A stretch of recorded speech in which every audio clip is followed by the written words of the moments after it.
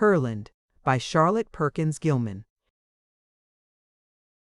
Chapter 1.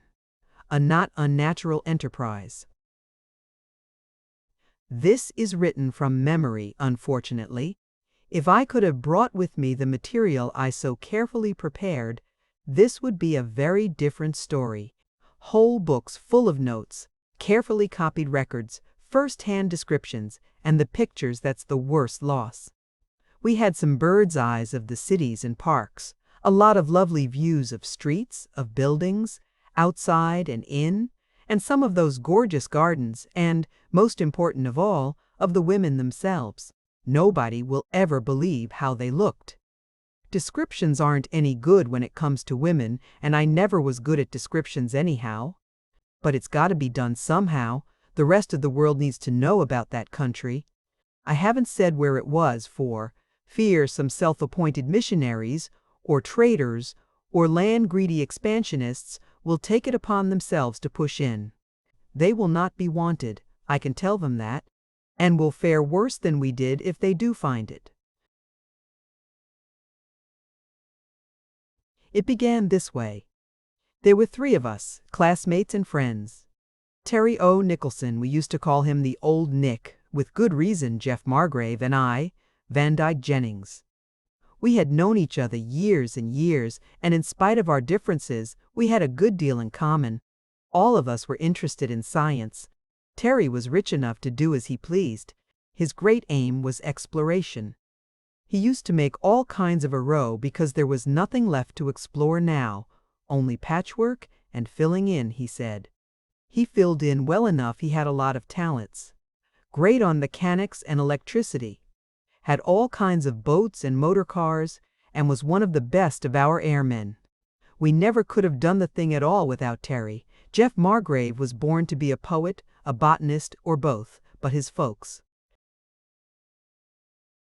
persuaded him to be a doctor instead. He was a good one for his age, but his real interest was in what he loved to call the wonders of science. As for me, sociology's my major. You have to back that up with a lot of other sciences, of course. I'm interested in them all. Terry was strong on facts, geography, and meteorology, and those, Jeff could beat him any time on biology. And I didn't care what it was they talked about, so long as it connected with human life somehow. There are few things that don't. We 3 had a chance to join a big scientific expedition. They needed a doctor, and that gave Jeff an excuse for dropping his just opening practice. They needed Terry's experience, his machine, and his money, and as for me, I got in through Terry's influence. The expedition was up among the 1,000 tributaries, and enormous. Hinterland of a great river, up where the maps had to be made, savage dialects studied, and all manner of strange flora and fauna expected. But this story is not about that expedition. That was only the merest starter for ours. My interest was first roused by talk among our guides. I'm quick at languages, know a good many, and pick them up readily. What with that and a really good interpreter we took with us, I made out quite a few legends and folk myths of these scattered tribes. And as we got farther and farther upstream, in a dark tangle of rivers, lakes, morasses, and dense forests, with here and there an unexpected long spur running out from the big mountains beyond, I noticed that more and more of these savages had a story about a strange and terrible womanland in the high distance. Up yonder, over there, way up, was all the direction they could offer. But their legends all agreed on the main point that there was this strange country where no men lived, only women and girl children. None of them had ever seen it. It was dangerous, deadly, they said, for any man to go there. But there were tales of long ago, when some brave investigator had seen it, a big country, big houses, plenty people, all women. Had no one else gone? Yes, a good many, but they never came back. It was no place for men of that, they seemed sure. I told the boys about these stories, and they laughed at them. Naturally, I did myself. I knew the stuff that savage dreams are made of, but when we had reached our farthest point, just the day before we all had to turn around and start for home again, as the best of expeditions must in time, we three made a discovery. The main encampment was on a spit of land running out into the mainstream, or what we thought was the mainstream. It had the same muddy color we had been seeing for weeks past, the same taste. I happened to speak of that river to our last guide, a rather superior fellow with quick, bright eyes. He told me that there was another river over there, short river, sweet water, red and blue. I was interested in this and anxious to see if I had understood, so I showed him a red and blue pencil I carried and asked again. Yes, he pointed to the river and then to the southwestward. River, good water, red and blue. Terry was close by and interested in the fellow's pointing. What does he say, Van? I told him. Terry blazed up at once. Ask him how far it is. The man indicated a short journey. I judged about 2 hours, maybe 3. Let's go, urged Terry. Just us 3. Maybe we can really find something. May be cinnabar in it. Maybe indigo, Jeff suggested with his lazy smile. It was early yet. We had just breakfasted and leaving word that we'd be back. Before night, we got away quietly, not wishing to be thought too gullible if we failed, and secretly hoping to have some nice little discovery all to ourselves. It was a long 2 hours, nearer 3. I fancy the savage could have done it alone much quicker. There was a desperate tangle of wood and water, and a swampy patch we never should have found our way across alone. But there was one, and I could see Terry, with compass and notebook, marking directions and trying to place landmarks. We came after a while to a sort of marshy lake, very big, so that the circling forest looked quite low and dim across it. Our guide told us that boats could go from there to our camp, but long way all day. This water was somewhat clearer than that we had left, but we could not judge well from the margin. We skirted it for another half hour or so, the ground growing firmer as we advanced, and presently we turned the corner of a wooded promontory, and saw a quite different country, a sudden view of mountains, steep and bare. One of those long easterly spurs, Terry said appraisingly, may be hundreds of miles from the range. They crop out like that. Suddenly we left the lake and struck directly toward the cliffs. We heard running water before we reached it, and the guide pointed proudly to his river. It was short. We could see where it poured down a narrow vertical cataract from an opening in the face of the cliff. It was sweet water. The guide drank eagerly, and so did we. That's snow water, Terry announced. Must come from way back in the hills. But as to being red and blue, it was greenish in tint. The guide seemed not at all surprised.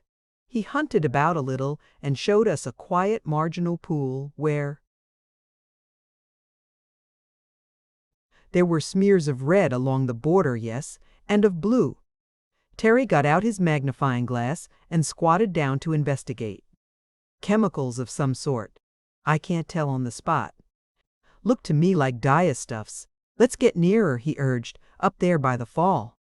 We scrambled along the steep banks and got close to the pool that foamed and boiled beneath the falling water. Here we searched the border and found traces of color beyond dispute. More. Jeff suddenly held up an unlooked-for trophy. It was only a rag, a long, raveled fragment of cloth. But it was a well-woven fabric, with a pattern, and of a clear scarlet that the water had not faded. No savage tribe that we had heard of made such fabrics. The guide stood serenely on the bank, well pleased with our excitement. One day blue, one day red, one day green, he told us, and pulled from his pouch another strip of bright-hued cloth. Come down, he said, pointing to the cataract. Woman country up there. Then we were interested. We had our rest and lunch right there and pumped the man for further information. He could tell us only what the others had. A land of women, no men, babies, but all girls. No place for men dangerous. Some had gone to sea, none had come back. I could see Terry's jaw set at that. No place for men? Dangerous? He looked as if he might shin up the waterfall on the spot. But the guide would not hear of going up, even if there had been any possible method of scaling that sheer cliff, and we had to get back to our party before night. They might stay if we told them, I suggested.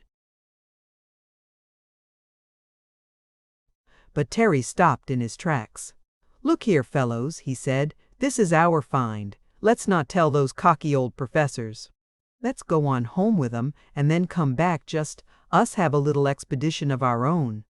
We looked at him, much impressed.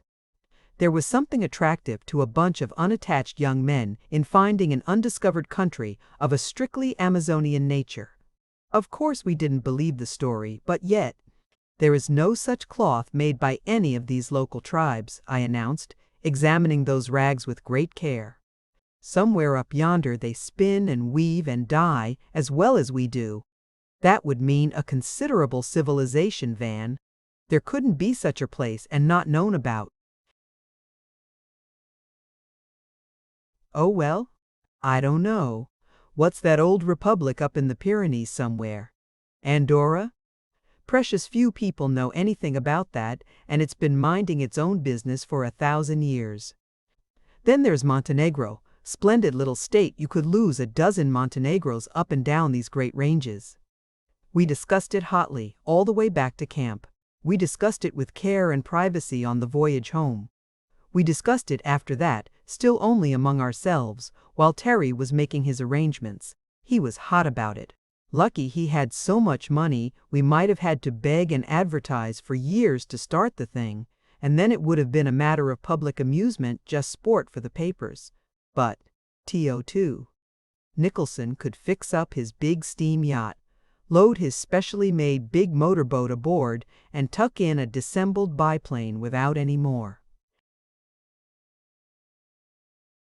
notice than a snip in the society column. We had provisions and preventives and all manner of supplies. His previous experience stood him in good stead there. It was a very complete little outfit. We were to leave the yacht at the nearest safe port and go up that endless river in our motorboat, just the three of us and a pilot. Then drop the pilot when we got to that last stopping place of the previous party and hunt up that clear water stream ourselves. The motorboat we were going to leave at anchor in that wide, shallow lake. It had a special covering of fitted armor, thin but strong, shut up like a clamshell. "Those natives can't get into it, or hurt it, or move it," Terry explained proudly. "We'll start our flyer from the lake and leave the boat as a base to come back to." "If we come back," I suggested cheerfully. "Afraid the ladies will eat you?" he scoffed. "We're not so sure about those ladies, you know," drawled Jeff. "There may be a contingent of gentlemen with poisoned arrows or something." "You don't need to go if you don't want to," Terry remarked dryly. "Go? You'll have to get an injunction to stop me." Both Jeff and I were sure about that, but we did have differences of opinion all the long way. An ocean voyage is an excellent time for discussion. Now we had no eavesdroppers, we could loll and loaf in our deck chairs and talk, there was nothing else to do. Our absolute lack of facts only made the field of discussion wider. "We'll leave papers with our consul where the yacht stays," Terry planned. "If we don't come back in, say, a month, they can send a relief party after us." "A punitive expedition," I urged. "If the ladies do eat us, we must make reprisals. They can locate that last stopping place easy enough, and I've made a sort of chart of that lake and cliff and waterfall." "Yes, but how will they get up?" asked Jeff. "Same way we do, of course. If 3 valuable American citizens are lost up there, they will follow somehow, to say nothing of the glittering attractions of that fair land. Let's call it Feminitia," he broke off. "You're right, Terry. Once the story gets out, the river will crawl with expeditions, and the airships rise like a swarm of mosquitoes." I laughed as I thought of it. "We've made a great mistake not to let Mr. Yellow press in on this. Save us. What headlines?" "Not much," said Terry grimly. "This is our party. We're going to find that place alone." "What are you going to do with it when you do find it, if you do?" Jeff asked mildly. Jeff was a tender soul.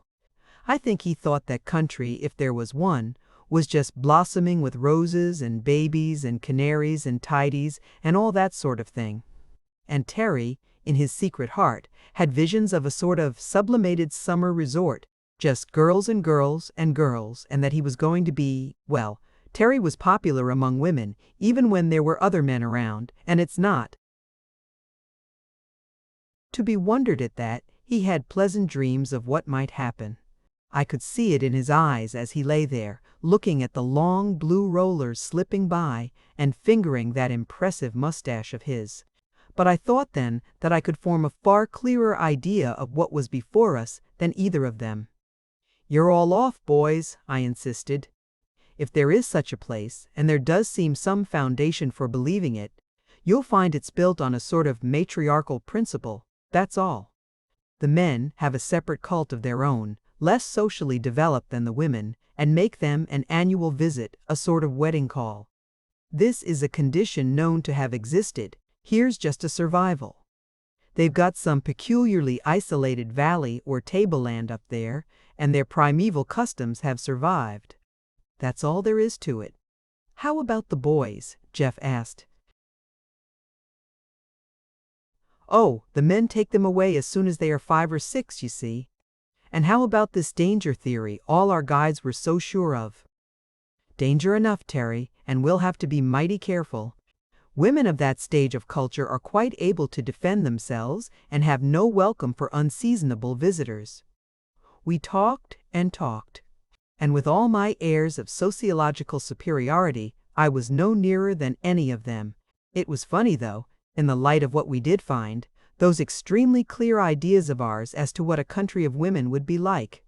It was no use to tell ourselves and one another that all this was idle speculation. We were idle, and we did speculate, on the ocean voyage and the river voyage, too. Admitting the improbability, we'd begin solemnly and then launch out again. "They would fight among themselves," Terry insisted. "Women always do. We mustn't look to find any sort of order in organization." "You're dead wrong," Jeff told him. "It will be like a nunnery under an abbess, a peaceful, harmonious sisterhood." I snorted derision at this idea. "Nuns, indeed. Your peaceful sisterhoods were all celibate, Jeff, and under vows of obedience. These are just women and mothers, and where there's motherhood you don't find sisterhood, not much." "No, sir, they'll scrap," agreed Terry. "Also, we mustn't look for inventions and progress. It'll be awfully primitive." "How about that cloth mill?" Jeff suggested. "Oh, cloth. Women have always been spinsters." "But there they stop, you'll see." We joked Terry about his modest impression that he would be warmly received, but he held his ground. "You'll see," he insisted. "I'll get solid with them all and play one bunch against another. I'll get myself elected king in no time. Whew, Solomon will have to take a back seat." "Where do we come in on that deal?" I demanded. "Aren't we viziers or anything?" "Couldn't risk it," he asserted solemnly. "You might start a revolution, probably would." "No, you'll have to be beheaded, or bowstrung, or whatever the popular method of execution is." "You'd have to do it yourself, remember," grinned Jeff. "No husky black slaves and Mamelukes. And there'd be 2 of us. And only one of you, eh, Van?" Jeff's ideas and Terry's were so far apart that sometimes it was all I could do to keep the peace between them. Jeff idealized women in the best Southern style. He was full of chivalry and sentiment and all that. And he was a good boy, he lived up to his ideals. You might say Terry did too, if you can call his views about women anything so polite as ideals. I always liked Terry. He was a man's man, very much so, generous and brave and clever. But I don't think any of us in college days was quite pleased to have him with our sisters. We weren't very stringent, heavens no. But Terry was the limit. Later on, why, of course, a man's life is his own, we held, and asked no questions. But barring a possible exception in favor of a not impossible wife, or of his mother, or, of course, the fair relatives of his friends. Terry's idea seemed to be that pretty women were just so much game and homely ones not worth considering. It was really unpleasant sometimes to see the notions he had. But I got out of patience with Jeff, too. He had such rose-colored halos on his womenfolks. I held a middle ground, highly scientific, of course, and used to argue learnedly about the physiological limitations of the sex. We were not in the least advanced on the woman question, any of us then. So we joked and disputed and speculated, and after an interminable journey, we got to our old camping place at last. It was not hard to find the river, just poking along that side till we came to it, and it was navigable as far as the lake. When we reached that, and slid out on its broad glistening bosom, with that high gray promontory running out toward us, and the straight white fall clearly visible, it began to be really exciting. There was some talk, even then, of skirting the rock wall and seeking a possible footway up, but the marshy jungle made that method look not only difficult, but dangerous. Terry dismissed the plan sharply. "Nonsense, fellows, we've decided that. It might take months, we haven't got the provisions. No, sir, we've got to take our chances. If we get back safe, all right. If we don't, why, we're not the first explorers to get lost in the shuffle. There are plenty to come after us." So we got the big biplane together and loaded it with our, scientifically, compressed baggage, the camera, of course, the glasses, a supply of concentrated food. Our pockets were magazines of small necessities, and we had our guns. Of course, there was no knowing what might happen. Up and up and up we sailed, way up at first to get the lay of the land and make note of it. Out of that dark green sea of crowding forest, this high-standing spur rose steeply. It ran back on either side, apparently, to the far-off white-crowned peaks in the distance, themselves probably inaccessible. "Let's make the first trip geographical," I suggested. "Spy out the land, and drop back here for more gasoline. With your tremendous speed, we can reach that range and back all right. Then, we can leave a sort of map on board for that relief expedition." "There's sense in that," Terry agreed. "I'll put off being king of Ladyland for one more day." So we made a long, skirting voyage, turned the point of the cape, which was close by, ran up one side of the triangle at our best speed, crossed over the base where it left the higher mountains, and so back to our lake by moonlight. "That's not a bad little kingdom," we agreed, when it was roughly drawn and measured. We could tell the size fairly by our speed. And from what we could see of the sides and that icy ridge at the back end, "It's a pretty enterprising savage who would manage to get into it," Jeff said. Of course, we had looked at the land itself eagerly, but we were too high and going too fast to see much. It appeared to be well forested about the edges, but in the interior there were wide plains, and everywhere park-like meadows and open places. There were cities, too, that I insisted. It looked like any other country, a civilized one, I mean. We had to sleep after that long sweep through the air, but we turned out early enough next day, and again we rose softly up the height till we could top the crowning trees and see the broad, fair land at our pleasure. Semi-tropical. Looks like a first-rate climate. It's wonderful what a little height will do for temperature. Terry was studying the forest growth. "Little height? Is that what you call little?" I asked. Our instruments measured it clearly. We had not realized the long, gentle rise from the coast, perhaps. "Mighty lucky piece of land, I call it," Terry pursued. "Now for the folks I've had enough scenery." So we sailed low, crossing back and forth, quartering the country as we went. We saw, I can't remember now how much of this we noted then and how much was supplemented by our later knowledge, but we could not help seeing this much, even on that excited day, a land in a state of perfect cultivation, where even the forests looked as if they were cared for. A land that looked like an enormous park, only it was even more evidently an enormous garden. "I don't see any cattle," I suggested, but Terry was silent. We were approaching a village.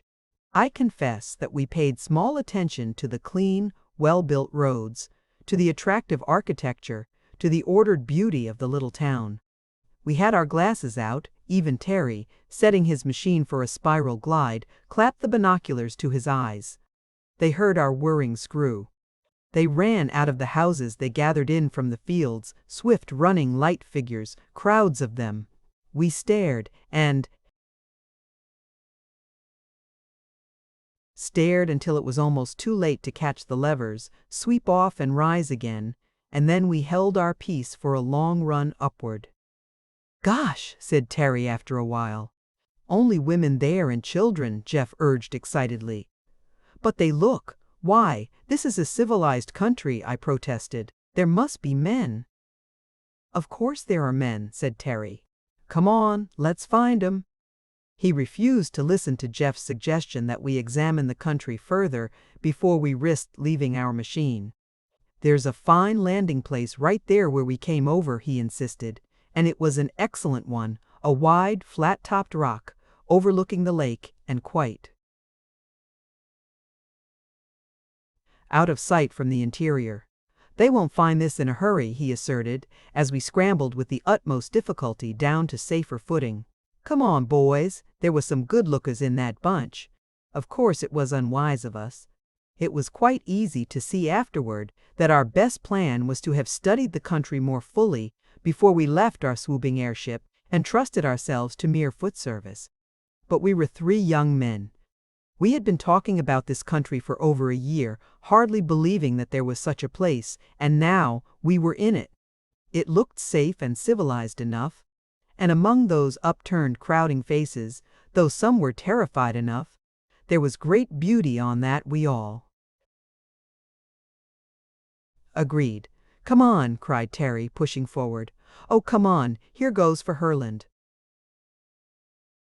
Chapter 2: Rash Advances. Not more than 10 or 15 miles, we judged it from our landing rock, to that last village. For all our eagerness, we thought it wise to keep to the woods and go carefully. Even Terry's ardor was held in check by his firm conviction that there were men to be met, and we saw to it that each of us had a good stock of cartridges. They may be scarce, and they may be hidden away somewhere, some kind of a matriarchate, as Jeff tells us. For that matter, they may live up in the mountains yonder and keep the women in this part of the country sort of a national harem. But there are men somewhere. Didn't you see the babies? We had all seen babies, children big and little, everywhere that we had come near enough to distinguish the people.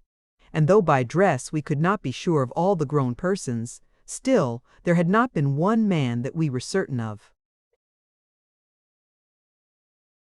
"I always liked that Arab saying, 'First tie your camel and then trust in the Lord,'" Jeff murmured, so we all had our weapons in hand and stole cautiously through the forest. Terry studied it as we progressed. "Talk of civilization," he cried softly in restrained enthusiasm. "I never saw a forest so petted, even in Germany. Look, there's not a dead bough. The vines are trained actually. And see here."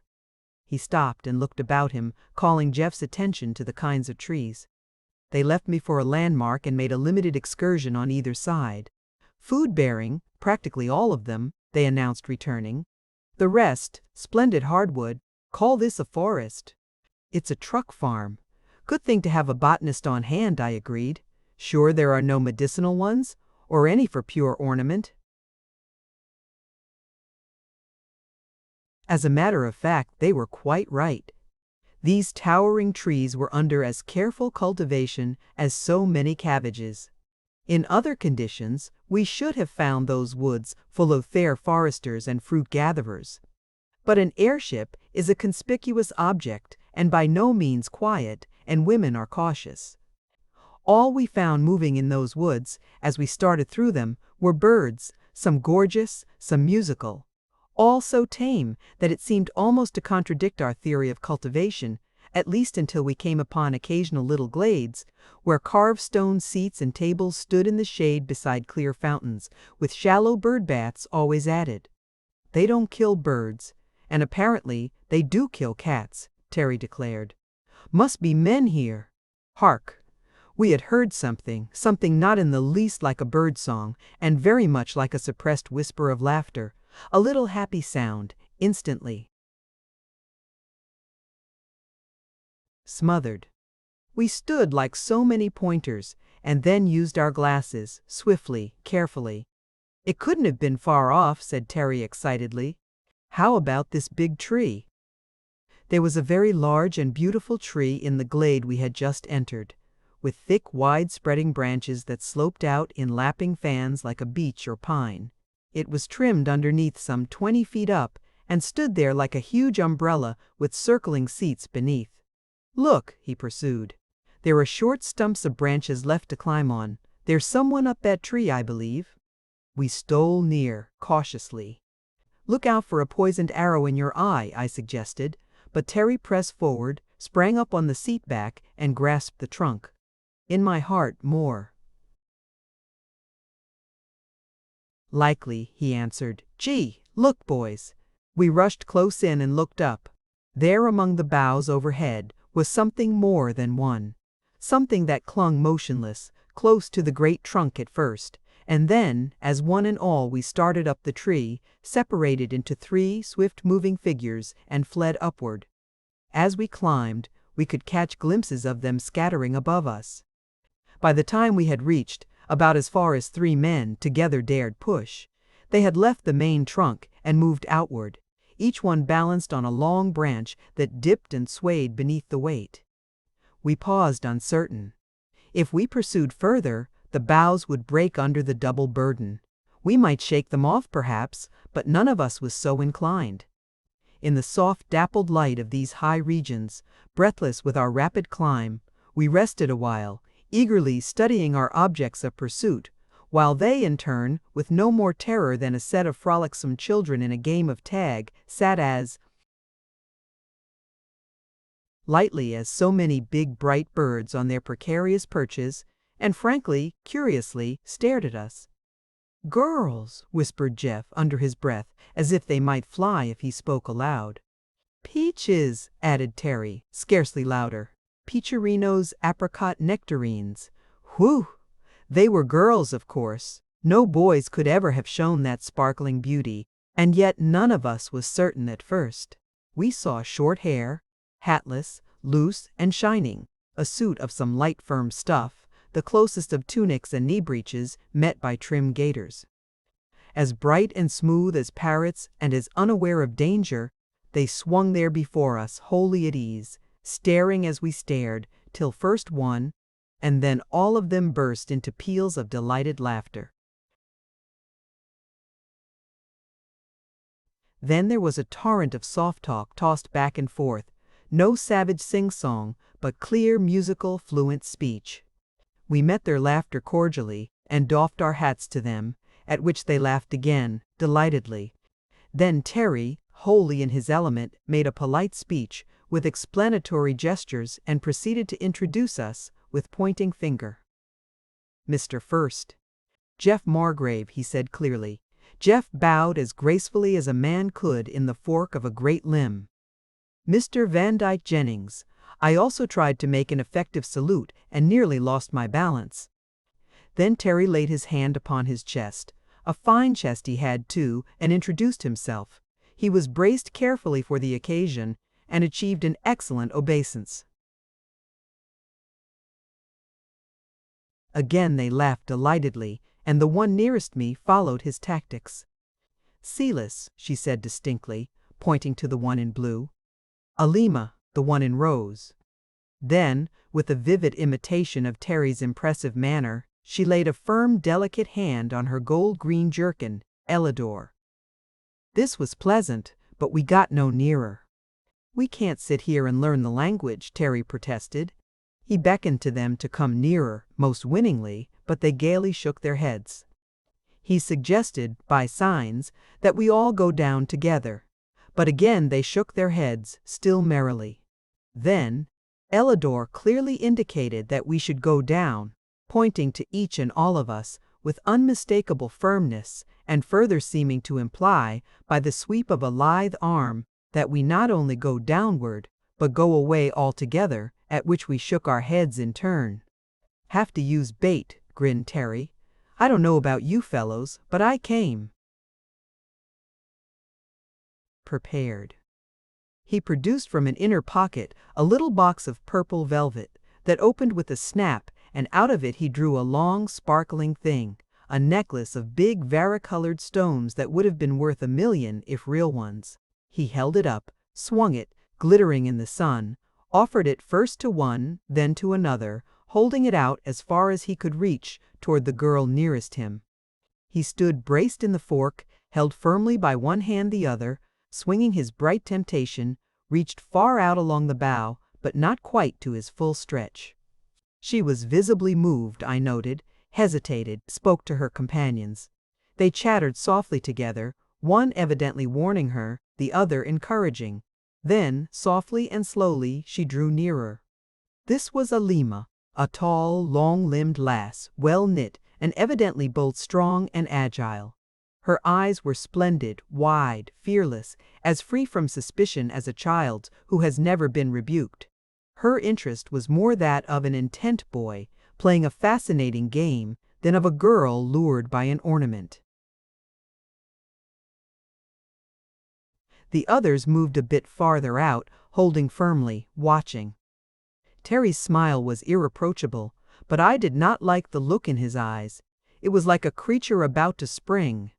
I could already see it happen. The dropped necklace, the sudden clutching hand, the girl's sharp cry as he seized her and drew her in. But it didn't happen. She made a timid reach with her right hand for the gay swinging thing he held it, a little nearer. Then, swift as light, she seized it from him with her left and dropped on the instant to the bough below. He made his snatch, quite vainly, almost losing his position as his hand clutched only air. And then, with inconceivable rapidity, the three bright creatures were gone. They dropped from the ends of the big boughs to those below, fairly pouring themselves off the tree, while we climbed downward as swiftly as we could. We heard their vanishing gay laughter, we saw them fleeting away in the wide open reaches of the forest, and gave chase. But we might as well have chased wild antelopes, so we stopped at length somewhat breathless. "No use," gasped Terry. "They got away with it, my word. The men of this country must be good sprinters." "Inhabitants evidently arboreal," I grimly suggested. "Civilized, and still arboreal, peculiar people." "You shouldn't have tried that way," Jeff protested. "They were perfectly friendly. Now we've scared them." But it was no use grumbling, and Terry refused to admit any mistake. "Nonsense," he said. "They expected it. Women like to be run after. Come on, let's get to that town. Maybe we'll find them there. Let's see." It was in this direction, and not far from the woods, as I remember. When we reached the edge of the open country, we reconnoitered with our field glasses. There it was, about 4 miles off. The same town, we concluded, unless, as Jeff ventured, they all had pink houses. The broad green fields and closely cultivated gardens sloped away at our feet, a long, easy slant, with good roads winding pleasantly here and there, and narrower paths besides. "Look at that!" cried Jeff suddenly. "There they go." Sure enough, close to the town, across a wide meadow, 3 bright-hued figures were running swiftly. "How could they have got that far in this time? It can't be the same ones," I urged. But through the glasses, we could identify our pretty tree climbers quite plainly, at least by costume. Terry watched them, we all did for that matter, till they disappeared among the houses. Then he put down his glass and turned to us, drawing a long breath. "Mother of Mike, boys, what gorgeous girls! To climb like that! To run like that! And afraid of nothing. This country suits me all right. Let's get ahead." "Nothing venture, nothing have," I suggested, but Terry preferred "faint heart ne'er won fair lady." We set forth in the open, walking briskly. "If there are any men, we'd better keep an eye out," I suggested, but Jeff seemed lost in heavenly dreams, and Terry in highly practical plans. What a perfect road, what a heavenly country! "See the flowers, will you?" This was Jeff, always an enthusiast, but we could agree with him fully. The road was some sort of hard manufactured stuff, sloped slightly to shed rain, with every curve and grade and gutter as perfect as if it were Europe's best. "No men, eh?" sneered Terry. On either side, a double row of trees shaded the footpaths. Between the trees, bushes or vines, all fruit-bearing, now and then seats. And little wayside fountains, everywhere flowers. "We'd better import some of these ladies and send 'em to parking the United States," I suggested. "Mighty nice place they've got here." We rested a few moments by one of the fountains, tested the fruit that looked ripe, and went on, impressed, for all our gay bravado, by the sense of quiet potency which lay about us.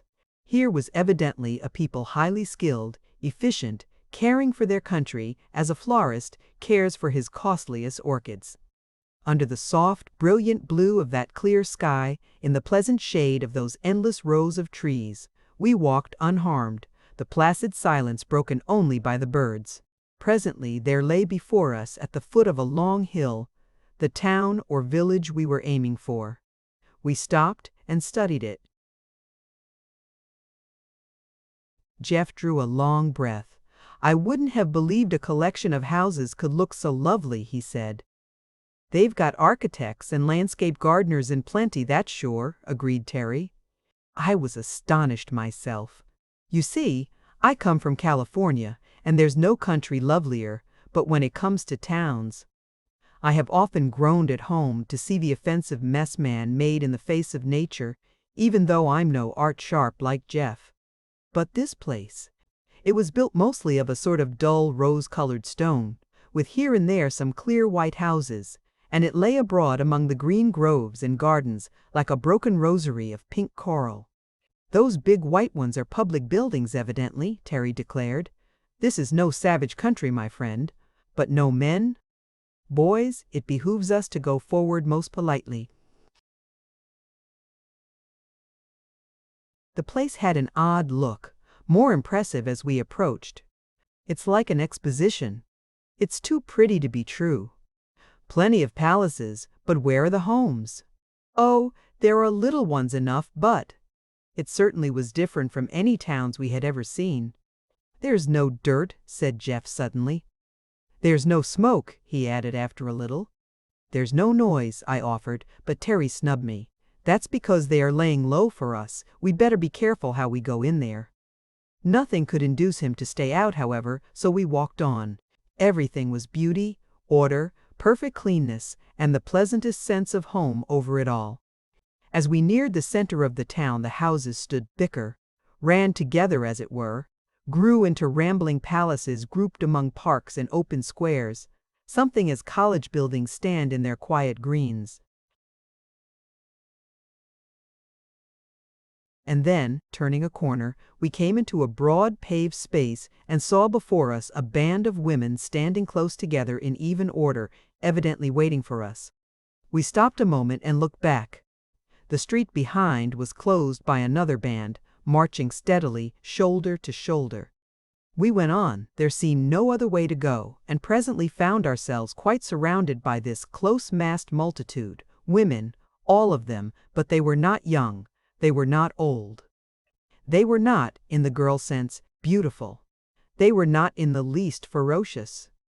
And yet, as I looked from face to face, calm, grave, wise, wholly unafraid, evidently assured and determined, I had the funniest feeling, a very early feeling, a feeling that I traced back and back in memory until I caught up with it at last.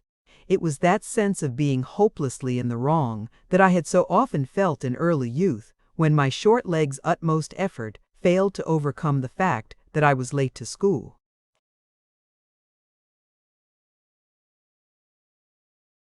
Jeff felt it too. I could see he did.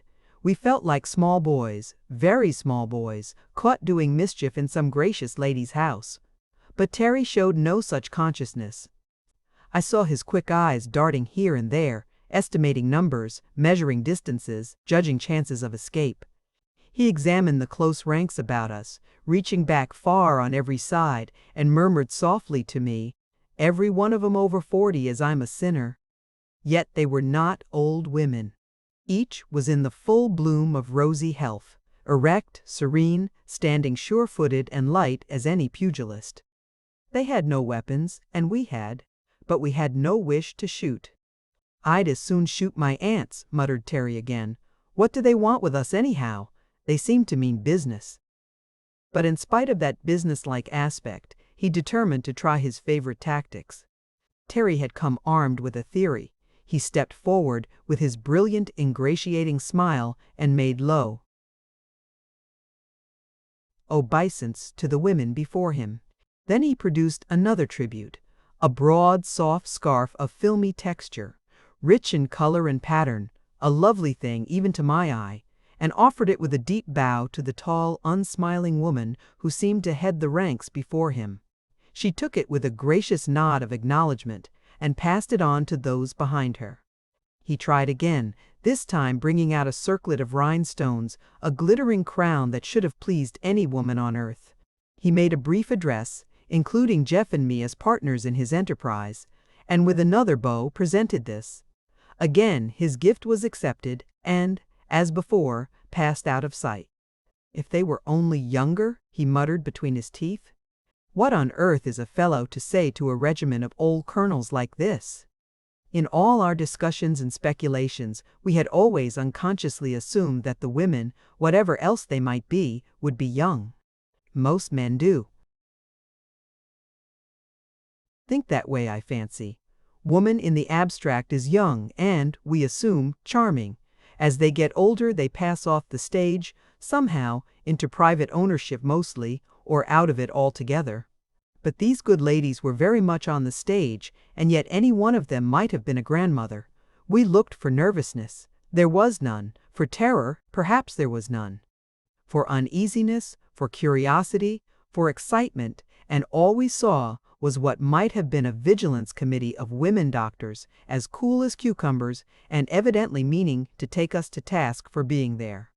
6 of them stepped forward now, one on either side of each of us, and indicated that we were to go with them. We thought it best to accede, at first anyway, and marched along, one of these close at each elbow, and the others in close masses, before, behind, on both sides. A large building opened before us, a very heavy, thick-walled, impressive place, big and old-looking, of gray stone, not like the rest of the town. "This won't do," said Terry to us quickly. "We mustn't let them get us in this, boys. All together, now." We stopped in our tracks. We began to explain, to make signs pointing away toward the big forest indicating that we would go back to it at once. It makes me laugh, knowing all I do now, to think of us 3 boys, nothing else, 3 audacious, impertinent boys, butting into an unknown country without any sort of a guard or defense. We seemed to think that if there were men, we could fight them, and if there were only women, why, they would be no obstacles at all. Jeff, with his gentle, romantic, old-fashioned notions of women as clinging vines. Terry, with his clear, decided, practical theories that there were 2 kinds of women. Those he wanted and those he didn't. Desirable and undesirable was his demarcation. The latter as a large class, but negligible. He had never thought about them at all. And now here they were, in great numbers, evidently indifferent to what he might think, evidently determined on some purpose of their own regarding him, and apparently well able to enforce their purpose. We all thought hard just then. It had not seemed wise to object to going with them, even if we could have. Our one chance was friendliness, a civilized attitude on both sides.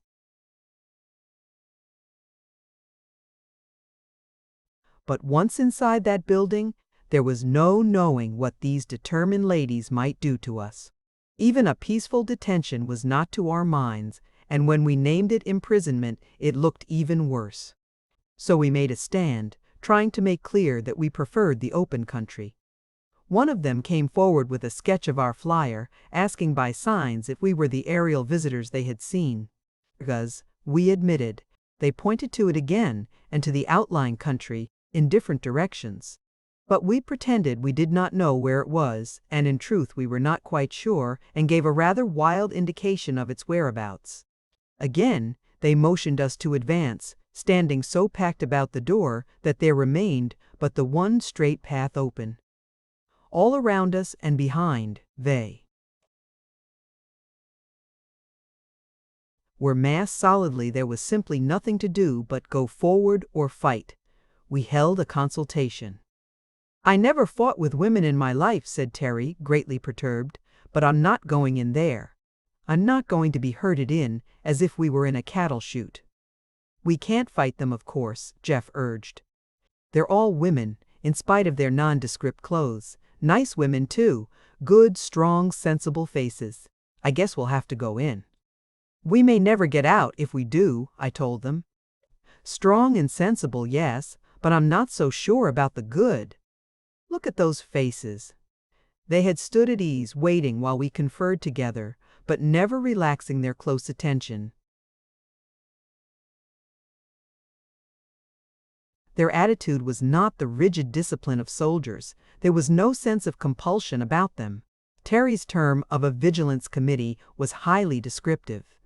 They had just the aspect of sturdy burghers, gathered hastily to meet some common need or peril, all moved by precisely the same feelings, to the same end. Never, anywhere before, had I seen women of precisely this quality. Fishwives and market women might show similar strength, but it was coarse and heavy. These were merely athletic, light and powerful. College professors, teachers, writers. Many women showed similar intelligence but often wore a strained, nervous look, while these were as calm as cows, for all their evident intellect.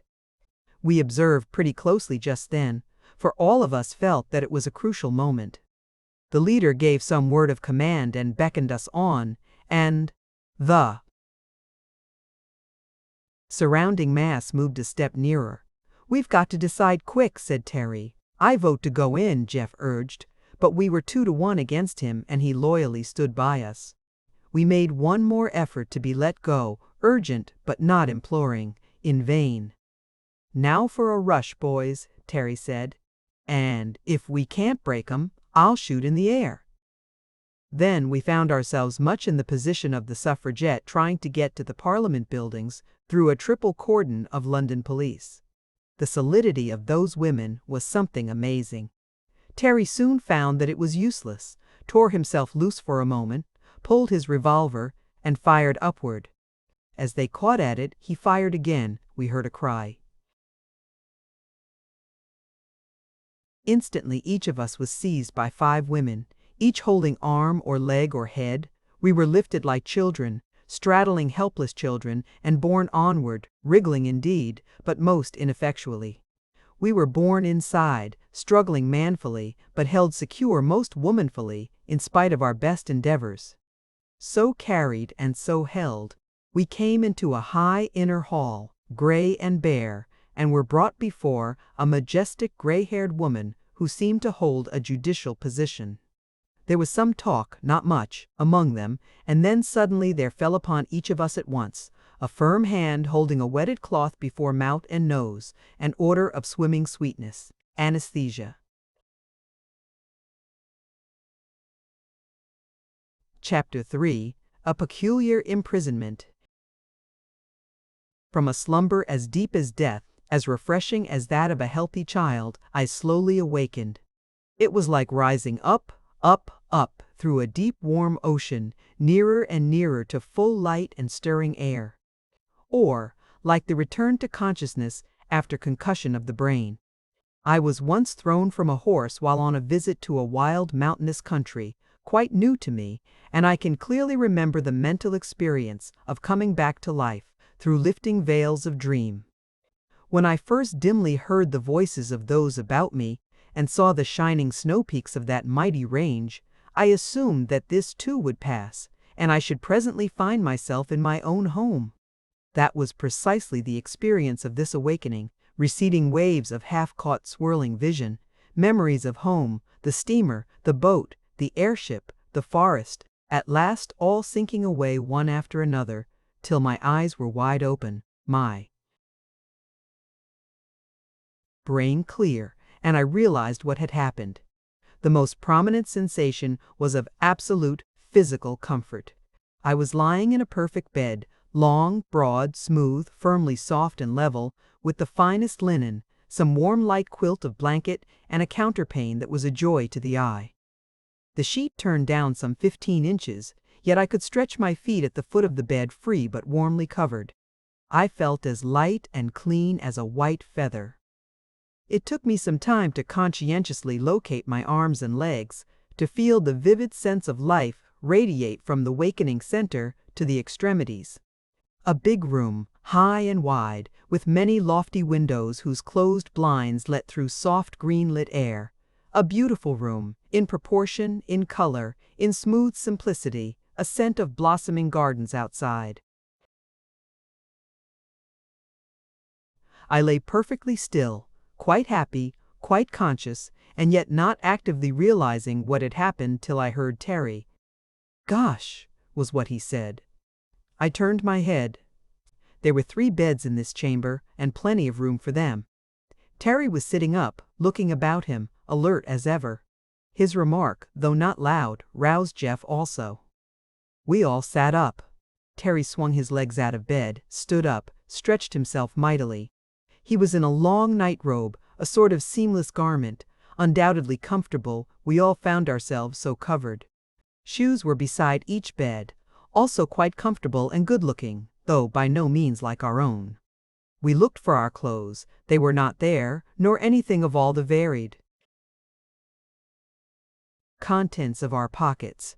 A door stood somewhat ajar. It opened into a most attractive bathroom, copiously provided with towels, soap, mirrors, and all such convenient comforts, with indeed our toothbrushes and combs, our notebooks, and thank goodness our watches, but no clothes. Then we made a search of the big room again, and found a large, airy closet, holding plenty of clothing, but not ours. "A council of war," demanded Terry. "Come on back to bed. The bed's all right anyhow. Now then, my scientific friend, let us consider our case dispassionately." He meant me, but Jeff seemed most impressed. "They haven't hurt us in the least," he said. "They could have killed us or anything, and I never felt better in my life."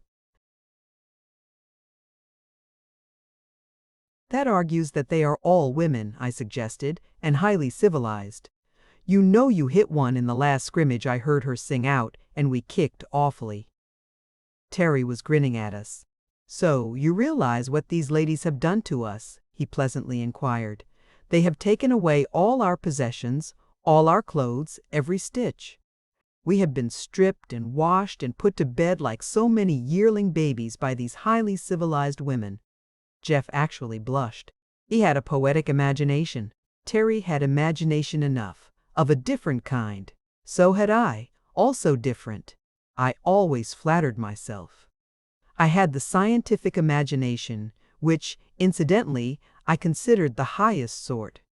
One has a right to a certain amount of egotism if founded on fact and kept to one's self, I think. "No use kicking, boys," I said. "They've got us, and apparently they're perfectly harmless. It remains for us to cook up some plan of escape like any other bottled heroes. Meanwhile, we've got to put on these clothes, Hobson's choice." The garments were simple in the extreme, and absolutely comfortable, physically, though of course we all felt like soupçay in the theater. There was a one-piece cotton undergarment, thin and soft, that reached over the knees and shoulders, something like the one-piece pajamas some fellows wear, and a kind of half-hose that came up to just under the knee and stayed there, had elastic tops of their own, and covered the edges of the first. Then there was a thicker variety of union suit, a lot of them in the closet, of varying weights and somewhat sturdier material. Evidently they would do at a pinch with nothing further. Then there were tunics, knee-length, and some long robes. Needless to say, we took tunics. We bathed and dressed quite cheerfully. "Not half bad," said Terry, surveying himself in a long mirror. His hair was somewhat longer than when we left the last barber, and the hats provided were much like those seen on the prince in the fairy tale, lacking the plume. The costume was similar to that which we had seen on all the women, though some of them, those working in the fields, glimpsed by our glasses when we first flew over, wore only the first two. I settled my shoulders and stretched my arms, remarking, "They have worked out a mighty sensible dress, I'll say that for them."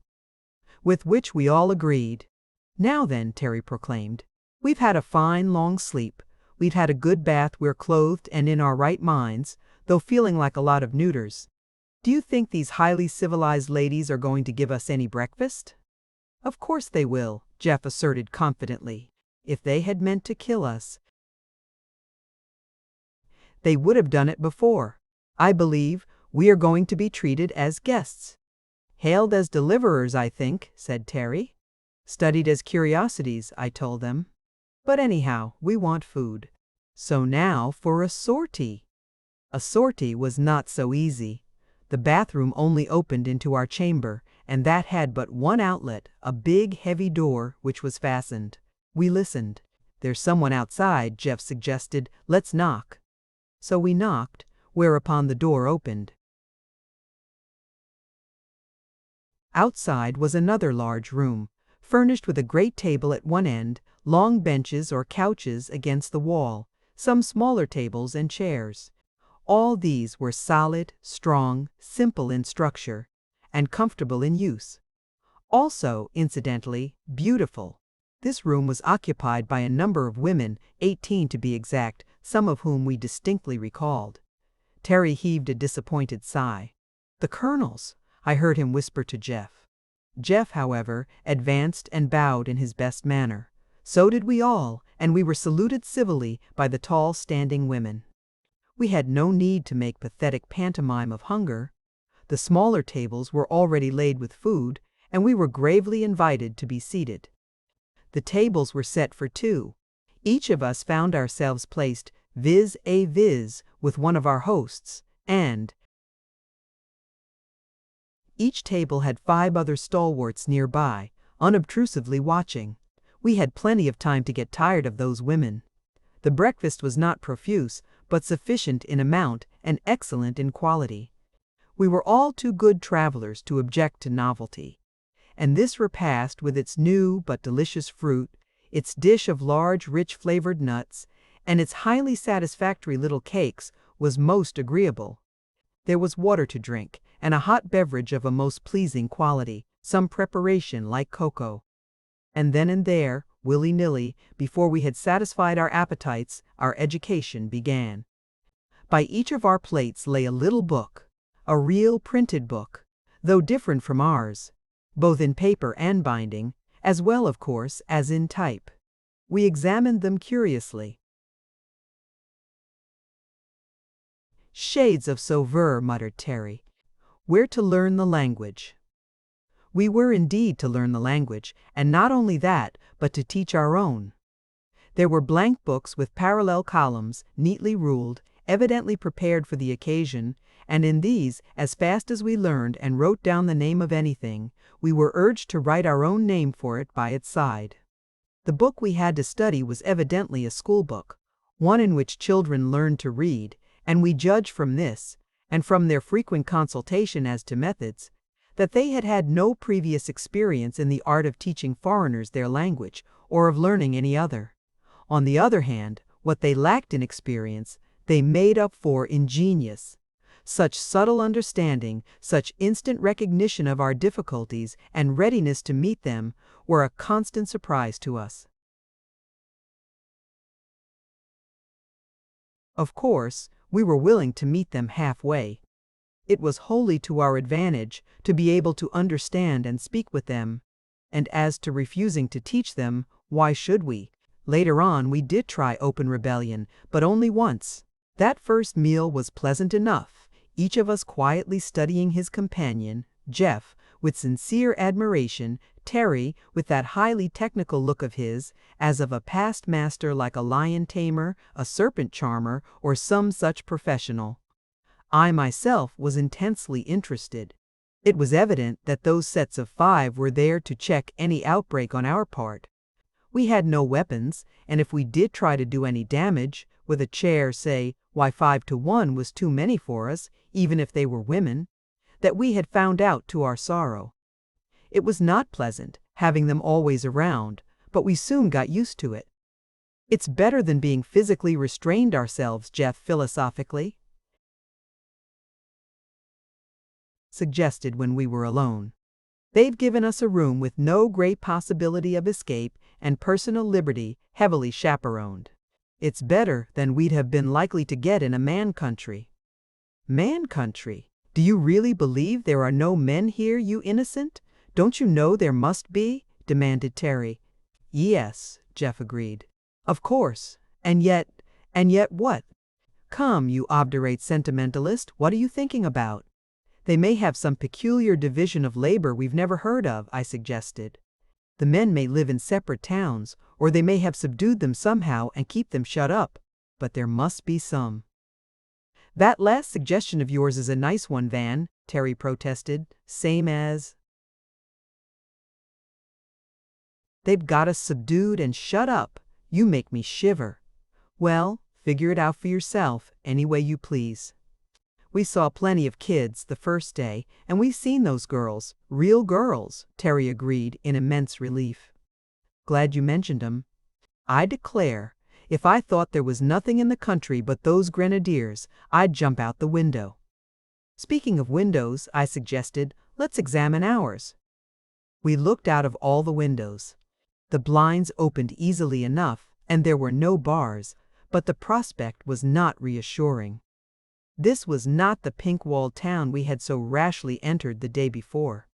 Our chamber was high up, in a projecting wing of a sort of castle, built out on a steep spur of rock. Immediately below us were gardens, fruitful and fragrant, but there. High walls followed the edge of the cliff which dropped sheer down. We could not see how far. The distant sound of water suggested a river at the foot. We could look out east, west, and south. To the southeastward stretched the open country, lying bright and fair in the morning light. But on either side, and evidently behind, rose great mountains. This thing is a regular fortress, and no women built it, I can tell you that, said Terry. We nodded agreeingly. It's right up among the hills. They must have brought us a long way. We saw some kind of swift-moving vehicles the first day, Jeff reminded us. If they've got motors, they are civilized. Civilized or not, we've got our work cut out for us to get away from here. I don't propose to make a rope of bedclothes and try those walls till I'm sure there is no better way. We all concurred on this point and returned to our discussion as to the women. Jeff continued thoughtful. All the same, there's something funny about it, he urged. It isn't just that we don't see any men, but we don't see any signs of them. The reaction of these women is different from any that I've ever met. There is something in what you say, Jeff, I agreed. There is a different atmosphere. They don't seem to notice our being men, he went on. They treat us well just as they do one another. It's as if our being men was a minor incident. I nodded. I'd noticed it myself. But Terry broke in rudely. Fiddlesticks, he said. It's because of their advanced age. They're all grandmas, I tell you, or ought to be. Great aunts, anyhow. Those girls were girls all right, weren't they? Yes, Jeff agreed, still slowly. But they weren't afraid. They flew up that tree and hid, like schoolboys caught out of bounds, not like shy girls. And they ran like marathon winners, you'll admit that, Terry, he added. Terry was moody as the days passed. He seemed to mind our confinement more than Jeff or I did, and he harped on Alima, and how near he'd come to catching her. If I had, he would say, rather savagely, we'd have had a hostage and could have made terms. But Jeff was getting on excellent terms with his tutor, and even his guards, and so was I.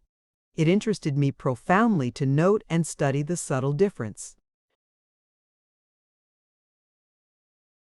between these women and other women, and try to account for them. In the matter of personal appearance, there was a great difference. They all wore short hair, some few inches at most, some curly, some not, all light and clean and fresh-looking. If their hair was only long, Jeff would complain, They would look so much more feminine. I rather liked it myself, after I got used to it.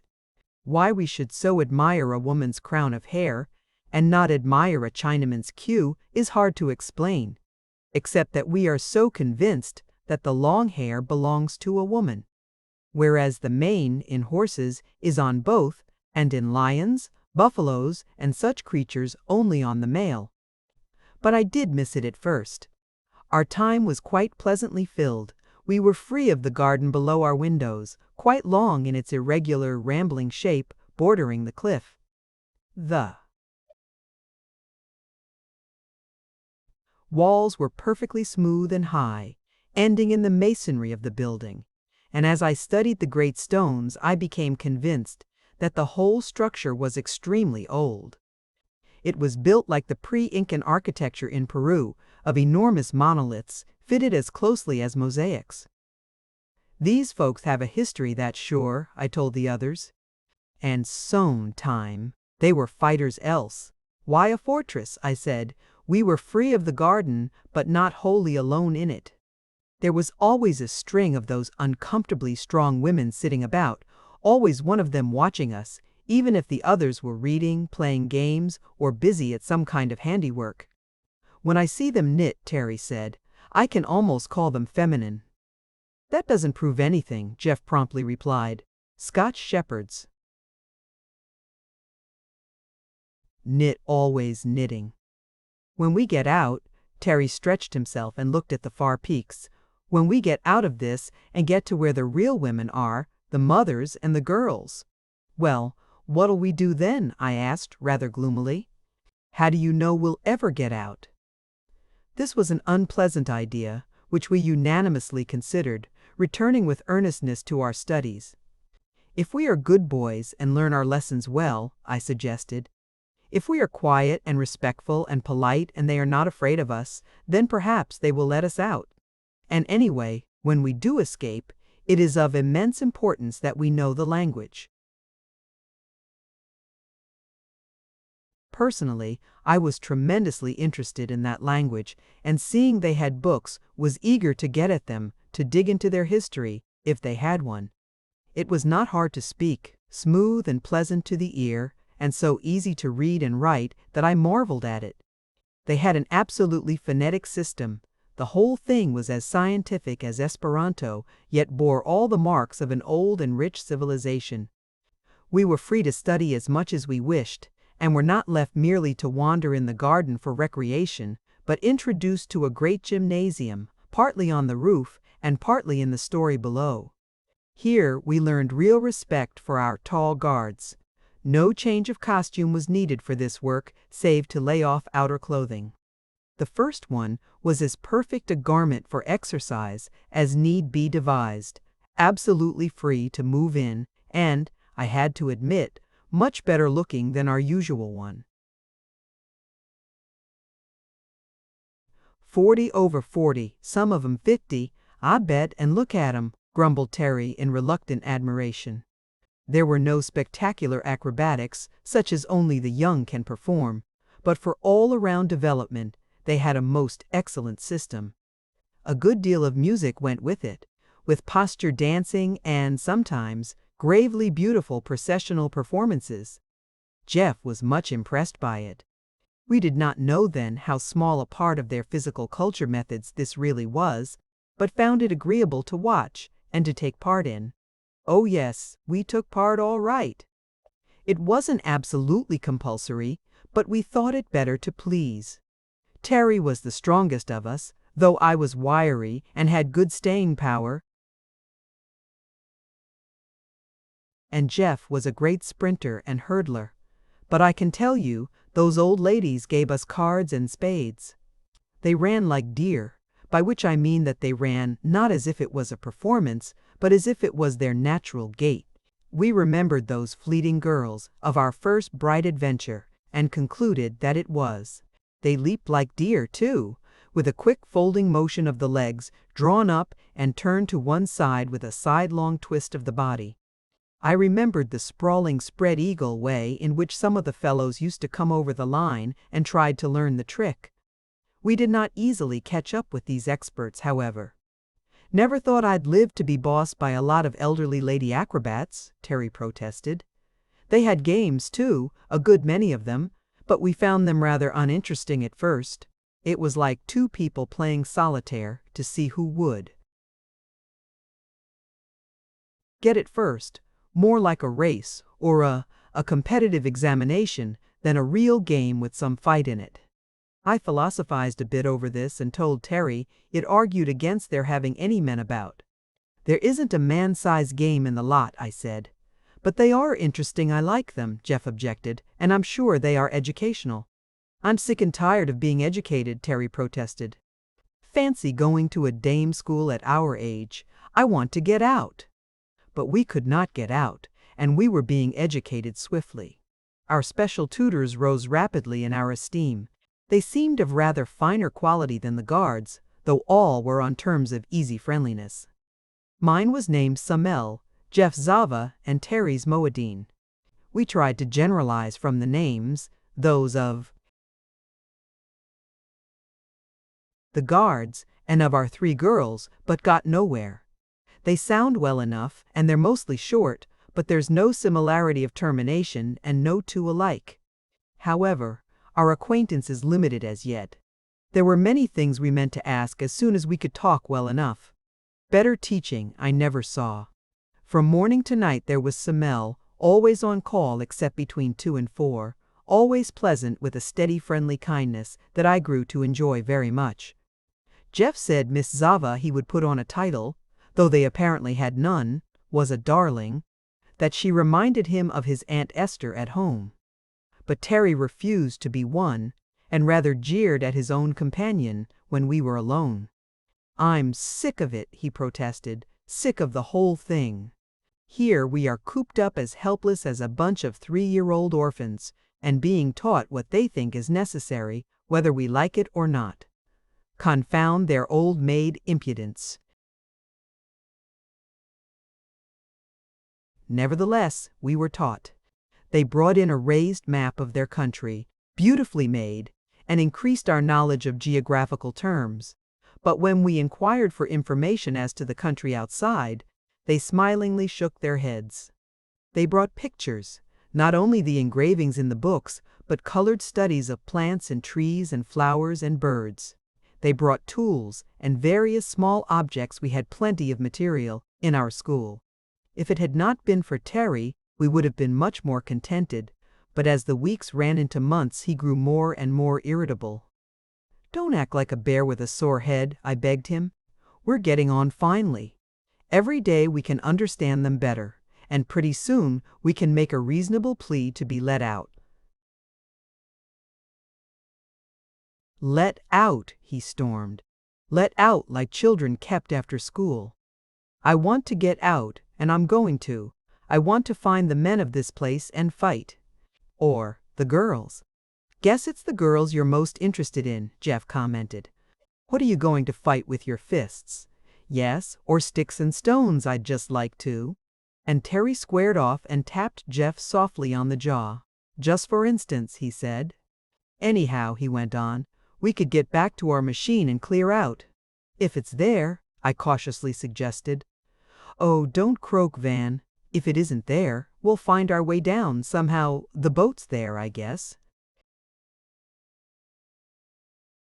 It was hard on Terry, so hard that he finally persuaded us to consider a plan of escape. It was difficult, it was highly dangerous, but he declared that he'd go alone if we wouldn't go with him, and of course we couldn't think of that. It appeared he had made a pretty careful study of the environment. From our end window that faced the point of the promontory, we could get a fair idea of the stretch of wall and the drop below. Also from the roof we could make out more, and even, in one place, glimpse a sort of path below the wall. It's a question of 3 things, he said. Ropes, agility, and not being seen. That's the hardest part, I urged, still hoping to dissuade him.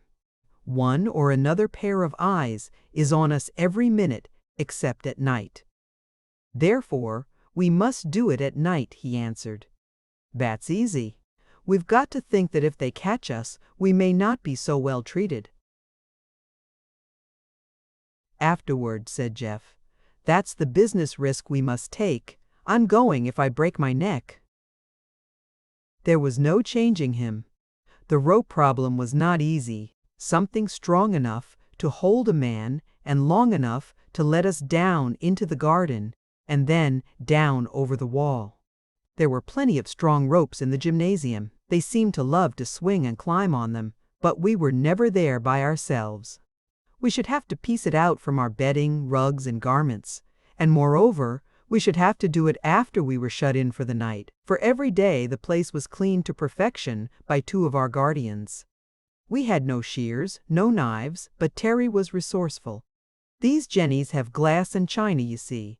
We'll break a glass from the bathroom and use that. Love will find out a way, he hummed. When we're all out of the window, we'll stand 3-man high and cut the rope as far up as we can reach, so as to have more for the wall. I know just where I saw that bit of path below, and there's a big tree there too, or a vine or something. I saw the leaves. It seemed a crazy risk to take, but this was, in a way, Terry's expedition, and we were all tired of our imprisonment. So, we waited for full moon, retired early, and spent an anxious hour or two in the unskilled manufacture of man-strong ropes. To retire into the depths of the closet, muffle a glass in thick cloth, and break it without noise was not difficult, and broken glass will cut, though not as deftly as a pair of scissors. The broad moonlight streamed in through 4 of our windows. We had not dared leave our lights on too long, and we worked hard and fast at our task of destruction. Hangings, rugs, robes, towels, as well as bed furniture. Even the mattress covers we left, not one stitch upon another, as Jeff put it.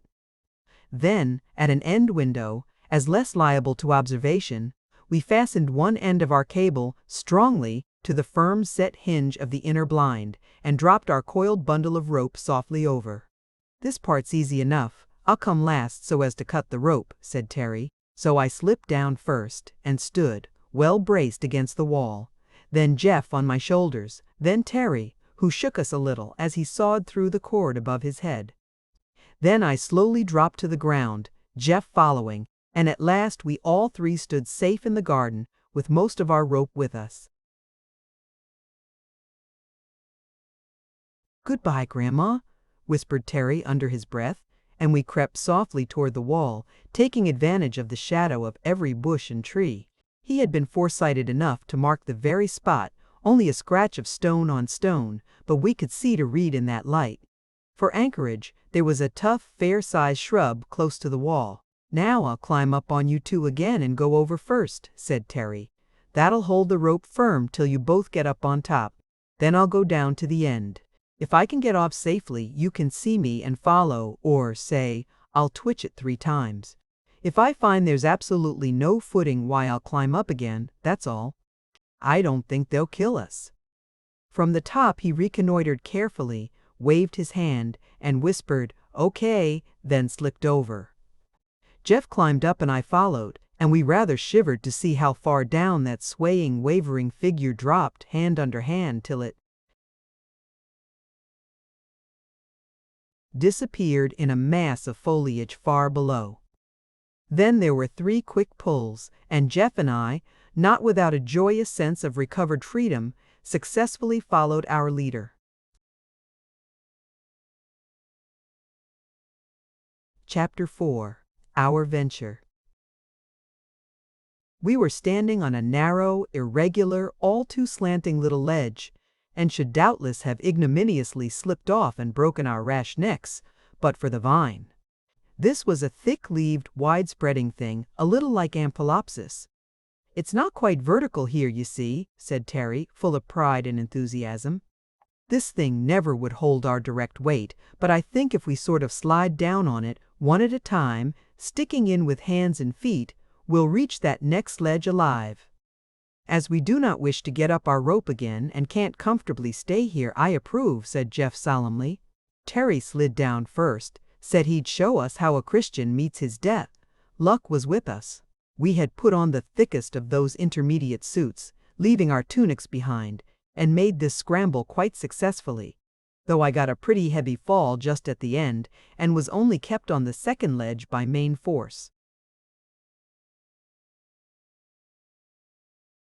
The next stage was down a sort of chimney, a long, irregular fissure, and so, with scratches, many and painful, and bruises not a few, we finally reached the stream.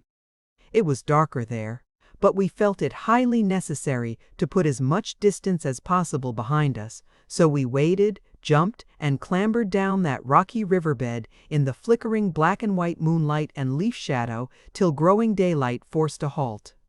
We found a friendly nut tree, those large, satisfying, soft-shelled nuts we already knew so well, and filled our pockets. I see that I have not remarked that these women had pockets in surprising number and variety. They were in all their garments, and the middle one in particular was shingled with them. So, we stocked up with nuts till we bulged like Prussian privates in marching order, drank all we could hold, and retired for the day. It was not a very comfortable place, not at all easy to get at, just a sort of crevice high up along the steep bank, but it was well veiled with foliage and dry. After our exhaustive 3 or 4 hour scramble and the good breakfast food, we all lay down along that crack heads and tails, as it were, and slept till the afternoon sun almost toasted our faces. Terry poked a tentative foot against my head. "How are you, Van? Alive yet?" "Very much so," I told him. And Jeff was equally cheerful. We had room to stretch, if not to turn around, but we could very carefully roll over, one at a time, behind the sheltering foliage. It was no use to leave there by daylight. We could not see much of the country, but enough to know that we were now at the beginning of the cultivated area, and no doubt there would be an alarm sent out far and wide. Terry chuckled softly to himself, lying there on that hot, narrow little rim of rock. He dilated on the discomfiture of our guards and tutors, making many discourteous remarks. I reminded him that we had still a long way to go before getting to the place where we'd left our machine, and no probability of finding it there. But he only kicked me, mildly, for a croaker. "If you can't boost, don't knock," he protested. "I never said would be a picnic. But I'd run away in the Antarctic ice fields rather than be a prisoner." We soon dozed off again.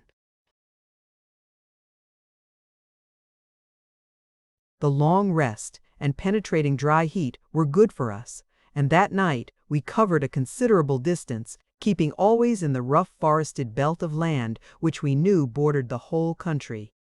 Sometimes we were near the outer edge, and caught sudden glimpses of the tremendous depths beyond. "This piece of geography stands up like a basalt column," Jeff said. "Nice time we'll have getting down if they have confiscated our machine." For which suggestion he received summary chastisement. What we could see inland was peaceable enough, but only moonlit glimpses. By daylight we lay very close. As Terry said, we did not wish to kill the old ladies even if we could, and short of that they were perfectly competent to pick us up bodily and carry us back, if discovered. There was nothing for it but to lie low and sneak out unseen if we could do it. There wasn't much talking done.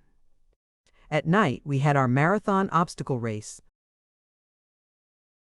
We stayed not for break, and we stopped not for stone, and swam whatever water was too deep to wade and could not be got around. But that was only necessary twice. By day, sleep, sound and sweet. Mighty lucky it was that we could live off the country as we did. Even that margin of forest seemed rich in foodstuffs, but Jeff thoughtfully suggested that that very thing showed how careful we should have to be, as we might run into some stalwart group of gardeners or foresters or nut gatherers at any minute. Careful we were, feeling pretty sure that if we did not make good this time, we were not likely to have another opportunity. And at last we reached a point from which we could see, far below, the broad stretch of that still lake from which we had made our ascent. "That looks pretty good to me," said Terry, gazing down at it. "Now, if we can't find the plane, we know where to aim if we have to drop over this wall some." other way. The wall at that point was singularly uninviting. It rose so straight that we had to put our heads over to see the base, and the country below seemed to be a far-off marshy tangle of rank vegetation. We did not have to risk our necks to that extent, however, for at last, stealing along among the rocks and trees like so many creeping savages, we came to that flat space where we had landed, and there, in unbelievable good fortune, we found our machine. "Covered, too, by Jingo. Would you think they had that much sense?" cried Terry. "If they had that much, they're likely to have more," I warned him softly. "Bet you the things watched." We reconnoitered as widely as we could in the failing moonlight moons thereof. A painfully unreliable nature, but the growing dawn showed us the familiar shape shrouded in some heavy cloth like canvas, and no slightest sign of any watchman near. We decided to make a quick dash as soon as the light was strong enough for accurate work. "I don't care if the old thing'll go or not," Terry declared. "We can run her to the edge, get aboard, and just plain down plop beside our boat there. Look there, see the boat." Sure enough, there was our motor, lying like a gray cocoon on the flat pale sheet of water. Quietly but swiftly, we rushed forward and began to tug at the fastenings of that cover. "Confound the thing!" Terry cried in desperate impatience. "They've got it up in a bag, and we've not a knife among us." Then, as we tugged and pulled at that tough cloth, we heard a sound that made Terry lift his head like a warhorse, the sound of an unmistakable giggle. Yes, 3 giggles. There they were. Celis, Alima, Elidor, looking just as they had when we first saw them, standing a little way off from us, as interested, as mischievous as 3 schoolboys. "Hold on, Terry, hold on," I warned. "That's too easy. Look out for a trap." "Let us appeal to their kind hearts," Jeff urged. "I think they will help us. Perhaps they've got knives." "It's no use rushing them anyhow." I was absolutely holding on to Terry. "We know they can outrun and outclimb us." He reluctantly admitted this, and after a brief parley among ourselves, we all advanced slowly toward them, holding out our hands in token of friendliness. They stood their ground till we had come fairly near, and then indicated that we should stop. To make sure, we advanced a step or two, and they promptly and swiftly withdrew. So we stopped at the distance specified. Then we used their language, as far as we were able, to explain our plight, telling how we were imprisoned, how we had escaped a good deal of pantomime here, and vivid interest on their part, how we had traveled by night and hidden by day, living on nuts, and here Terry pretended great hunger. I know he could not have been hungry. We had found plenty to eat and had not been sparing in helping ourselves. But they seemed somewhat impressed, and after a murmured consultation they produced from their pockets certain little packages, and with the utmost ease and accuracy tossed them into our hands. Jeff was most appreciative of this, and Terry made extravagant gestures of admiration, which seemed to set them off, boy fashion, to show their skill. While we ate the excellent biscuits they had thrown us, and while Elidor kept a watchful eye on our movements, Celis ran off to some distance and set up a sort of duck on a rock arrangement, a big yellow nut on top of 3 balanced sticks, Alima meanwhile gathering stones. They urged us to throw at it, and we did, but the thing was a long way off, and it was only after a number of failures, at which those elvish damsels laughed delightedly, that Jeff succeeded in bringing the whole structure to the ground.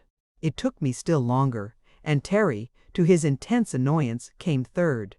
Then Celis set up the little tripod again and looked back at us, knocking it down, pointing at it, and shaking her short curls severely. "No," she said. "Bad wrong." We were quite able to follow her. Then she set it up once more, put the fat nut on top, and returned to the others, and there those aggravating girls sat and took turns throwing little stones at that thing, while one stayed by as a setter-up, and they just popped that nut off. 2 times out of 3, without upsetting the sticks. Pleased as punch they were, too, and we pretended to be, but weren't. We got very friendly over this game, but I told Terry we'd be sorry if we didn't get off while we could, and then we begged for knives. It was easy to show what we wanted to do, and they each proudly produced a sort of strong clasp knife from their pockets. Yes, we said eagerly, that's it, please. We had learned quite a bit of their language, you see, and we just begged for those knives, but they would not give them to us. If we came a step too near, they backed off, standing light and eager for flight. It's no sort of use, I said. Come on, let's get a sharp stone or something, we must get this thing off. So we hunted about and found what edged fragments we could, and hacked away. But it was like trying to cut sailcloth with a clamshell. Terry hacked and dug, but said to us under his breath, "Boys, we're in pretty good condition. Let's make a life-and-death dash and get hold of those girls we've got to." They had drawn rather nearer to watch our efforts, and we did take them rather by surprise. Also, as Terry said, our recent training had strengthened us in wind and limb, and for a few desperate moments those girls were scared and we almost triumphant. But, just as we stretched out our hands, the distance between us widened. They had got their pace apparently, and then, though we ran at our utmost speed, and much farther than I thought wise, they kept just out of reach all the time. We stopped breathless, at last, at my repeated admonitions. "This is stark foolishness," I urged. "They are doing it on purpose. Come back, or you'll be sorry." We went back, much slower than we came, and in truth, we were sorry. As we reached our swaddled machine and sought again to tear loose its covering, there rose up from all around the sturdy forms, the quiet, determined faces we knew so well. "Oh, Lord," groaned Terry. "The colonels. It's all up, they're 40-1. It was no use to fight." These women evidently relied on numbers, not so much as a drilled force, but as a multitude actuated by a common impulse. They showed no sign of fear, and since we had no weapons whatever, and there were at least 100 of them, standing 10 deep about us, we gave in as gracefully as we might. Of course we looked for punishment, a closer imprisonment, solitary confinement maybe, but nothing of the kind happened. They treated us as truants only, and as if they quite understood our truancy. Back we went, not under an anesthetic this time, but skimming along in electric motors. Enough like ours to be quite recognizable, each of us in a separate vehicle with one able-bodied lady on either side, and 3 facing him. They were all pleasant enough, and talked to us as much as was possible with our limited powers. And though Terry was keenly mortified, and at first we all rather dreaded harsh treatment, I for one soon began to feel a sort of pleasant confidence, and to enjoy the trip. Here were my 5 familiar companions, all good-natured as could be, seeming to have no worse feeling than a mild triumph as of winning some simple game, and even that they politely suppressed. This was a good opportunity to see the country, too, and the more I saw of it, the better I liked it.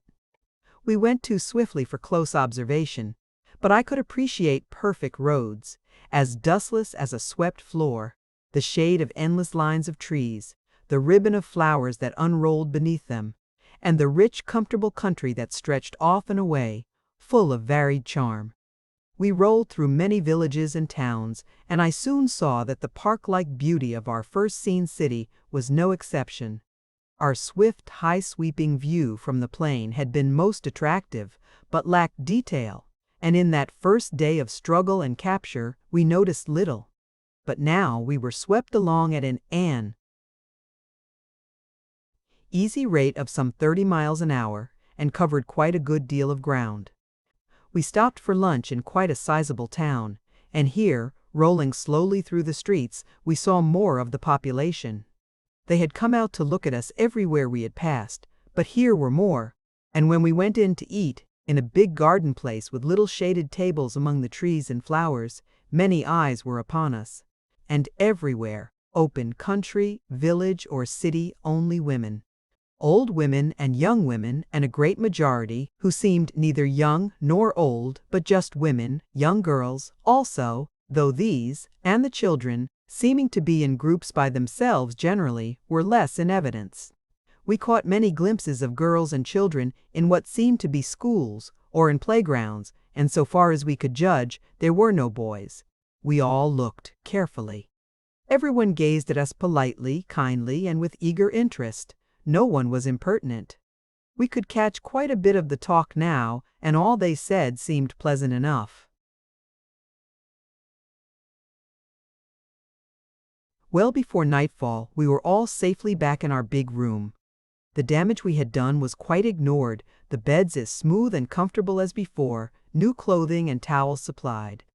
The only thing those women did was to illuminate the gardens at night and to set an extra watch. But they called us to account next day. Our 3 tutors, who had not joined in the recapturing expedition, had been quite busy in preparing for us, and now made explanation. They knew well we would make for our machine, and also that there was no other way of getting down alive. So our flight had troubled no one. All they did was to call the inhabitants to keep an eye on our movements all along the edge of the forest between the 2 points. It appeared that many of those nights we had been seen by careful ladies sitting snugly in big trees by the riverbed or up among the rocks. Terry looked immensely disgusted, but it struck me as extremely funny. Here we had been risking our lives, hiding and prowling like outlaws, living on nuts and fruit, getting wet and cold at night, and dry and hot by day, and all the while these estimable women had just been waiting for us to come out. Now they began to explain, carefully using such words as we could understand. It appeared that we were considered as guests of the country, sort of public wards. Our first violence had made it necessary to keep us safeguarded for a while, but as soon as we learned the language and would agree to do no harm, they would show us all about the land. Jeff was eager to reassure them. Of course he did not tell on Terry, but he made it clear that he was ashamed of himself, and that he would now conform. As to the language, we all fell upon it with redoubled energy. They brought us books, in greater numbers, and I began to study them seriously. Pretty punk literature, Terry burst forth one day, when we were in the privacy of our own room. Of course one expects to begin on child stories, but I would like something more interesting now. Can't expect stirring romance and wild adventure without men, can you? I asked. Nothing irritated Terry more than to have us assume that there were no men, but there were no signs of them in the books they gave us, or the pictures. Shut up, he growled. What infernal nonsense you talk. I'm going to ask him outright. We know enough now.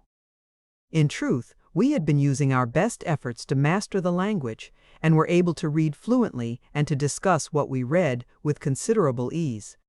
That afternoon we were all sitting together on the roof. We 3 and the tutors gathered about a table, no guards about. We had been made to understand some time earlier that if we would agree to do no violence, they would withdraw their constant attendance, and we promised most willingly. So there we sat, at ease, all in similar dress, our hair, by now, as long as theirs, only our beards to distinguish us. We did not want those beards, but had so far been unable to induce them to give us any cutting instruments. Ladies, Terry began, out of a clear sky as it were, are there no men in this country? Men, Semmel answered. Like you? Yes, men. Terry indicated his beard and threw back his broad shoulders. Men, real men. No, she answered quietly. There are no men in this country. There has not been a man among us for 2,000 years. Her look was clear and truthful, and she did not advance this astonishing statement as if it was astonishing, but quite as a matter of fact.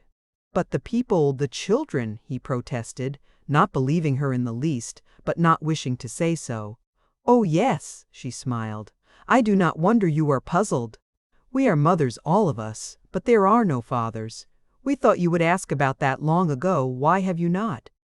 Her look was as frankly kind as always, her tone quite simple. Terry explained that we had not felt sufficiently used to the language, making rather a mess of it, I thought, but Jeff was franker. "Will you excuse us all," he said, "if we admit that we find it hard to believe? There is no such possibility in the rest of the world." "Have you no kind of life where it is possible?" asked Zava. "Why, yes, some low forms, of course. How low or how high, rather?" "Well, there are some rather high forms of insect life in which it occurs. Parthenogenesis, we call it. That means virgin birth." She could not follow him. "Birth, we know, of course. But what is virgin?" Terry looked uncomfortable, but Jeff met the question quite calmly. "Among mating animals, the term virgin is applied to the female who has not mated," he answered. "Oh, I see. And does it apply to the male also, or is there a different term for him?" He passed this over rather hurriedly, saying that the same term would apply, but was seldom used. "No?" she said. "But one cannot mate without the other, surely. Is not each then virgin before mating? And tell me, have you any forms of life in which there is birth from a father only?" "I know of none," he answered, and I inquired seriously, "You ask us to believe that for 2,000 years there have been only women here, and only girl babies born?" "Exactly," answered Samel, nodding gravely. "Of course we know that among other animals it is not so, that there are fathers as well as mothers, and we see that you are fathers, that you come from a people who are of both kinds. We have been waiting, you see, for you to be able to speak freely with us and teach us about your country and the rest of the world. You know so much, you see, and we know only our own land." In the course of our previous studies, we had been at some pains to tell them about the big world outside, to draw sketches, maps, to make a globe even, out of a spherical fruit, and show the size and relation of the countries, and to tell of the numbers of their people. All this had been scant and in outline, but they quite understood. I find I succeed very poorly in conveying the impression I would like to of these women. So far from being ignorant, they were deeply wise that we realized more and more, and for clear reasoning, for real brain scope and power, they were a numb one. But there were a lot of things they did not know. They had the evenest tempers, the most perfect patience, and good nature. One of the things most impressive about them all was the absence of irritability. So far, we had only this group to study, but afterward I found it a common trait. We had gradually come to feel that we were in the hands of friends, and very capable ones at that. But we couldn't form any opinion yet of the general level of these women. "We want you to teach us all you can," Summer went on, her firm, shapely hands clasped on the table before her, her clear, quiet eyes meeting ours frankly. "And we want to teach you what we have that is novel and useful. You can well imagine that it is a wonderful event to us, to have men among us after 2,000 years. And we want to know about your women." What she said about our importance gave instant pleasure to Terry. I could see by the way he lifted his head that it pleased him. But when she spoke of our women some way, I had a queer little indescribable feeling, not like any feeling I ever had before when women were mentioned. "Will you tell us how it came about?" Jeff pursued. "You said for 2,000 years. Did you have men here before that?" "Yes," answered Zava. "They were all quiet for a little. You should have our full history to read. Do not be alarmed, it has been made clear and short. It took us a long time to learn how to write history." "Oh, how I should love to read yours!" She turned with flashing, eager eyes, looking from one to the other of us. "It would be so wonderful, would it not? To compare the history of 2,000 years, to see what the differences are between us, who are only mothers, and you, who are mothers and fathers too. Of course we see, with our birds, that the father is as useful as the mother almost. But among insects, we find him of less importance, sometimes very little. Is it not so with you? Oh yes, birds and bugs, Terry said, but not among animals. Have you no animals? We have cats, she said. The father is not very useful.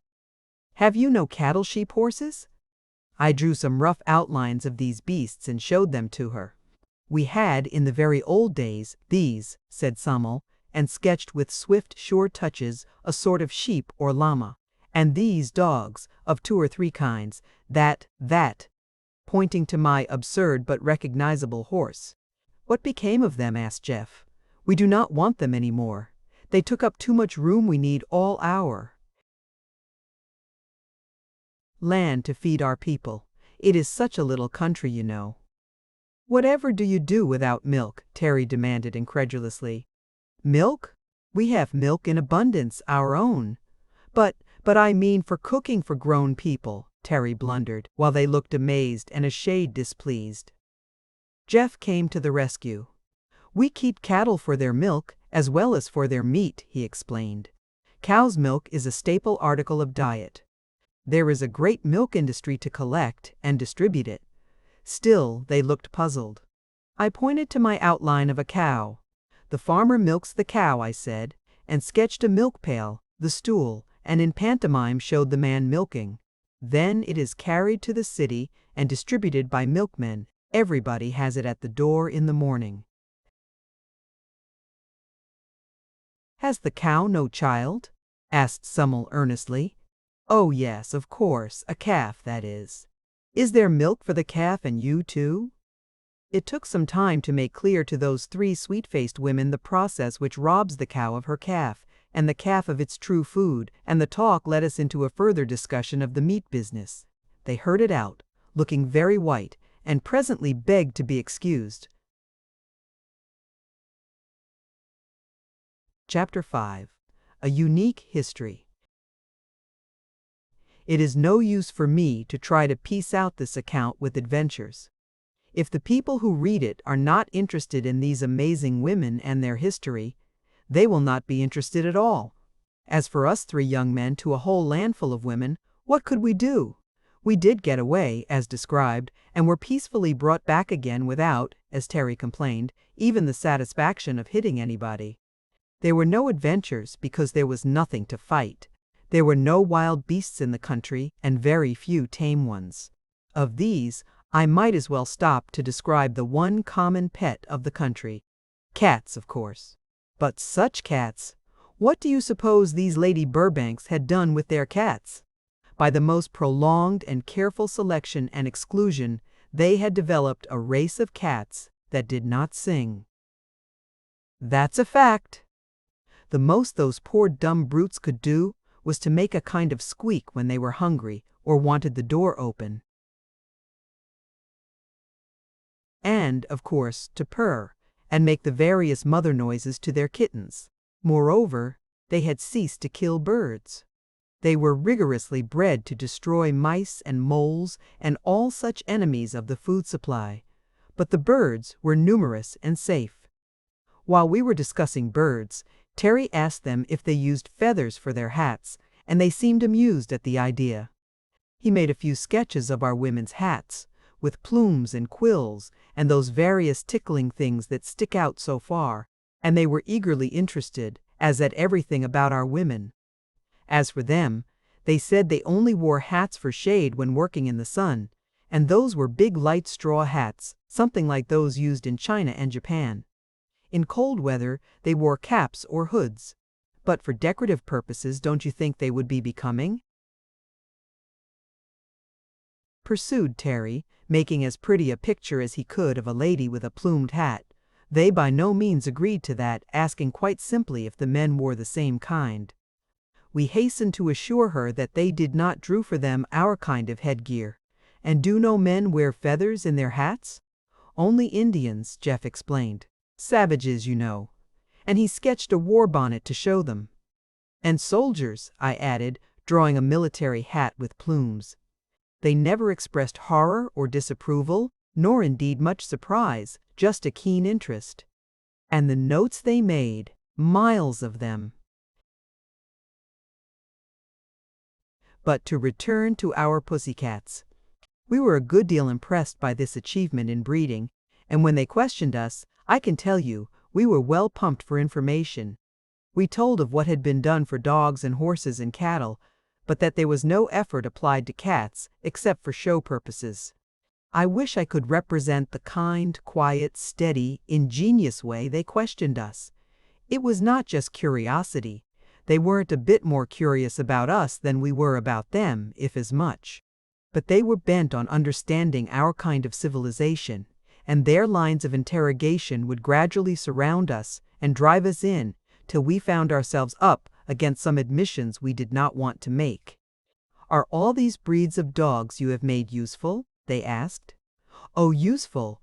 Why, the hunting dogs and watchdogs and sheepdogs are useful, and sled dogs, of course, and ratters, I suppose, but we don't keep dogs for their usefulness. The dog is the friend of man. We say we love them." That they understood. We love our cats that way. They surely are our friends, and helpers too. You can see how intelligent and affectionate they are. It was a fact. I'd never seen such cats, except in a few rare instances. Big, handsome, silky things, friendly with everyone, and devotedly attached to their special owners. "You must have a heartbreaking time drowning kittens," we suggested, but they said, "Oh no, you see we care for them as you do for your valuable cattle." The fathers are few compared to the mothers, just a few. Very fine ones in each town. They live quite happily in walled gardens and the houses of their friends. But they only have a mating season once a year. "Rather hard on Thomas, isn't it?" suggested Terry. "Oh, no, truly. You see, it is many centuries that we have been breeding the kind of cats we wanted. They are healthy and happy and friendly, as you see. How do you manage with your dogs? Do you keep them in pairs, or segregate the fathers, or what?" Then we explained that, well, that it wasn't a question of fathers exactly, that nobody wanted a mother dog, that, well, that practically all our dogs were males. There was only a very small percentage of females allowed to live. Then Zaba, observing Terry with her grave, sweet smile, quoted back at him, "Rather hard on Thomas, isn't it? Do they enjoy it living without mates? Are your dogs as uniformly healthy and sweet-tempered as our cats?" Jeff laughed, eyeing Terry mischievously. As a matter of fact, we began to feel Jeff, something of a traitor. He so often flopped over and took their side of things. Also, his medical knowledge gave him a different point of view somehow. "I'm sorry to admit," he told them, "that the dog, with us, is the most diseased of any animal next to man. And as to temper, there are always some dogs who bite people, especially children." That was pure malice. You see, children were the raison d'etre in this country. All our interlocutors sat up straight at once. They were still gentle, still restrained, but there was a note of deep amazement in their voices. "Do we understand that you keep an animal, an unmated male animal that bites children? About how many are there of them, please?" "Thousands in a large city," said Jeff, "and nearly every family has one in the country." Terry broke in at this. "You must not imagine they are all dangerous. It's not 1 in 100 that ever bites anybody. Why, they are the best friends of the children. A boy doesn't have half a chance that hasn't a dog to play with." "And the girls?" asked Summelel. "Oh, girls, why they like them too," he said, but his voice flatted a little. "They always notice little things like that, we found later." Little by little, they wrung from us the fact that the friend of man in the city was a prisoner, was taken out for his meager exercise on a leash, was liable not only to many diseases, but to the one destroying horror of rabies, and, in many cases, for the safety of the citizens, had to go muzzled. Jeff maliciously added vivid instances he had known or read of injury and death from mad dogs. They did not scold or fuss about it. Calm as judges, those women were. But they made notes. Moadine read them to us. "Please tell me if I have the facts correct," she said. "In your country and in others too?" "Yes," we admitted, "in most civilized countries." "In most civilized countries, a kind of animal is kept which is no longer useful." "They are a protection," Terry insisted. "They bark if burglars try to get in." Then she made notes of burglars and went on, "because of the love which people bear to this animal." Zava interrupted here. "Is it the men or the women who love this animal so much?" "Both," insisted Terry. "Equally?" she inquired. And Jeff said, "Nonsense, Terry. You know men like dogs better than women do as a whole. Because they love it so much, especially men. This animal is kept shut up or chained." "Why?" suddenly asked Samel. "We keep our father cats shut up because we do not want too much fathering, but they are not chained. They have large grounds to run in." "A valuable dog would be stolen if he was let loose," I said. "We put collars on them with the owner's name in case they do stray. Besides, they get into fights. A valuable dog might easily be killed by a bigger one." "I see," she said. "They fight when they meet, is that common?" we admitted. That it was. "They are kept shut up or chained." She paused again and asked, "Is not a dog fond of running? Are they not built for speed?" That we admitted too, and Jeff, still malicious, enlightened them further. "I've always thought it was a pathetic sight, both ways, to see a man or a woman taking a dog to walk at the end of a string." "Have you bred them to be as neat in their habits as cats are?" was the next question. And when Jeff told them of the effect of dogs on sidewalk merchandise and the streets generally, they found it hard to believe. You see, their country was as neat as a Dutch kitchen, and as to sanitation, but I might as well start in now with as much as I can remember of the history of this amazing country before further description. And I'll summarize here a bit as to our opportunities for learning it. I will not try to repeat the careful, detailed account I lost. I'll just say that we were kept in that fortress a good 6 months all told, and after that, 3 in a pleasant enough city where, to Terry's infinite disgust, there were only colonels and little children, no young women whatever. Then we were under surveillance for 3 more, always with a tutor or a guard or both. But those months were pleasant because we were really getting acquainted with the girls. That was a chapter. Or will be. I will try to do justice to it. We learned their language pretty thoroughly, had to, and they learned ours much more quickly and used it to hasten our own studies. Jeff, who was never without reading matter of some sort, had 2 little books with him, a novel and a little anthology of verse. And I had one of those pocket encyclopedias, a fat little thing bursting with facts. These were used in our education and theirs. Then, as soon as we were up to it, they furnished us with plenty of their own books, and I went in for the history part. I wanted to understand the genesis of this miracle of theirs. And this is what happened, according to their records. As to geography, at about the time of the Christian era, this land had a free passage to the sea.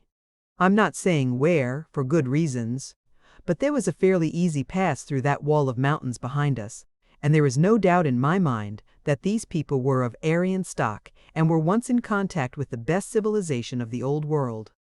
They were white, but somewhat darker than our northern races because of their constant exposure to sun and air. The country was far larger then, including much land beyond the pass and a strip of coast. They had ships, commerce, an army, a king, for at that time they were what they so calmly called us, a bisexual race.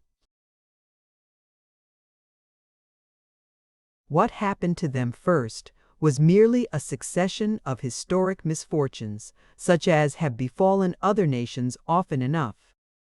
They were decimated by war, driven up from their coastline till finally the reduced population, with many of the men killed in battle, occupied this hinterland and defended it for years in the mountain passes. Where it was open to any possible attack from below, they strengthened the natural defenses so that it became unscalably secure as we found it.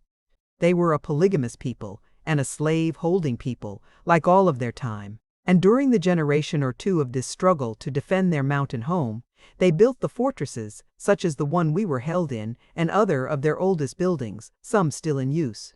Nothing but earthquakes could destroy such architecture. Huge solid blocks, holding by their own weight. They must have had efficient workmen, and enough of them in those days.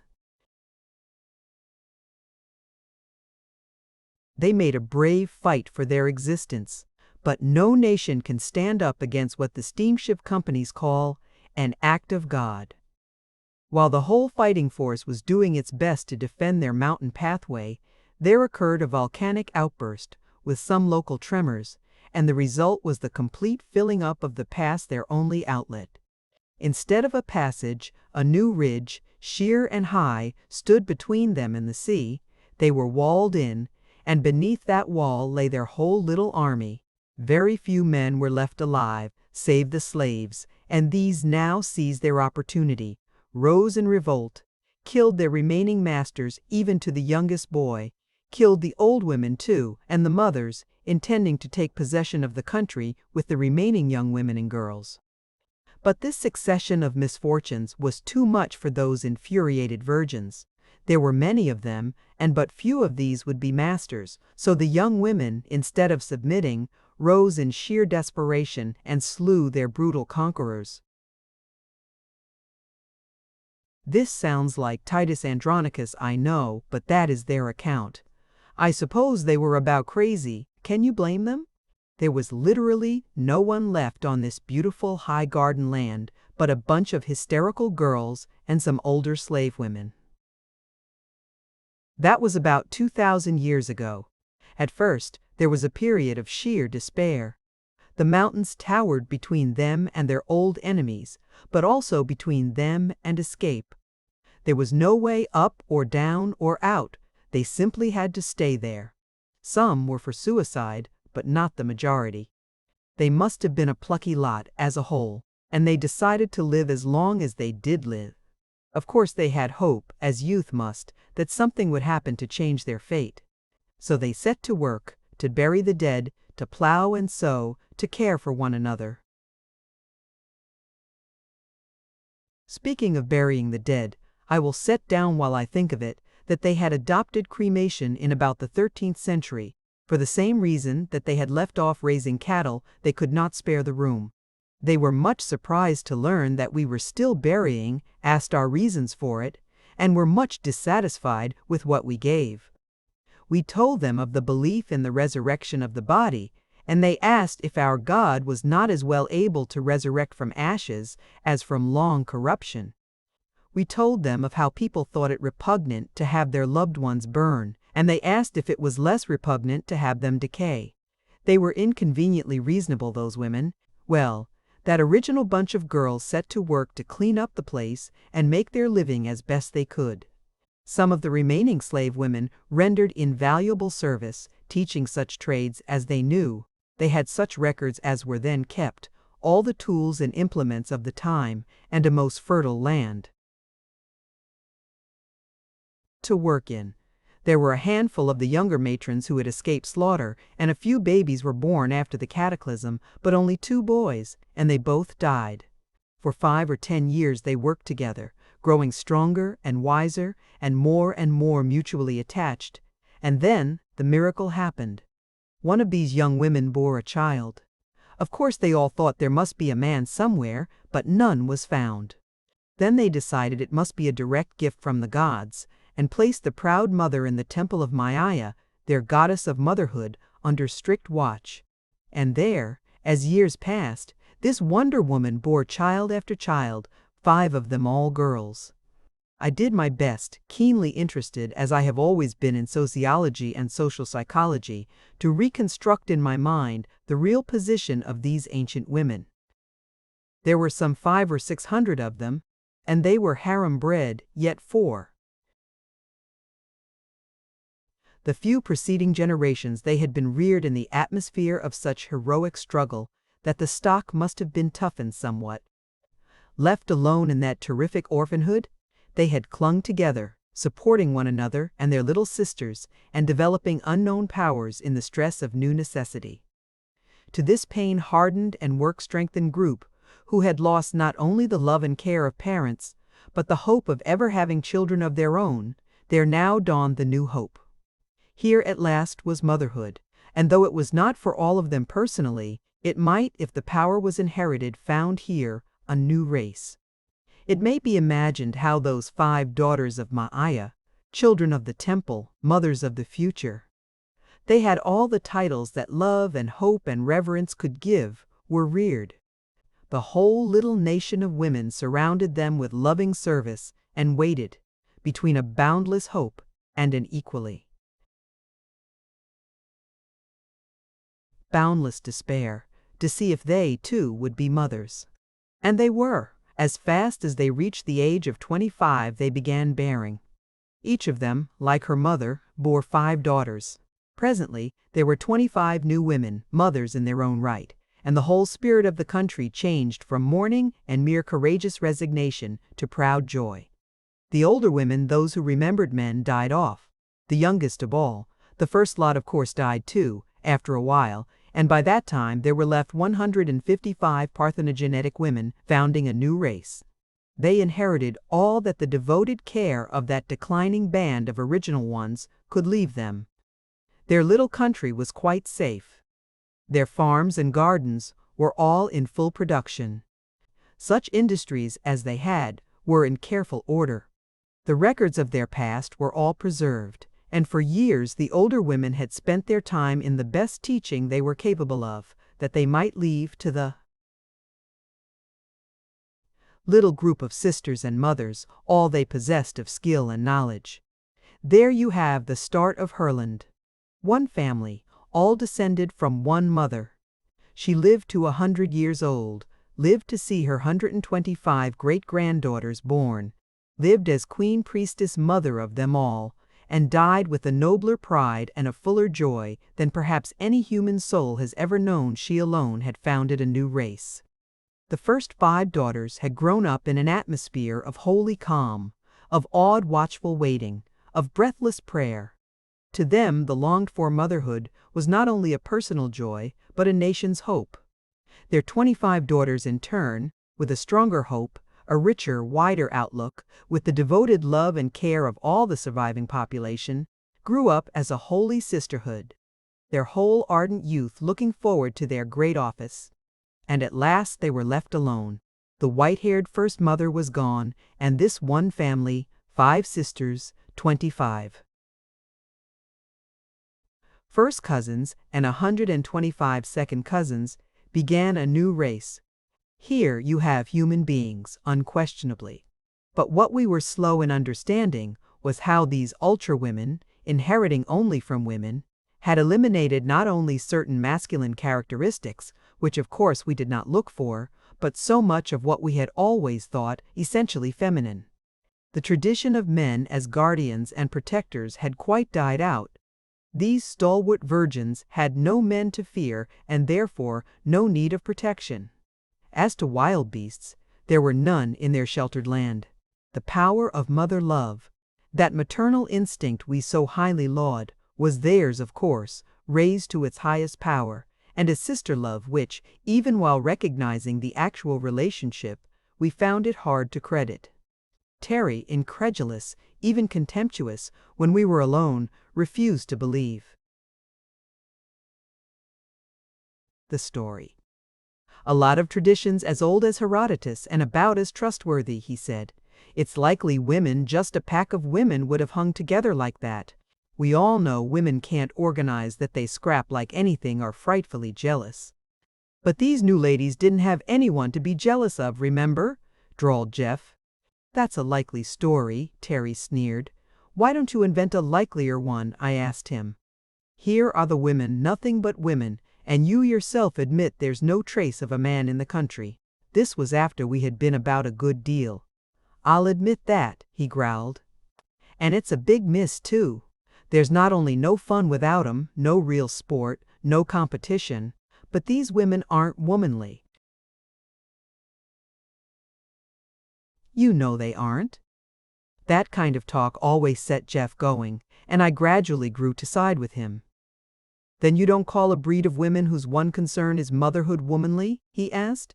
Indeed I don't, snapped Terry. What does a man care for motherhood when he hasn't a ghost of a chance at fatherhood? And besides, what's the good of talking sentiment when we are just men together? What a man wants of women is a good deal more than all this motherhood.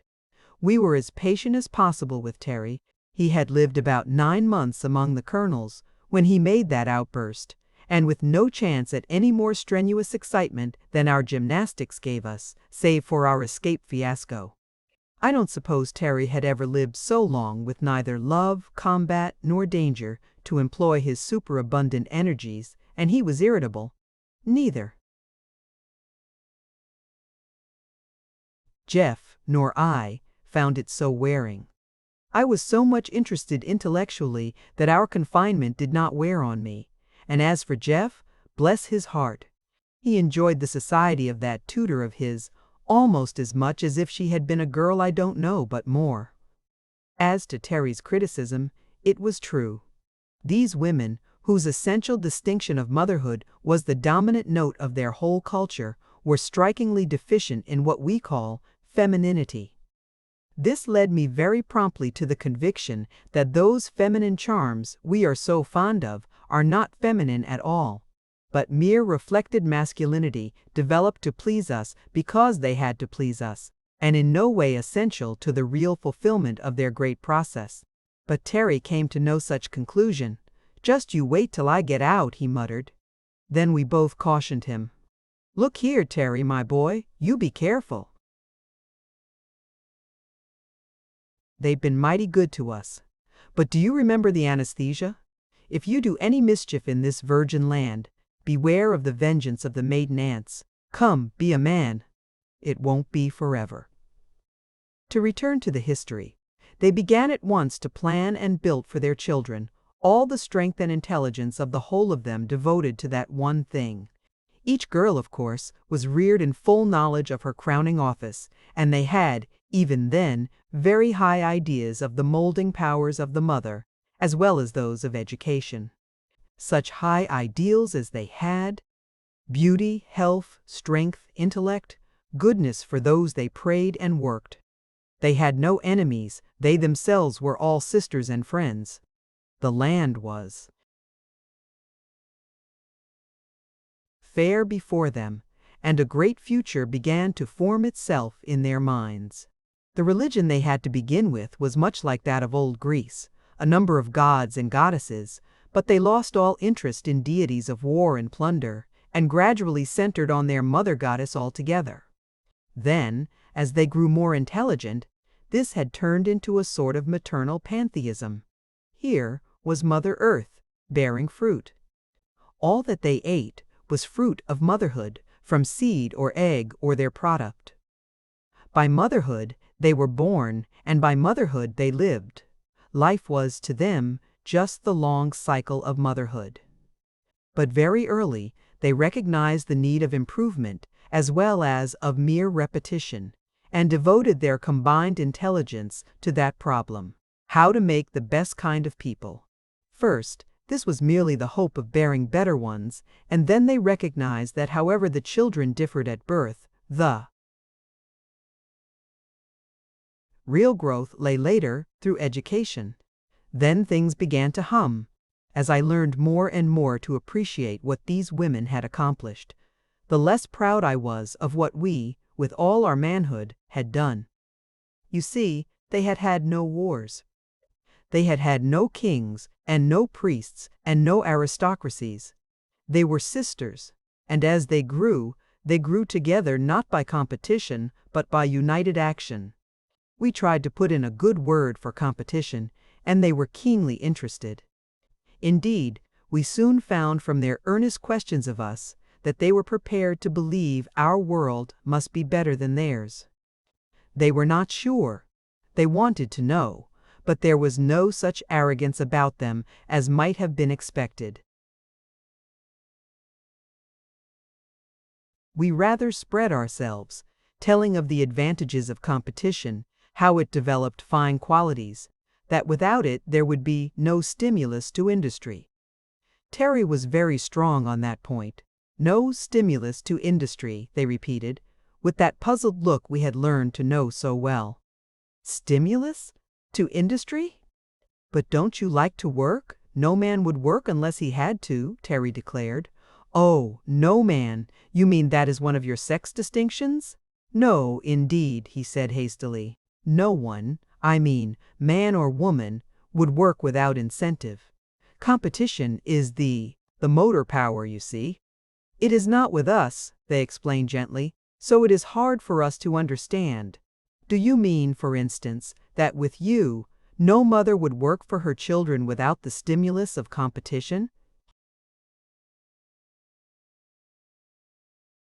No, he admitted that he did not mean that. Mothers, he supposed, would of course work for their children in the home, but the world's work was different, that had to be done by men, and required the competitive element. All our teachers were eagerly interested. We want so much to know you have the whole world to tell us of, and we have only our little land. And there are two of you, the two sexes to love and help one another.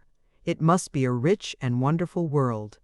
Tell us what is the work of the world that men do which we have not here.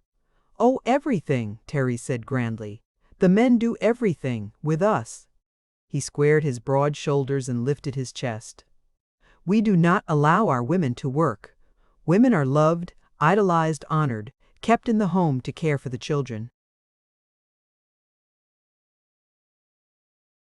What is the home? Asked Samel a little wistfully. But Zava begged, tell me first, do no women work really? Why yes, Terry admitted. Some have to, of the poorer sort. About how many in your country? About 7 or 8 million, said Jeff, as mischievous as ever. Chapter 6. Comparisons are odious. I had always been proud of my country, of course. Everyone is. Compared with the other lands and other races I knew, the United States of America had always seemed to me, speaking modestly, as good as the best of them. But just as a clear-eyed, intelligent, perfectly honest, and well-meaning child will frequently jar one's self-esteem by innocent questions, so did these women, without the slightest appearance of malice or satire, continually bring up points of discussion which we spent our best efforts in evading. Now that we were fairly proficient in their language, had read a lot about their history, and had given them the general outlines of ours, they were able to press their questions closer. So when Jeff admitted the number of women wage earners we had, they instantly asked for the total population, for the proportion of adult women, and found that there were but 20 million or so at the outside. Then at least a third of your women are, what is it you call them, wage earners?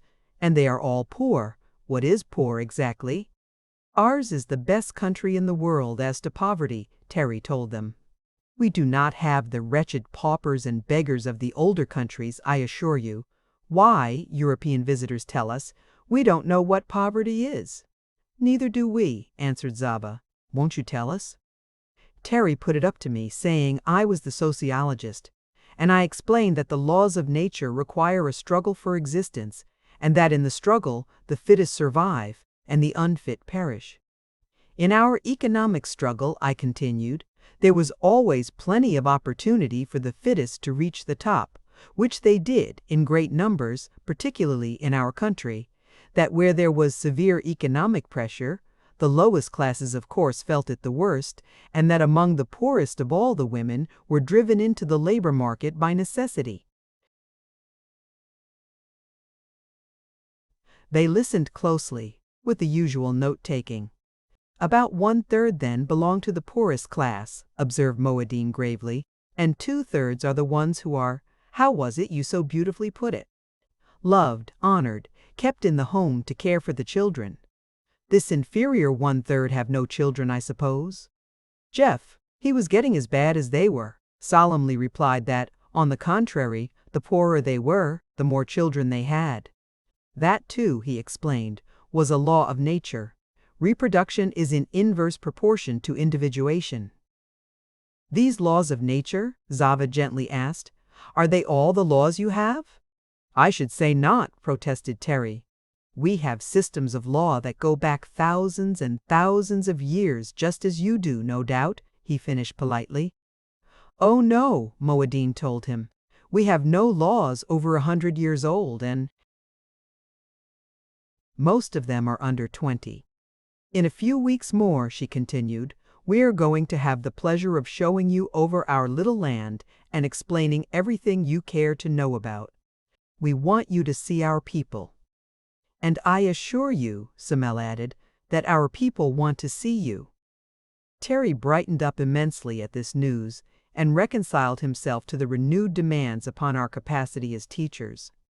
It was lucky that we knew so little, really, and had no books to refer to, else, I fancy we might all be there yet, teaching those eager-minded women about the rest of the world.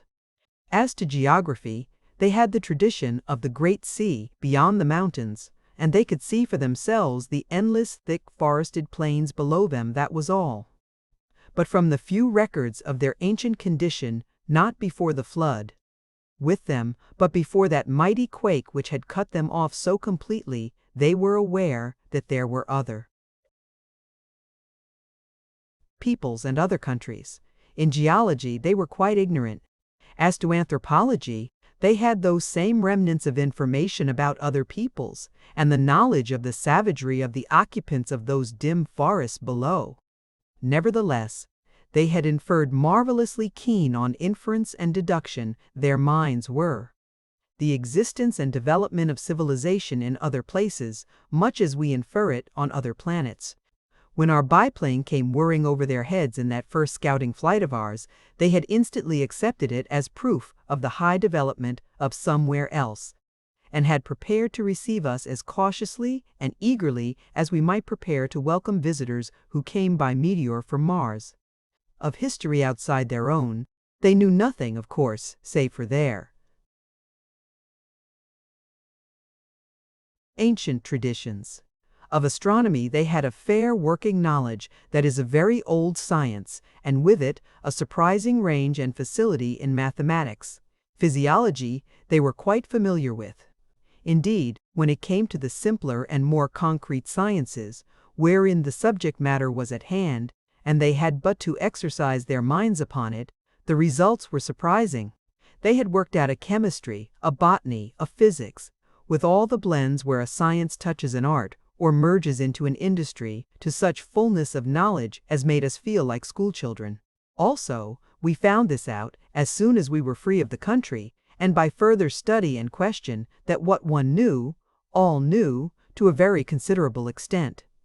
I talked later with little mountain girls from the fir-dark valleys away up at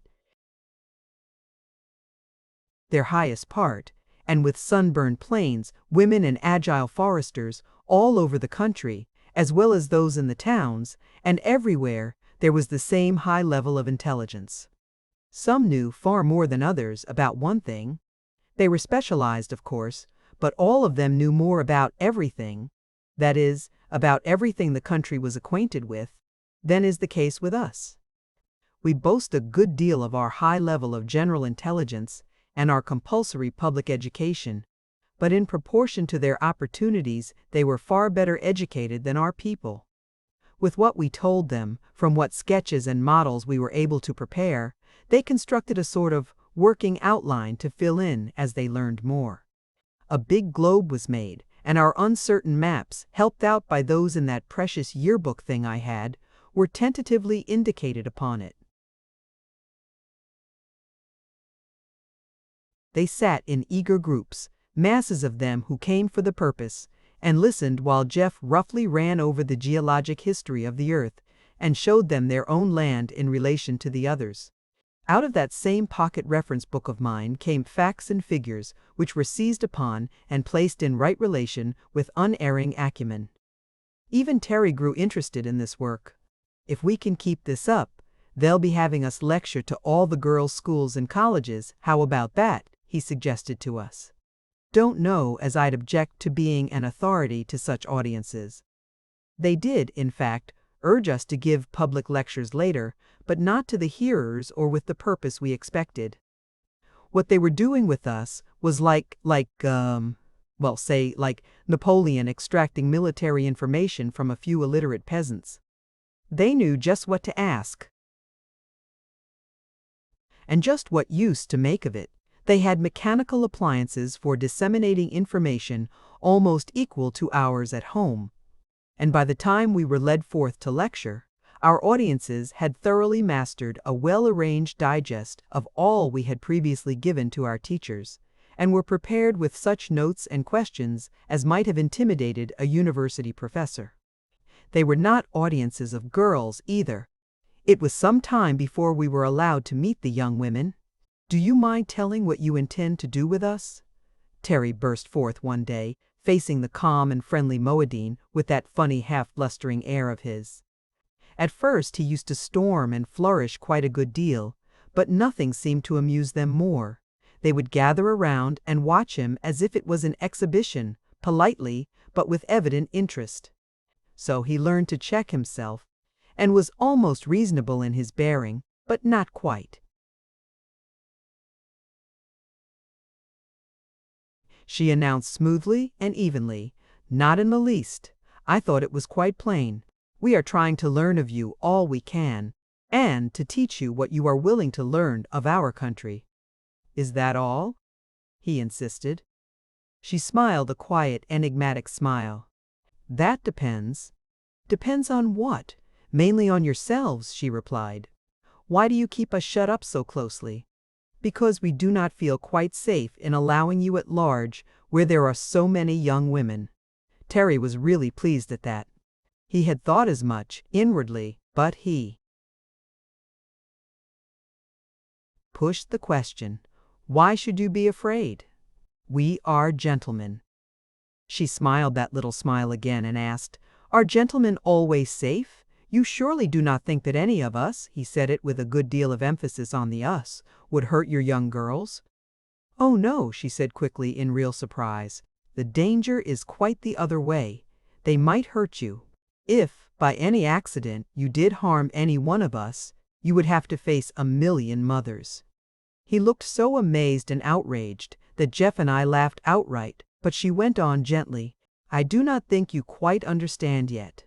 You are but men, 3 men, in a country where the whole population are mothers or are going to be. Motherhood means to us something which I cannot yet discover in any of the countries of which you tell us. You have spoken," she turned to Jeff, "of human brotherhood as a great idea among you, but even that, I judge, is far from a practical expression?" Jeff nodded rather sadly. "Very far," he said.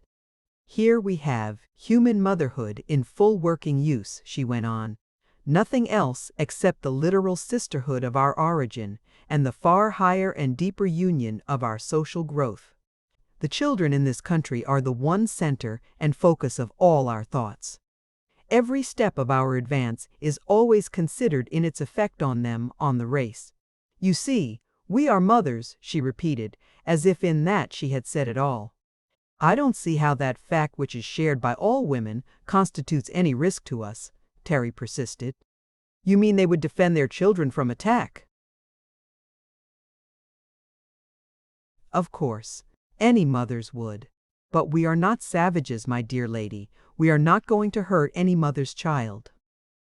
They looked at one another and shook their heads a little, but Zava turned to Jeff and urged him to make us see.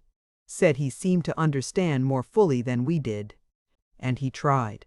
I can see it now, or at least much more of it, but it has taken me a long time and a good deal of honest intellectual effort. What they call motherhood was like this. They began with a really high degree of social development, something like that of ancient Egypt or Greece. Then they suffered the loss of everything masculine, and supposed at first that all human power and safety had gone too. Then, they developed this virgin birth capacity. Then, since the prosperity of their children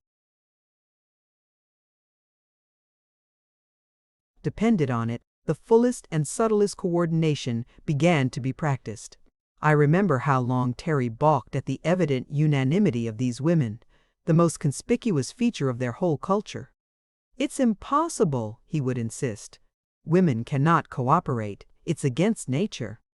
When we urged the obvious facts, he would say, "Fiddlesticks," or "Hang your facts, I tell you it can't be done."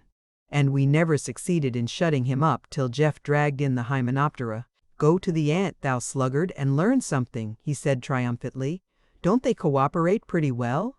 You can't beat it. This place is just like an enormous anthill, you know. An anthill is nothing but a nursery. And how about bees? Don't they manage to cooperate and love one another, as the birds do love the spring, or the bees their careful king?"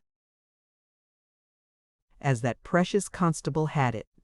"Just show me a combination of male creatures, bird, bug, or beast, that works as well, will you? Or one of our masculine countries, where the people work together as well as they do here. I tell you, women are the natural cooperators, not men." Terry had to learn a good many things he did not want to. To go back to my little analysis of what happened, they developed all this close interservice in the interests of their children. To do the best work they had to specialize, of course.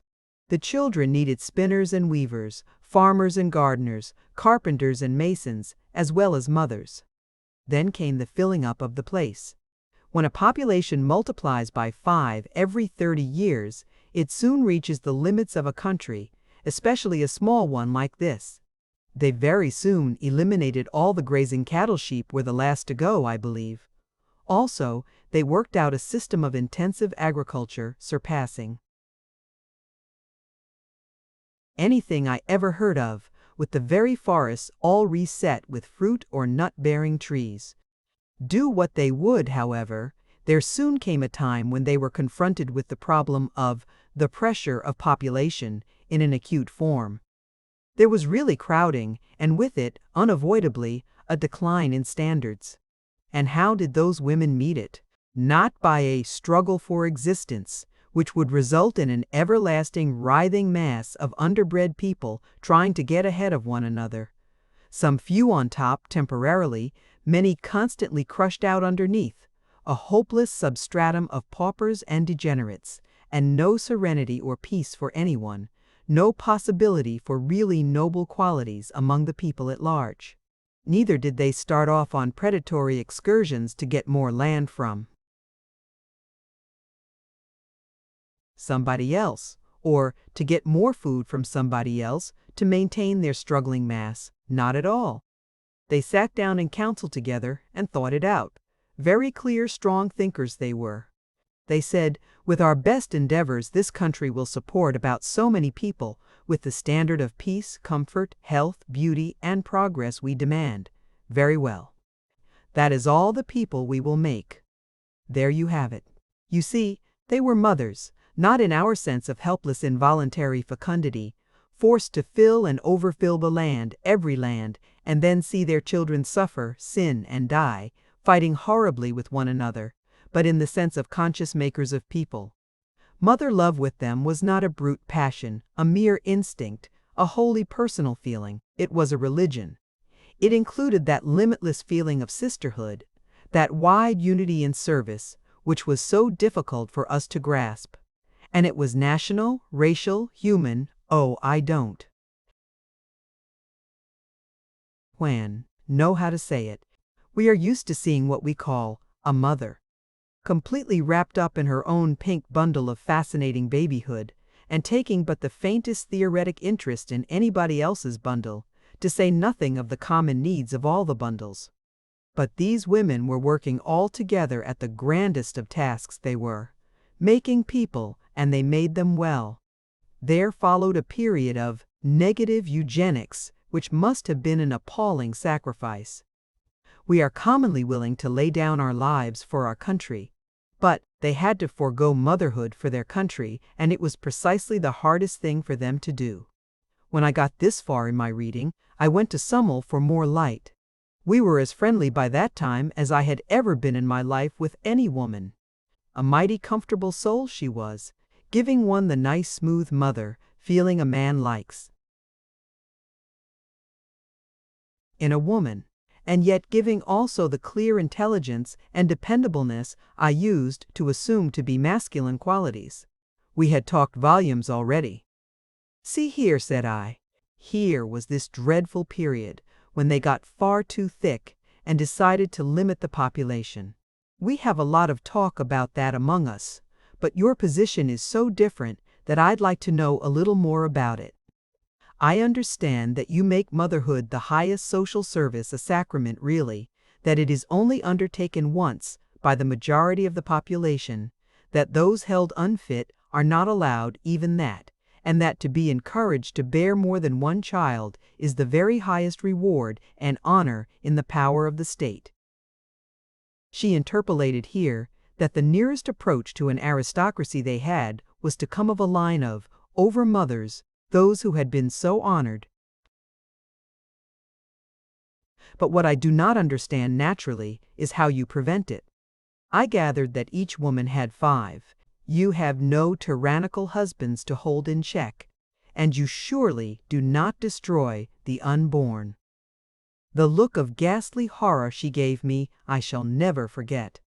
She started from her chair, pale, her eyes blazing. "Destroy the unborn," she said in a hard whisper.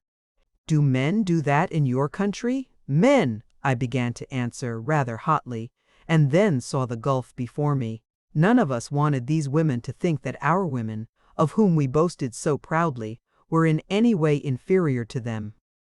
I am ashamed to say that I equivocated. I told her of certain criminal types of women, perverts, or crazy, who had been known to commit infanticide. I told her, truly enough, that there was much in our land which was open to criticism, but that I hated to dwell on. Our defects until they understood us and our conditions better. And, making a wide detour, I scrambled back to my question of how they limited the population. As for Summel, she seemed sorry, a little ashamed even, of her too clearly expressed amazement. As I look back now, knowing them better, I am more and more amazed as I appreciate the exquisite courtesy with which they had received over and over again statements and admissions on our part which must have revolted them to the soul. She explained to me, with sweet seriousness, that as I had supposed, at first each woman bore 5 children, and that, in their eager desire to build up a nation, they had gone on in that way for a few centuries, till they were confronted with the absolute need of a limit. This fact was equally plain, too. All were equally interested. They were now as anxious to check their wonderful power as they had been to develop it, and for some generations gave the matter their most earnest thought and study. "We were living on rations before we worked it out," she said. "But we did work it out. You see, before a child comes to one of us, there is a period of utter exaltation. The whole being is uplifted and filled with a concentrated desire for that child. We learn to look forward to that period with the greatest caution. Often, our young women, those to whom motherhood had not yet come, would voluntarily defer it. When that deep inner demand for a child began to be felt, she would deliberately engage in the most active work, physical and mental, and even more important, would solace her longing by the direct care and service of the babies we already had." She paused. Her wise, sweet face grew deeply, reverently tender. We soon grew to see that mother love has more than one channel of expression. I think the reason our children are so fully loved by all of us is that we never any of us have enough of our own. This seemed to me infinitely pathetic, and I said so. "We have much that is bitter and hard in our life at home," I told her, "but this seems to me piteous beyond words, a whole nation of starving mothers." But she smiled her deep, contented smile and said, "I quite misunderstood. We each go without a certain range of personal joy," she said, But remember, we each have a million children to love and serve our children. It was beyond me to hear a lot of women talk about our children. But I suppose that is the way the ants and bees would talk, do talk maybe. That was what they did anyhow. When a woman chose to be a mother, she allowed the child longing to grow within her till it worked its natural miracle. When she did not so choose, she put the whole thing out of her mind and fed her heart with the other babies. Let me see with us, children minors, that is constitute about 3/5 of the population, with them only about 1/3 or less, and precious. No sole heir to an empire's throne, no solitary millionaire baby, no only child of middle-aged parents could compare as an idol with these Herland children. But before I start on that subject, I must finish up that little analysis I was trying to make. They did effectually and permanently limit the population in numbers, so that the country furnished plenty for the fullest, richest life for all of them, plenty of everything, including room, air, solitude even. And then they set to work to improve that population in quality, since they were restricted in quantity. This they had been at work on, uninterruptedly, for some 1,500 years. Do you wonder they were nice people? Physiology, hygiene, sanitation, physical culture, all that line of work had been perfected long since. Sickness was almost wholly unknown among them, so much so that a previously high development in what we call the science of medicine had become practically a lost art. They were a clean-bred, vigorous lot, having the best of care, the most perfect living conditions always. When it came to psychology, there was no one thing which left us so dumbfounded, so really awed, as the everyday working knowledge and practice they had in this line. As we learned more and more of it, we learned to appreciate the exquisite mastery with which we ourselves, strangers of alien race, of unknown opposite sex, had been understood and provided for from the first. With this wide, deep, thorough knowledge, they had met and solved the problems of education in ways some of which I hope to make clear later. Those nation-loved children of theirs compared with the average in our country as the most perfectly cultivated, richly developed roses, compare with tumbleweeds. Yet they did not seem cultivated at all. It had all become a natural condition. And this people, steadily developing in mental capacity, in willpower, in social devotion, had been playing with the arts and sciences, as far as they knew them, for a good many centuries now, with inevitable success. Into this quiet, lovely land, among these wise, sweet, strong women, we, in our easy assumption of superiority, had suddenly arrived. And now, tamed and trained to a degree they considered safe, we were at last brought out to see the country, to know the people. Chapter 7. Our Growing Modesty. Being at last considered sufficiently tamed and trained to be trusted with scissors, we barbered ourselves as best we could. A close-trimmed beard is certainly more comfortable than a full one. Razors, naturally, they could not supply. With so many old women, you'd think there'd be some razors, sneered Terry. Whereat, Jeff pointed out that he never before had seen such complete absence of facial hair on women. Looks to me as if the absence of men made them more feminine in that regard anyhow, he suggested. Well, it's the only one then, Terry reluctantly agreed. A less feminine lot I never saw. A child apiece doesn't seem to be enough to develop what I call motherliness. Terry's idea of motherliness was the usual one, involving a baby in arms, or a little flock about her knees, and the complete absorption of the mother in said baby or flock. A motherliness which dominated society, which influenced every art and industry, which absolutely protected all childhood, and gave to it the most perfect care and training, did not seem motherly to Terry. We had become well used to the clothes. They were quite as comfortable as our own in some ways, more so, and undeniably better looking. As to pockets, they left nothing to be desired. That second garment was fairly quilted with pockets. They were most ingeniously arranged so as to be convenient to the hand and not inconvenient to the body, and were so placed as at once to strengthen the garment and add decorative lines of stitching. In this, as in so many other points we had now to observe, there was shown the action of a practical intelligence coupled with fine artistic feeling and, apparently, untrammeled by any injurious influences. Our first step of comparative freedom was a personally conducted tour of the country. No pentagonal bodyguard now. Only our special tutors, and we got on famously with them. Jeff said he loved Zava like an aunt, only jollier than any aunt I ever saw. Samel and I were as chummy as could be, the best of friends, but it was funny to watch Terry and Moadine. She was patient with him, and courteous, but it was like the patience and courtesy of some great man. Say a skilled, experienced diplomat with a schoolgirl. Her grave acquiescence, with his most preposterous expression of feeling, her genial laughter, not only with, but, I often felt, at him, though impeccably polite, her innocent questions, which almost invariably led him to say more than he intended. Jeff and I found it all amusing to watch. He never seemed to recognize that quiet background of superiority. When she dropped an argument, he always thought he had silenced her. When she laughed, he thought it tribute to his wit.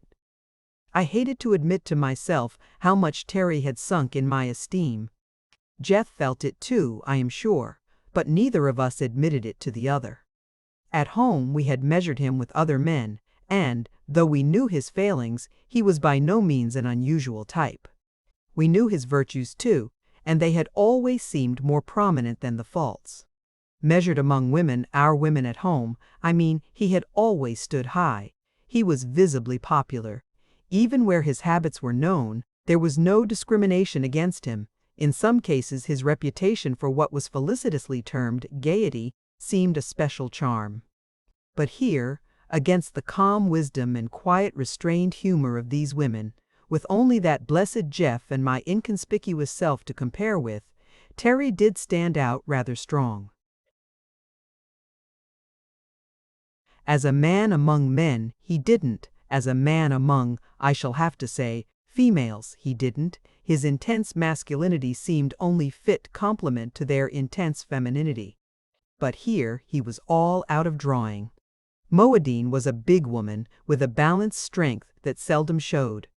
Her eye was as quietly watchful as a fencer's. She maintained a pleasant relation with her charge, but I doubt if many, even in that country, could have done as well. He called her Maud, amongst ourselves, and said she was a good old soul, but a little slow, wherein he was quite wrong. Needless to say, he called Jeff's teacher Java, and sometimes Mocha, or plain coffee, when specially mischievous, chicory, and even posthume. But Summel rather escaped this form of humor, save for a rather forced some L. "Don't you people have but one name?" he asked one day, after we had been introduced to a whole group of them, all with pleasant, few-syllabled strange names, like the ones we knew. "Oh yes," Moadine told him, "a good many of us have another, as we get on in life, a descriptive one. That is the name we earn. Sometimes even that is changed, or added to, in an unusually rich life.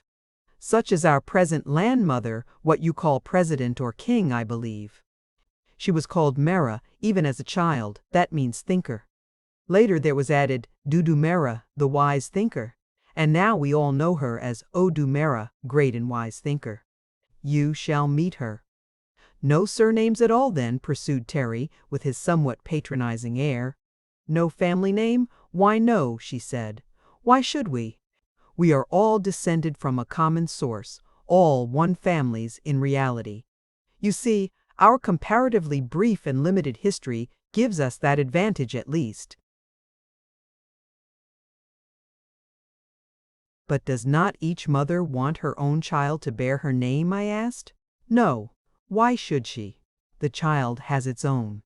Why for identification, so people will know whose child she is. We keep the most careful records, said Samel.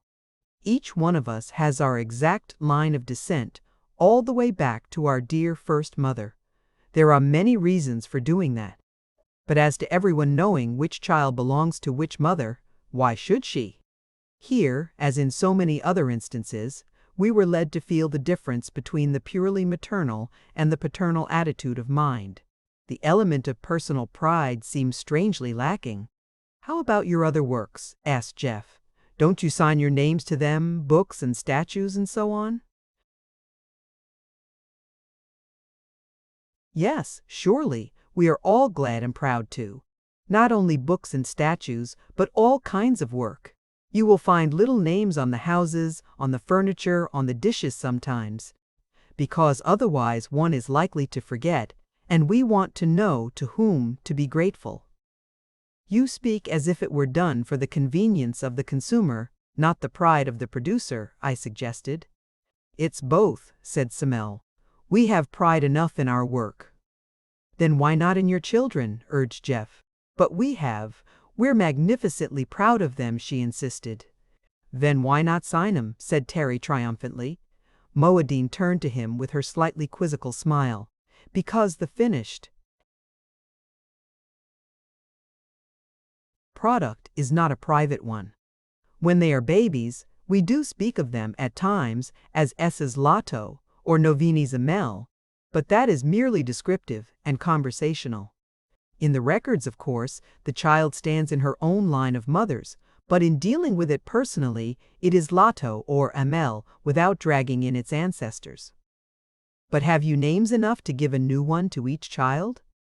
Assuredly we have, for each living generation. Then they asked about our methods and found first that we did so, and then that other nations did differently. Upon which they wanted to know which method has been proved best, and we had to admit that so far as we knew, there had been no attempt at comparison, each people pursuing its own custom in the fond conviction of superiority, and either despising or quite ignoring the others. With these women, the most salient quality in all their institutions was reasonableness. When I dug into the records to follow out any line of development, that was the most astonishing thing, the conscious effort to make it better. They had early observed the value of certain improvements, had easily inferred that there was room for more, and took the greatest pains to develop two kinds of minds, the critic and inventor. Those who showed an early tendency to observe, to discriminate, to suggest, were given special training for that function, and some of their highest officials spent their time in the most careful study of one or another branch of work, with a view to its further improvement. In each generation, there was sure to arrive some new mind to detect faults and show need of alterations, and the whole corps of inventors was at hand to apply their special faculty at the point criticized and offer suggestions. We had learned by this time not to open a discussion on any of their characteristics without first priming ourselves to answer questions about our own methods, so I kept rather quiet on this matter of conscious improvement. We were not prepared to show our way was better. There was growing in our minds, at least in Jeff's and mine, a keen appreciation of the advantages of this strange country and its management. Terry remained critical. We laid most of it to his nerves. He certainly was irritable. The most conspicuous feature of the whole land was the perfection of its food supply. We had begun to notice from that very first walk in the forest, the first partial view from our plane. Now we were taken to see this mighty garden and shown its methods of culture. The country was about the size of Holland, some 10 or 12,000 square miles. One could lose a good many Hollands along the forest-smothered flanks of those mighty mountains. They had a population of about 3 million, not a large one, but quality is something. 3 million is quite enough to allow for considerable variation, and these people varied more widely than we could at first account for. Terry had insisted that if they were parthenogenetic, They'd be as alike as so many ants or aphids. He urged their visible differences as proof that there must be men somewhere. But when we asked them, in our later, more intimate conversations, how they accounted for so much divergence without cross-fertilization, they attributed it partly to the careful education, which followed each slight tendency to differ, and partly to the law of mutation. This they had found in their work with plants, and fully proven in their own case. Physically, they were more alike than we, as they lacked all morbid or excessive types. They were tall, strong, healthy, and beautiful as a race, but differed individually in a wide range of feature, coloring, and expression. But surely the most important growth is in mind, and in the things we make, urged Semel. Do you find your physical variation accompanied by a proportionate variation in ideas, feelings, and products? Or, among people who look more alike, do you find their internal life and their work as similar? We were rather doubtful on this point, and inclined to hold that there was more chance of improvement in greater physical variation. It certainly should be, Zava admitted. We have always thought it a grave initial misfortune to have lost half our little world. Perhaps that is one reason why we have so striven for conscious improvement. But acquired traits are not transmissible, Terry declared. Weissman has proved that. They never disputed our absolute statements, only made notes of them. If that is so, then our improvement must be due either to mutation or solely to education, she gravely pursued. We certainly have improved. It may be that all these higher qualities were latent in the original mother, that careful education is bringing them out, and that our personal differences depend on slight variations in prenatal condition. I think it is more in your accumulated culture, Jeff suggested, and in the amazing psychic growth you have made. We know very little about methods of real soul culture, and you seem to know a great deal. Be that as it might, they certainly presented a higher level of active intelligence and of behavior than we had so far really grasped, having known in our lives. Several people who showed the same delicate courtesy and were equally pleasant to live with, at least when they wore their company manners. We had assumed that our companions were a carefully chosen few.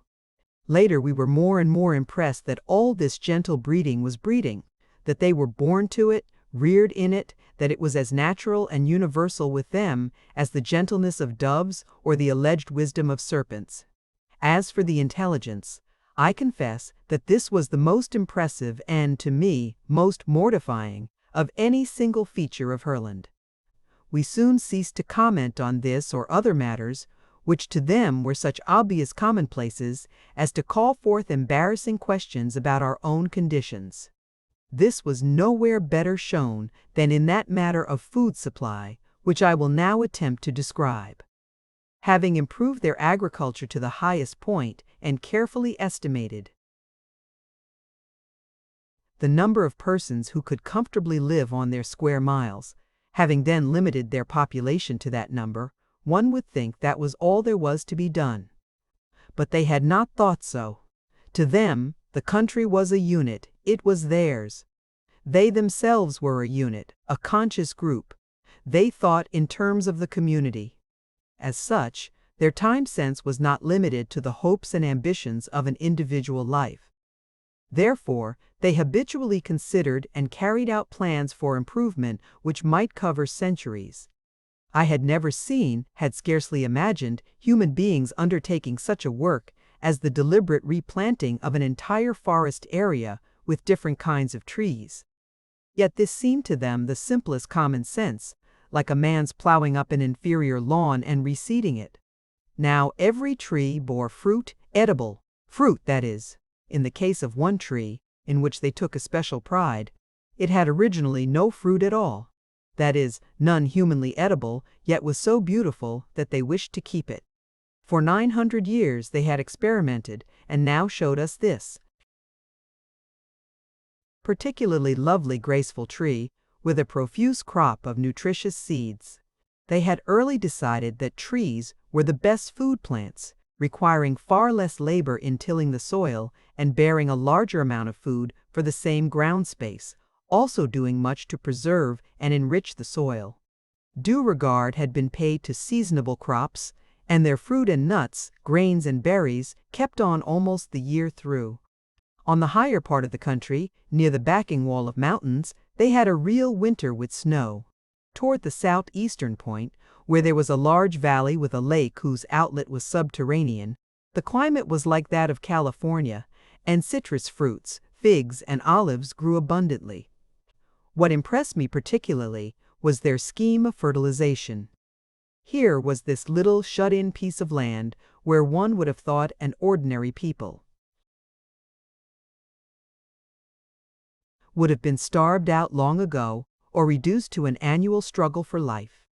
These careful culturists had worked out a perfect scheme of refeeding the soil with all that came out of it.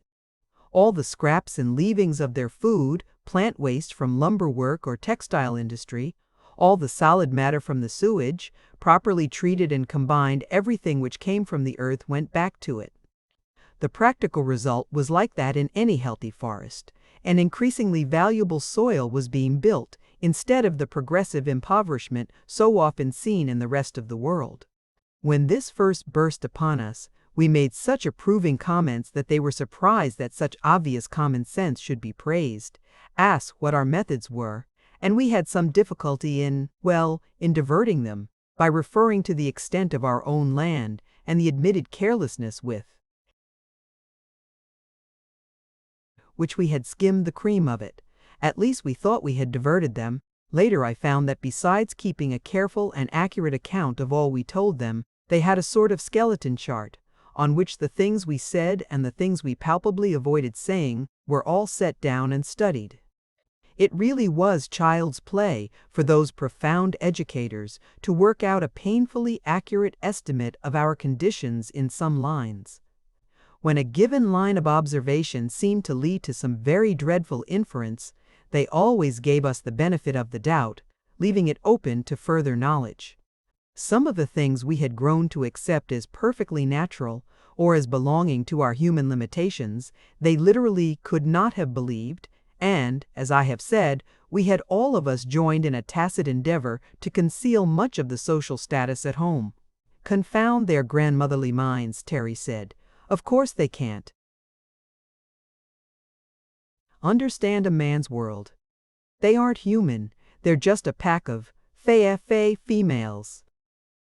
This was after he had to admit their parthenogenesis. "I wish our grandfatherly minds had managed as well," said Jeff.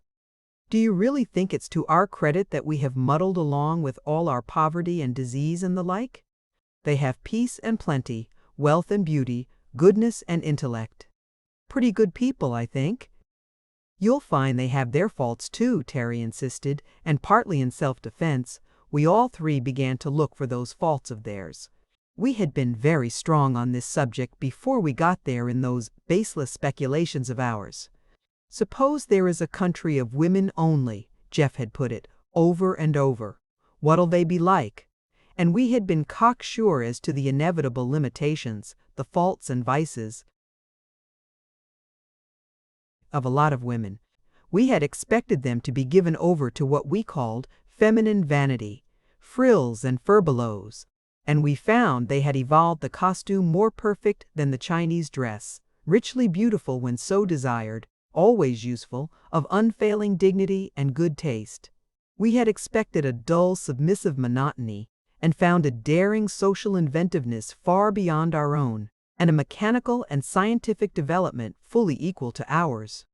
We had expected pettiness, and found a social consciousness besides which our nations looked like quarreling children, feeble-minded ones at that. We had expected jealousy, and found a broad sisterly affection, a fair-minded intelligence, to which we could produce no parallel. We had expected hysteria, and found a standard of health and vigor, a calmness of temper, to which the habit of profanity, for instance, was impossible to explain. We tried it.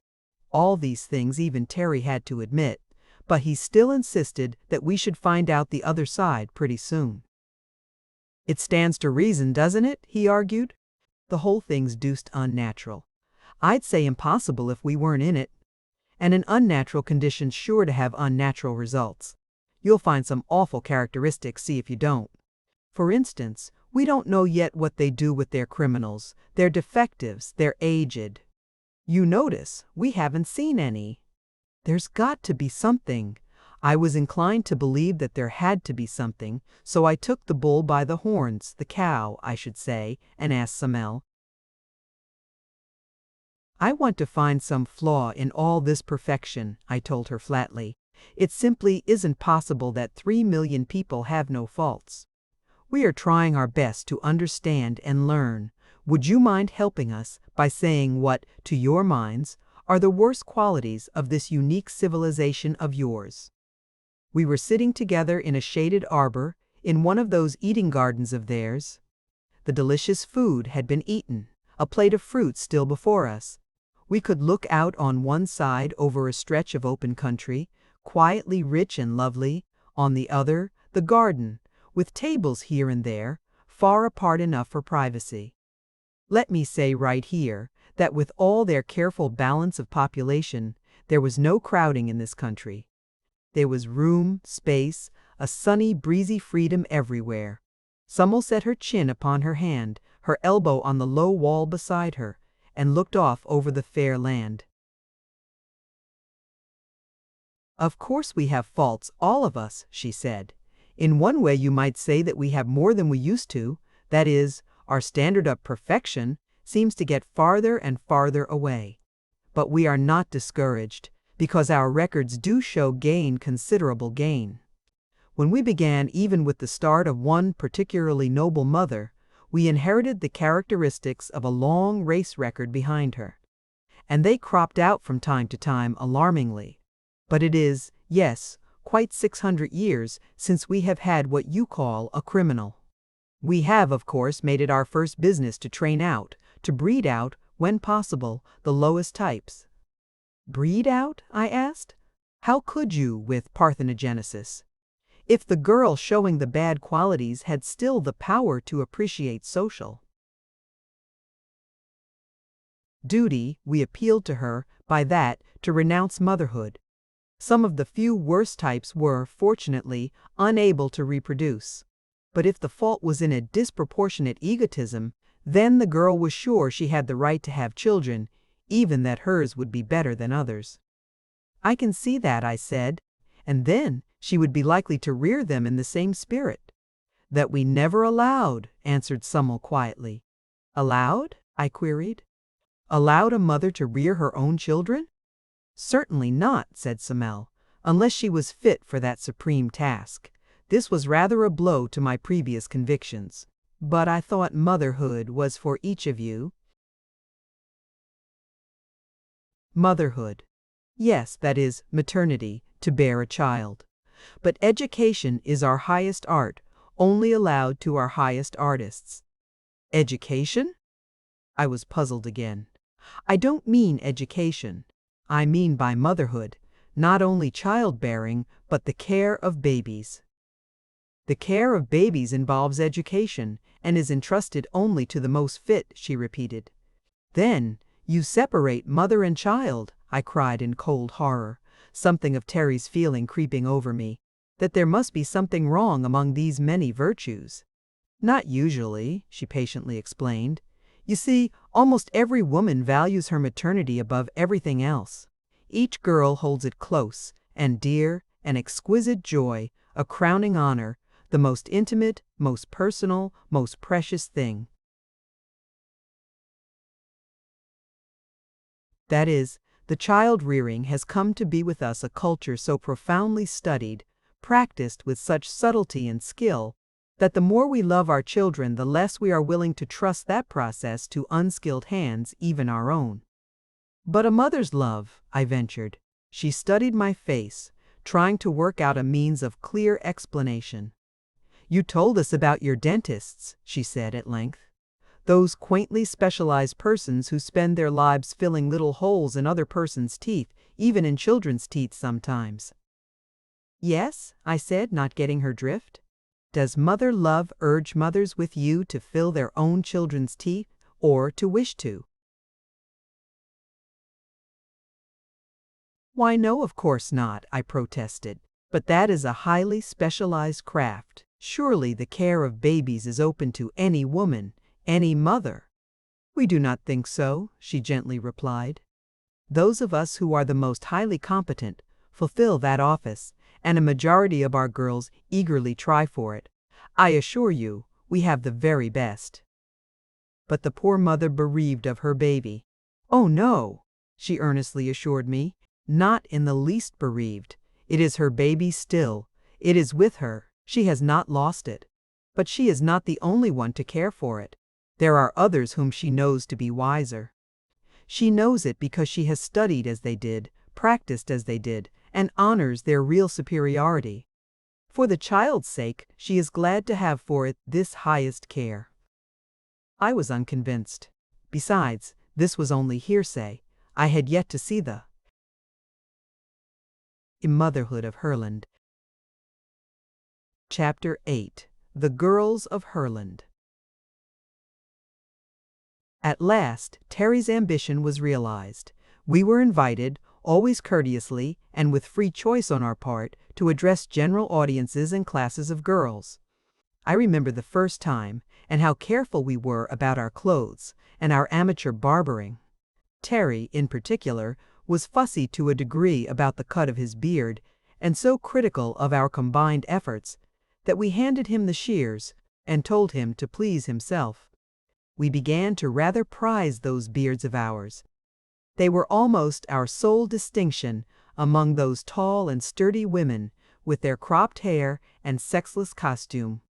Being offered a wide selection of garments we had chosen according to our personal taste, and were surprised to find, on meeting large audiences, that we were the most highly decorated, especially Terry.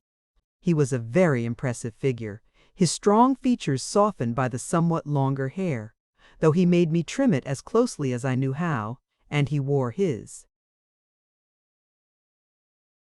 richly embroidered tunic with its broad, loose girdle, with quite a Henry V air. Jeff looked more like, well, like a Huguenot lover, and I don't know what I looked like, only that I felt very comfortable. When I got back to our own padded armor and its starched borders, I realized with acute regret how comfortable were those Herland clothes. We scanned that audience, looking for the three bright faces we knew, but they were not to be seen. Just a multitude of girls, quiet, eager, watchful, all eyes and ears to listen and learn. We had been urged to give, as fully as we cared to, a sort of synopsis of world history, in brief, and to answer questions. We are so utterly ignorant, you see, Moadine had explained to us. We know nothing but such science as we have worked out for ourselves, just the brainwork of one small half-country, and you, we gather, have helped one another all over the globe, sharing your discoveries, pooling your progress. How wonderful, how supremely beautiful your civilization must be. Samel gave a further suggestion. You do not have to begin all over again as you did with us. We have made a sort of digest of what we have learned from you, and it has been eagerly absorbed all over the country. Perhaps you would like to see our outline. We were eager to see it, and deeply impressed. To us, at first, these women, unavoidably ignorant of what to us was the basic commonplace of knowledge, had seemed on the plane of children or of savages. What we had been forced to admit, with growing acquaintance, was that they were ignorant as Plato and Aristotle were, but with a highly developed mentality quite comparable to that of ancient Greece. Far be it from me to lumber these pages with an account of what we so imperfectly strove to teach them. The memorable fact is what they taught us, or some faint glimpse of it. And at present, our major interest was not at all in the subject matter of our talk, but in the audience. Girls, hundreds of them, eager, bright-eyed, attentive young faces, crowding questions and, I regret to say, an increasing inability on our part to answer them effectively. our special guides, who were on the platform with us and sometimes aided in clarifying a question or, oftener, an answer, noticed this effect and closed the formal lecture part of the evening rather shortly. "Our young women will be glad to meet you," Samuel suggested, "to talk with you more personally, if you are willing." Willing. We were impatient and said as much, at which I saw a flickering little smile cross Moadine's face.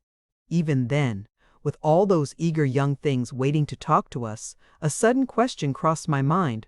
What was their point of view? What did they think of us? We learned that later. Terry plunged in among those young creatures with a sort of rapture, somewhat as a glad swimmer takes to the sea. Jeff, with a rapt look on his high-bred face, approached as to a sacrament. But I was a little chilled by that last thought of mine and kept my eyes open.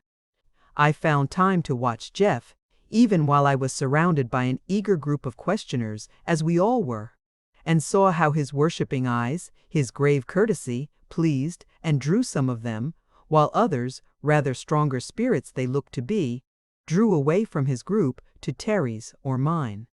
I watched Terry with special interest, knowing how he had longed for this time, and how irresistible he had always been at home. And I could see, just in snatches of course, how his suave and masterful approach seemed to irritate them. His too intimate glances were vaguely resented, his compliments puzzled and annoyed. Sometimes a girl would flush, not with drooped eyelids and inviting timidity, but with anger and a quick lift of the head. Girl after girl turned on her heel and left him, till he had but a small ring of questioners, and they, visibly, were the least girlish of the lot. I saw him looking pleased at first, as if he thought he was making a strong impression, but, finally, casting a look at Jeff, or me, he seemed less pleased and less. As for me, I was most agreeably surprised. At home I never was popular. I had my girlfriends, good ones, but they were friends, nothing else. Also, they were of somewhat the same clan, not popular in the sense of swarming admirers. But here, to my astonishment, I found my crowd was the largest. I have to generalize, of course, rather telescoping many impressions, but the first evening was a good sample of the impression we made. Jeff had a following, if I may call it that, of the more sentimental, though that's not the word I want.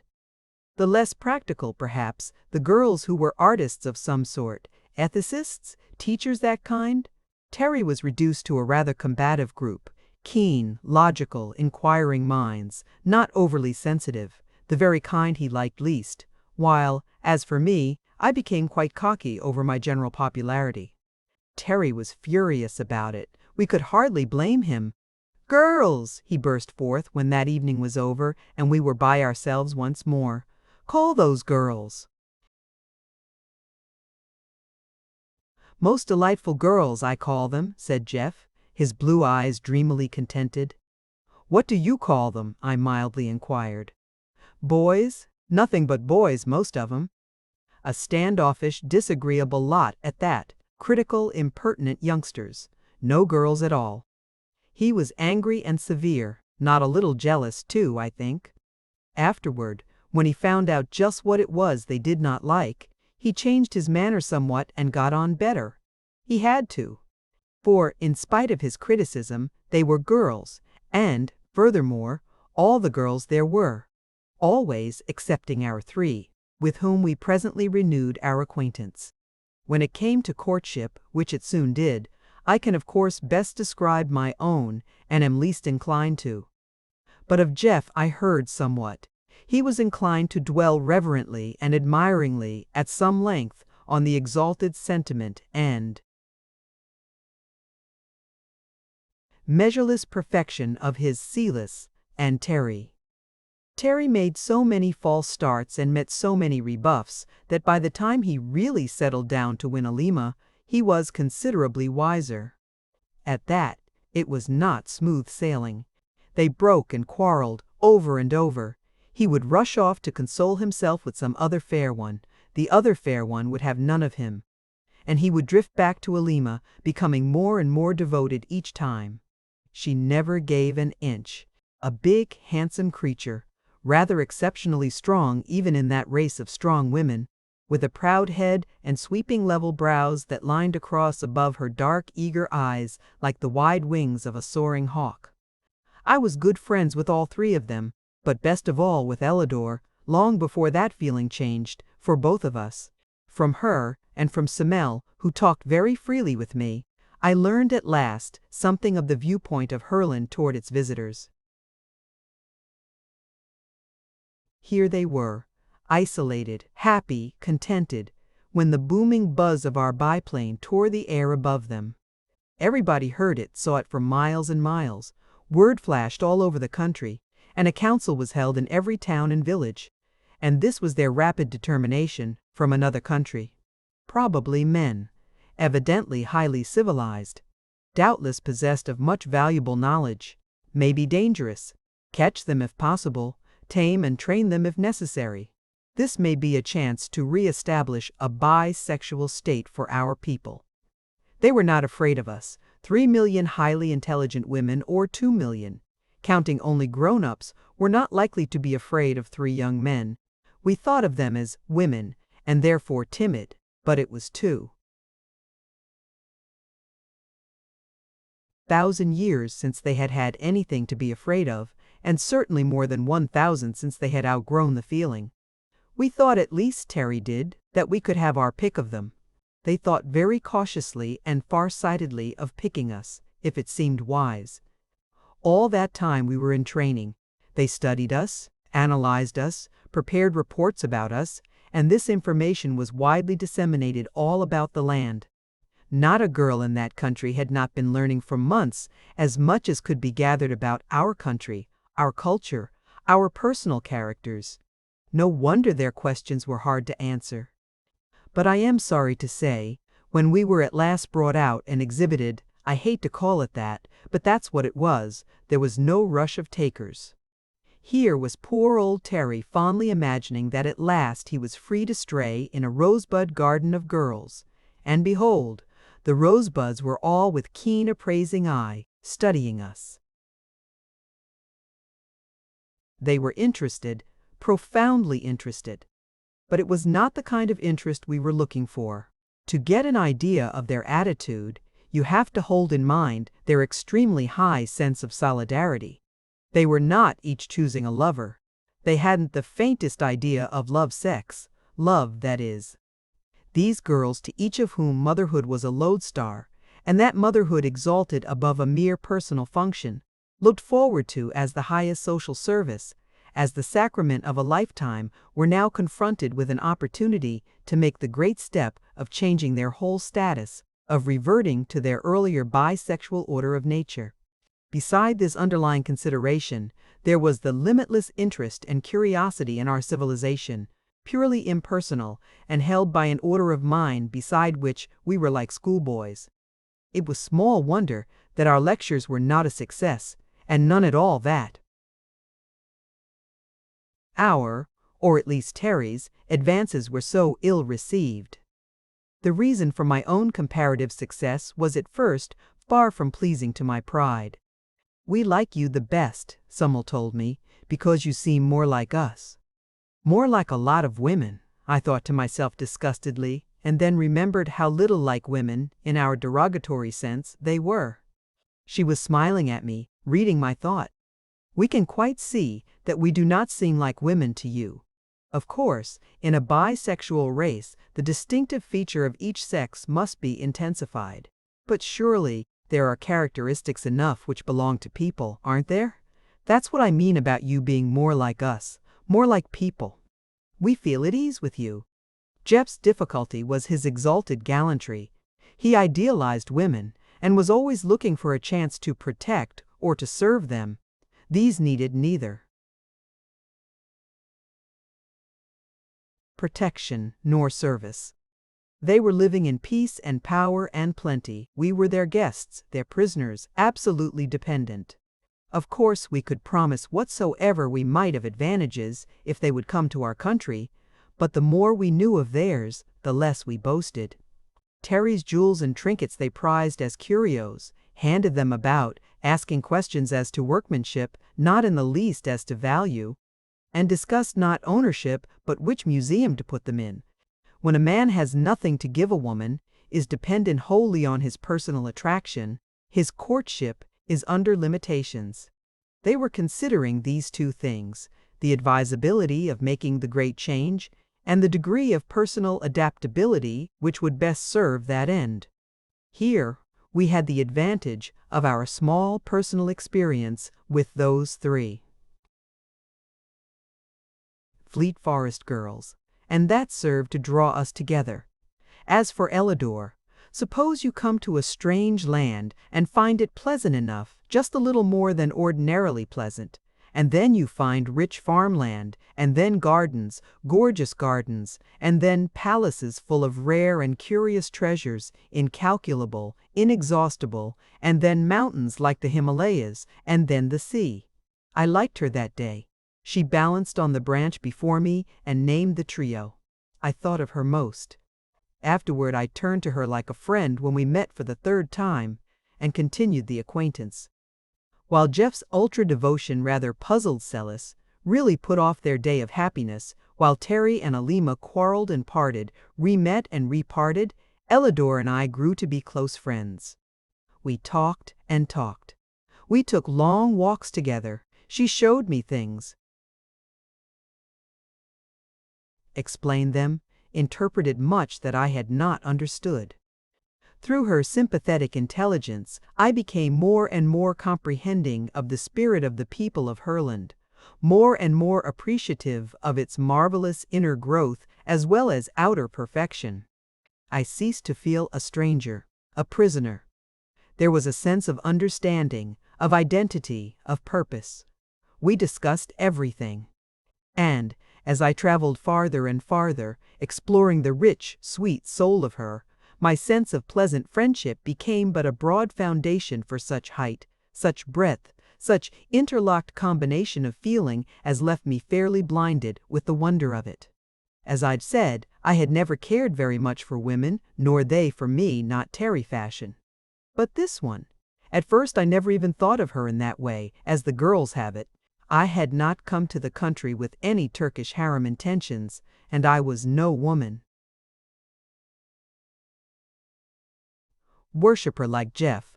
I just liked that girl as a friend, as we say. That friendship grew like a tree. She was such a good sport. We did all kinds of things together. She taught me games, and I taught her games, and we raced and rode, and had all manner of fun, as well as higher comradeship. Then, as I got on farther, the palace and treasures and snowy mountain ranges opened up. I had never known there could be such a human being. So great. I don't mean talented. She was a forester. One of the best, but it was not that gift I mean. When I say great, I mean great big, all through. If I had known more of those women, as intimately, I should not have found her so unique, but even among them she was noble. Her mother was an overmother, and her grandmother too, I heard later. So she told me more and more of her beautiful land, and I told her as much, yes, more than I wanted to, about mine, and we became inseparable. Then, this deeper recognition came and grew. I felt my own soul rise and lift its wings, as it were. Life got bigger. It seemed as if I understood as I never had before, as if I could do things, as if I too could grow, if she would help me. And then it came to both of us, all at once. A still day on the edge of the world, their world, the two of us, gazing out over the far dim forest land below, talking of heaven and earth and human life, and of my land and other lands, and what they needed, and what I hoped to do for them. If you will help me, I said. She turned to me, with that high, sweet look of hers, and then, as her eyes rested in mine and her hands too, then suddenly there blazed out between us a farther glory, instant, overwhelming quite beyond any words of mine to tell. Celis was a blue and gold and rose person, Alma, black and white and red, a blazing beauty. Ellador was brown, hair dark and soft, like a seal coat. Clear brown skin with a healthy red in it, brown eyes all the way from topaz to black velvet. They seemed to range splendid girls, all of them. They had seen us first of all, far down in the lake below, and flashed the tidings across the land even before our first exploring flight. They had watched our landing, flitted through the forest with us, hidden in that tree, and I shrewdly suspect giggled on purpose. They had kept watch over our hooded machine, taking turns at it, and when our escape was announced, had followed alongside for a day or two and been there at the last, as described. They felt a special claim on us, called us their men. And when we were at liberty to study the land and people and be studied by them, their claim was recognized by the wise leaders. But I felt, we all did, that we should have chosen them among millions, unerringly. And yet the path of true love never did run smooth. This period of courtship was full of the most unsuspected pitfalls. Writing this as late as I do, after manifold experiences both in Herland and, later, in my own land, I can now understand and philosophize about what was then a continual astonishment, and often a temporary tragedy. The long suit in most courtships is sex attraction, of course, then gradually develops such comradeship as the two temperaments allow. Then, after marriage, there is either the establishment of a slow-growing, widely based friendship, the deepest, tenderest, sweetest of relations, all lit and warmed by the recurrent flame of love, or else that process is reversed. Love cools and fades, no friendship grows, the whole relation turns from beauty to ashes. Here, everything was different. There was no sex feeling to appeal to, or practically none. 2,000 years' disuse had left very little of the instinct. Also, we must remember that those who had at times manifested it as atavistic exceptions were often, by that very fact, denied motherhood. Yet while the mother process remains, the inherent ground for sex distinction remains also. And who shall say what long-forgotten feeling, vague and nameless, was stirred in some of these mother hearts by our arrival? What left us even more at sea in our approach was the lack of any sex tradition. There was no accepted standard of what was manly and what was womanly. When Jeff said, taking the fruit basket from his adored one, "A woman should not carry anything," Celis said, "Why?" with the frankest amazement. He could not look that fleet-footed, deep-chested young forester in the face and say, "Because she is weaker." She wasn't. One does not call a racehorse weak because it is visibly not a cart horse. He said, rather lamely, that women were not built for heavy work. She looked out across the fields to where some women were working, building a new bit of wall out of large stones, looked back at the nearest town with its woman-built houses, down at the smooth, hard road we were walking on, and then at the little basket he had taken from her. "I don't understand," she said quite sweetly. "Are the women in your country so weak that they could not carry such a thing as that?" "It is a convention," he said. "We assume that motherhood is a sufficient burden that men should carry all the others." "What a beautiful feeling," she said, her blue eyes shining. "Does it work?" asked Alima in her keen, swift way.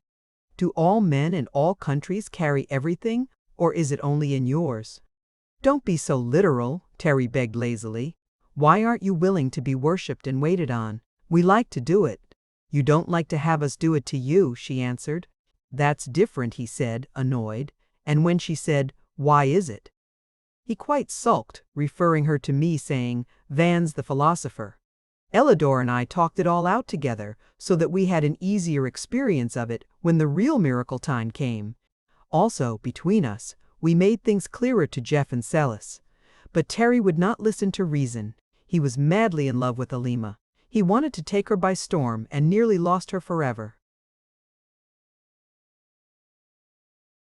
You see, if a man loves a girl who is in the first place young and inexperienced, who in the second place is educated with a background of caveman tradition, a middle ground of poetry and romance, and a foreground of unspoken hope and interest, all centering upon the one event, and who has, furthermore, absolutely no other hope or interest worthy of the name, why, it is a comparatively easy matter to sweep her off her feet with a dashing attack. Terry was a past master in this process. He tried it here, and Alima was so affronted, so repelled, that it was weeks before he got near enough to try again. The more coldly she denied him, the hotter his determination. He was not used to real refusal. The approach of flattery she dismissed with laughter, gifts and such attentions we could not bring to bear. Pathos and complaint of cruelty stirred only a reasoning inquiry. It took Terry a long time. I doubt if she ever accepted her strange lover as fully as did Celis and Elidor. Theirs. He had hurt and offended her too often. There were reservations. But I think Alima retained some faint vestige of long-descended feeling which made Terry more possible to her than to others, and that she had made up her mind to the experiment and hated to renounce it. However it came about, we all three at length achieved full understanding and solemnly faced what was to them a step of measureless importance, a grave question as well as a great happiness, to us a strange, new joy. Of marriage as a ceremony they knew nothing. Jeff was for bringing them to our country for the religious and the civil ceremony, but neither Celis nor the others would consent. "We can't expect them to want to go with us yet," said Terry sagely. "Wait a bit, boys. We've got to take 'em on their own terms, if at all." This, in rueful reminiscence of his repeated failures. "But our time's coming," he added cheerfully. "These women have never been mastered, you see." This, as one who had made a discovery. "You'd better not try to do any mastering if you value your chances," I told him seriously. But he only laughed and said, "Every man to his trade, we couldn't do anything with him. He had to take his own medicine. If the lack of tradition of courtship left us much at sea in our wooing, we found ourselves still more bewildered by lack of tradition of matrimony. And here again, I have to draw on later experience, and as deep an acquaintance with their culture as I could achieve, to explain the gulfs of difference between us. 2,000 years of one continuous culture with no men. Back of that, only traditions of the harem. They had no exact analog for our word home, any more than they had for our Roman-based family. They loved one another with a practically universal affection, rising to exquisite and unbroken friendships, and broadening to a devotion to their country and people, for which our word patriotism is no definition at all. Patriotism, red hot, is compatible with the existence of a neglect of national interests, a dishonesty, a cold indifference to the suffering of millions. Patriotism is largely pride, and very largely combativeness. Patriotism generally has a chip on its shoulder. This country had no other country to measure itself by save the few poor savages far below, with whom they had no contact. They loved their country because it was their nursery, playground, and workshop, theirs and their children's. They were proud of it as a workshop, proud of their record of ever-increasing efficiency. They had made a pleasant garden of it, a very practical little heaven, but most of all, they valued it. And here it is hard for us to understand them as a cultural environment for their children. That, of course, is the keynote of the whole distinction. Their children. From those first breathlessly guarded, half-adored race mothers, all up the ascending line, they had this dominant thought of building up a great race through the children. All the surrendering devotion our women have put into their private families, these women put into their country and race. All the loyalty and service men expect of wives, they gave, not singly to men, but collectively to one another. And the mother instinct, with us so painfully intense, so thwarted by conditions, so concentrated in personal devotion to a few, So bitterly hurt by death, disease, or barrenness, and even by the mere growth of the children, leaving the mother alone in her empty nest, all this feeling with them flowed out in a strong, wide current, unbroken through the generations, deepening and widening through the generations, deepening and widening through the years, including every child in all the land.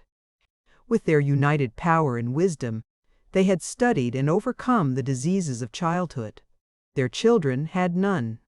They had faced the problems of education, and so solved them that their children grew up as naturally as young trees, learning through every sense, taught continuously but unconsciously, never knowing they were being educated. In fact, they did not use the word as we do. Their idea of education was the special training they took, when half grown up, under experts. Then, the eager young minds fairly flung themselves on their chosen subjects, and acquired with an ease, a breadth, a grasp, at which I never ceased to wonder. But the babies and little children never felt the pressure of that forcible feeding of the mind that we call education. Of this, more later. Chapter 9. Our Relations and Theirs. What I'm trying to show here is that with these women, the whole relationship of life counted in a glad, eager growing up to join the ranks of workers in the line. Best loved, a deep, tender reverence for one's own mother, too deep for them to speak of freely, and beyond that, the whole free, wide range of sisterhood, the splendid service of the country, and friendships. To these women we came, filled with the ideas, convictions, traditions of our culture, and undertook to rouse in them the emotions which to us seemed proper. However much, or little, of true sex feeling there was between us, it phrased itself in their minds in terms of friendship, the one purely personal love they knew, and of ultimate parentage. Visibly, we were not mothers, nor children, nor compatriots, so, if they loved us, we must be friends. That we should pair off together in our courting days was natural to them, that we three should remain much together, as they did themselves, was also natural. We had as yet no work, so we hung about them in their forest tasks. That was natural too. But when we began to talk about each couple having homes of our own, they could not understand it. Our work takes us all around the country, explained Silas. We cannot live in one place all the time. We are together now, urged Alima, looking proudly at Terry's stalwart nearness. This was one of the times when they were on, though presently off again. It's not the same thing at all, he insisted. A man wants a home of his own, with his wife and family in it. Staying in it all the time? Asked Elidor. Not imprisoned, surely? Of course not, living there naturally, he answered. What does she do there all the time? Alima demanded. What is her work? Then Terry patiently explained again that our women did not work with reservations. But what do they do if they have no work? She persisted. They take care of the home and the children. At the same time? Asked Elidor. Why, yes. The children play about and the mother has charge of it all. There are servants, of course. It seemed so obvious, so natural to Terry, that he always grew impatient. But the girls were honestly anxious to understand. How many children do your women have? Alima had her notebook out now, and a rather firm set of lip. Terry began to dodge. There is no set number, my dear, he explained. Some have more, some have less. Some have none at all, I put in mischievously. They pounced on this admission and soon wrung from us the general fact that those women who had the most children had the least servants, and those who had the most servants had the least children. There, triumphed Alima. 1 or 2 or no children, and 3 or 4 servants. Now what do those women do? We explained as best we might. We talked of social duties, disingenuously banking on their not interpreting the words as we did. We talked of hospitality, entertainment, and various interests. All the time we knew that to these large-minded women whose whole mental outlook was so collective, the limitations of a wholly personal life were inconceivable. We cannot really understand it, Elidor concluded. We are only half a people. We have our woman ways and they have their man ways and they're both ways. We have worked out a system of living which is, of course, limited. They must have a broader, richer, better one. I should like to see it. You shall, dearest, I whispered. There's nothing to smoke, complained Terry. He was in the midst of a prolonged quarrel with Alima and needed a sedative. There's nothing to drink. These blessed women have no pleasant vices. I wish we could get out of here. This wish was vain. We were always under a certain degree of watchfulness. When Terry burst forth to tramp the streets at night, he always found a kernel here or there, and when, on an occasion of fierce though temporary despair, he had plunged to the cliff edge with some vague view to escape, he found several of them close by. We were free, but there was a string to it. They've no unpleasant ones either, Jeff reminded him. Wish they had, Terry persisted. They've neither the vices of men nor the virtues of women. They're neuters. You know better than that. Don't talk nonsense, said I severely. I was thinking of Elidor's eyes when they gave me a certain look, a look she did not at all realize. Jeff was equally incensed. I don't know what virtues of women you miss. Seems to me they have all of them.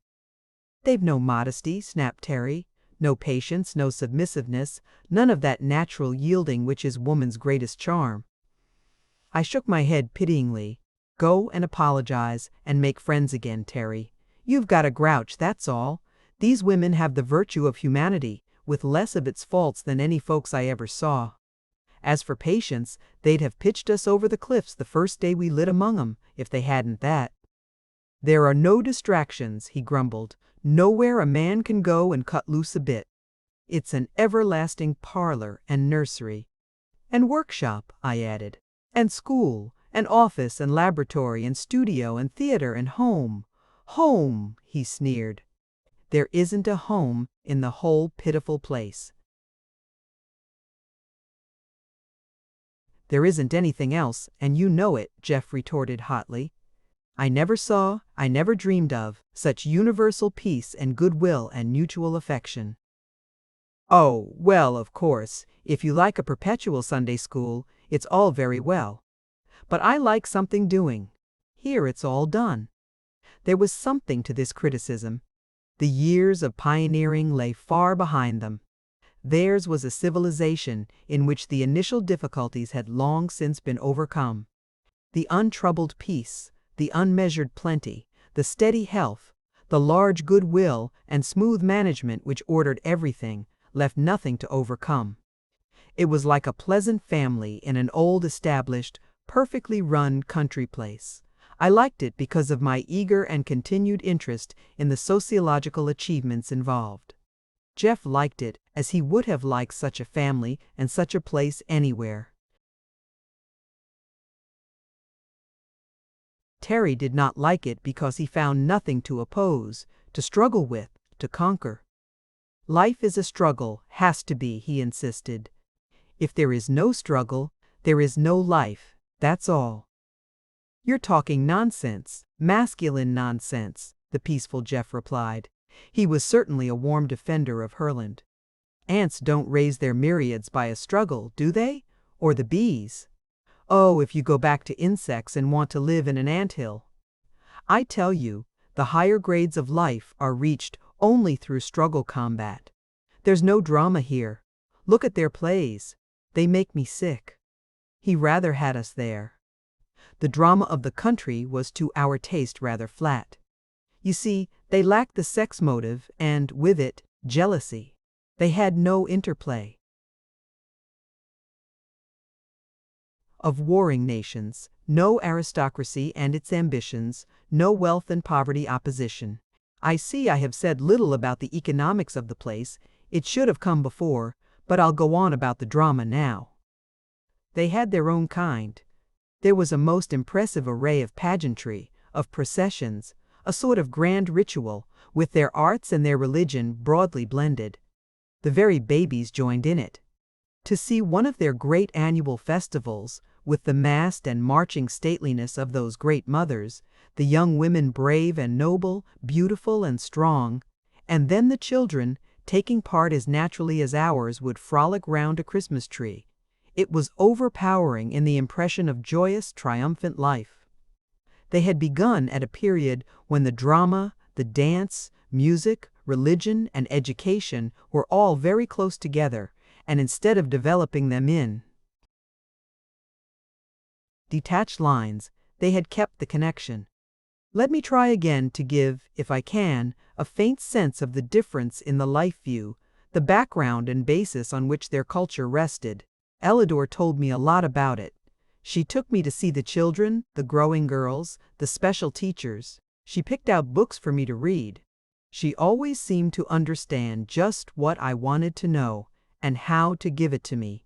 While Terry and Alima struck sparks and parted, he always madly drawn to her, and she to him she must have been, or she'd never have stood the way he behaved. Elidor and I had already a deep, restful feeling, as if we'd always had one another. Jeff and Silas were happy, there was no question of that, but it didn't seem to me as if they had the good times we did. Well, here is the Herland child facing life as Elidor tried to show it to me. From the first memory, they knew peace, beauty, order, safety, love, wisdom, justice, patience, and plenty. By plenty, I mean that the babies grew up in an environment which met their needs, just as young fawns might grow up in dewy forest glades and brook-fed meadows. And they enjoyed it as frankly and utterly as the fawns would. They found themselves in a big, bright, lovely world, full of the most interesting and enchanting things to learn about and to do. The people everywhere were friendly and polite. No Herland child ever met the overbearing rudeness we so commonly show to children. They were people, too, from the first, the most precious part of the nation. In each step of the rich experience of living, they found the instance they were studying widen out into contact with an endless range of common interests. The things they learned were related, from the first, related to one another and to the national prosperity. It was a butterfly that made me a forester, said Elidor. I was about 11 years old, and I found a big purple and green butterfly on a low flower. I caught it very carefully by the closed wings, as I had been told to do, and carried it to the nearest insect teacher. I made a note there to ask her what on earth an insect teacher was, to ask her its name. She took it from me with a little cry of delight. "Oh, you blessed child," she said. "Do you like obernuts?" Of course I liked obernuts, and said so. It is our best food nut, you know. This is a female of the obernut moth, she told me. They are almost gone. We have been trying to exterminate them for centuries. If you had not caught this one, it might have laid eggs enough to raise worms, enough to destroy thousands of our nut trees, thousands of bushels of nuts, and make years and years of trouble for us. Everybody congratulated me. The children all over the country were told to watch for that moth, if there were any more. I was shown the history of the creature, and an account of the damage it used to do, and of how long and hard. Our foremothers had worked to save that tree for us. I grew a foot, it seemed to me, and determined then and there to be a forester. This is but an instance, she showed me many. The big difference was that whereas our children grow up in private homes and families, with every effort made to protect and seclude them from a dangerous world, here they grew up in a wide, friendly world and knew it for theirs, from the first. Their child literature was a wonderful thing. I could have spent years following the delicate subtleties, the smooth simplicities with which they had bent that great art to the service of the child mind. We have two life cycles, the man's and the woman's. To the man there is growth, struggle, conquest, the establishment of his family, and as much further success in gain or ambition as he can achieve. to the woman. Growth, the securing of a husband, the subordinate activities of family life, and afterward such social or charitable interests as her position allows. Here was but one cycle, and that a large one.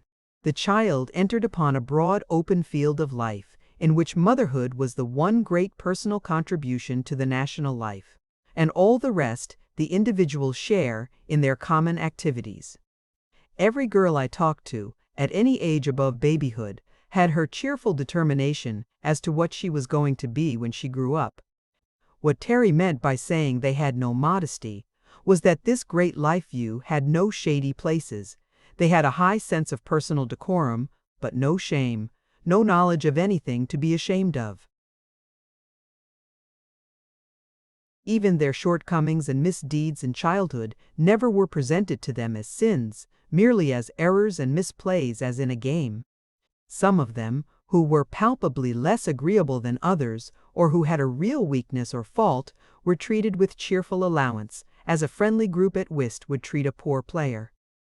Their religion, you see, was maternal, and their ethics, based on the full perception of evolution, showed the principle of growth and the beauty of wise culture. They had no theory of the essential opposition of good and evil. Life to them was growth. Their pleasure was in growing, and their duty also. With this background, with their sublimated mother love, expressed in terms of widest social activity, every phase of their work was modified by its effect on the national growth. The language itself they had deliberately clarified, simplified, made easy and beautiful for the sake of the children. This seemed to us a wholly incredible thing. First, that any nation should have the foresight, the strength, and the persistence to plan and fulfill such a task, and second, that women should have had so much initiative. We have assumed, as a matter of course, that women had none, that only the man, with his natural energy and impatience of restriction, would ever invent anything. Here we found that the pressure of life upon the environment develops in the human mind its inventive reactions regardless of sex, and further, that a fully awakened motherhood plans and works without limit for the good of the child, that the children might be most nobly born and reared in an environment calculated to allow the richest, freest growth. They had deliberately remodeled and improved the whole state. I do not mean in the least that they stopped at that, any more than a child stops at childhood. The most impressive part of their whole culture beyond this perfect system of child-rearing was the range of interests and associations open to them all, for life. But in the field of literature, I was most struck, at first, by the child motive. They had the same gradation of simple, repetitive verse and story that we are familiar with, and the most exquisite imaginative tales, but where, with us, these are the dribbled remnants of ancient folk myths and primitive lullabies.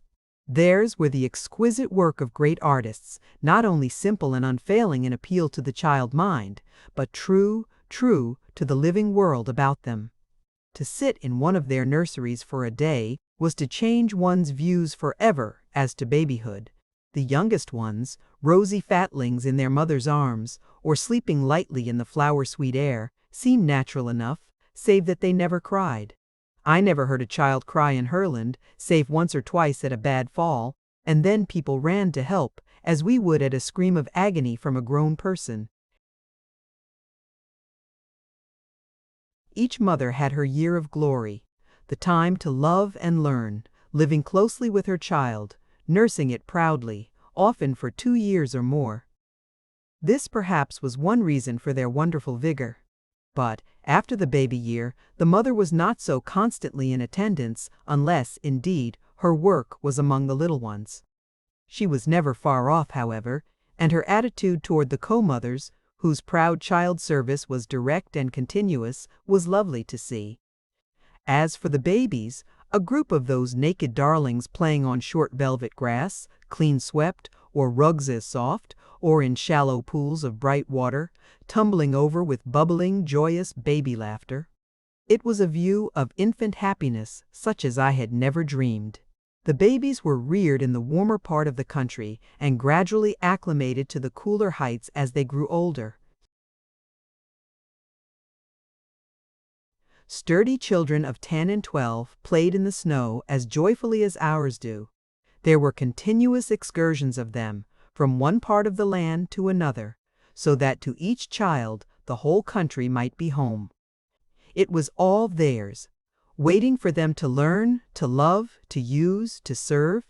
As our own little boys plan to be a big soldier, or a cowboy, or whatever pleases their fancy, and our little girls plan for the kind of home they mean to have, or how many children, these planned freely and gaily, with much happy chattering, of what they would do for the country when they were grown. It was the eager happiness of the children and young people which first made me see the folly of that common notion of ours, that if life was smooth and happy, people would not enjoy it. As I studied these youngsters, vigorous, joyous, eager little creatures, and their voracious appetite for life, it shook my previous ideas so thoroughly that they have never been re-established. The steady level of good health gave them all that natural stimulus we used to call animal spirits, an odd contradiction in terms. They found themselves in an immediate environment which was agreeable and interesting, and before them stretched the years of learning and discovery, the fascinating, endless process of education. As I looked into these methods and compared them with our own, my strange, uncomfortable sense of race humility grew apace. Ellador could not understand my astonishment. She explained things kindly and sweetly, but with some amazement that they needed explaining, and with sudden questions as to how we did it that left me meeker than ever. I betook myself to Summel one day, carefully not taking Ellador. I did not mind seeming foolish to Summel, she was used to it. I want a chapter of explanation, I told her. You know my stupidities by heart, and I do not want to show them to Ellador, she thinks me so wise. She smiled delightedly. It is beautiful to see, she told me, this new wonderful love between you. The whole country is interested, you know. How can we help it? I had not thought of that. We say, all the world loves a lover, but to have a couple of million people watching one's courtship, and that a difficult one, was rather embarrassing. Tell me about your theory of education, I said. Make it short and easy. And, to show you what puzzles me, I'll tell you that in our theory, great stress is laid on the forced exertion of the child's mind. We think it is good for him to overcome obstacles. Of course it is, she unexpectedly agreed. All our children do that they love to.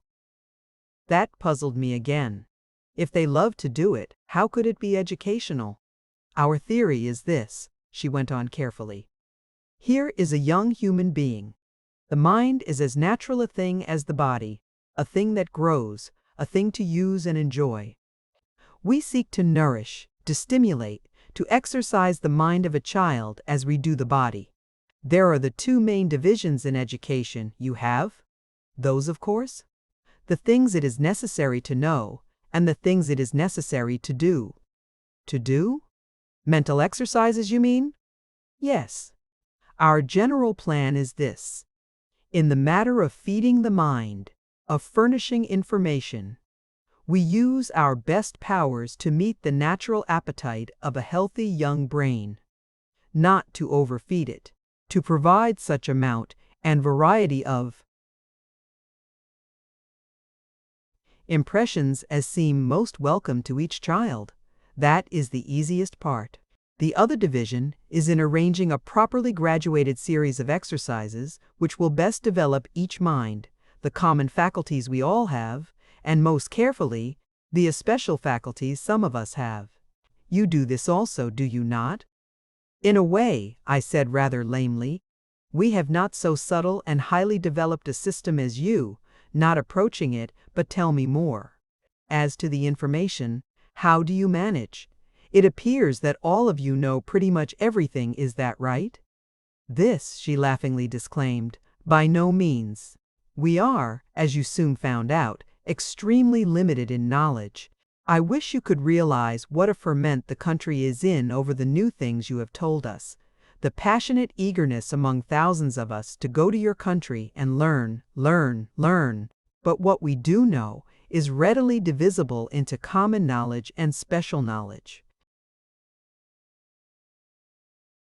The common knowledge we have long since learned to feed into the minds of our little ones with no waste of time or strength. The special knowledge is open to all, as they desire it. Some of us specialize in one line only, but most take up several, some for their regular work, some to grow with. To grow with? Yes. When one settles too close in one kind of work, there is a tendency to atrophy in the disused portions of the brain. We like to keep on learning, always. What do you study?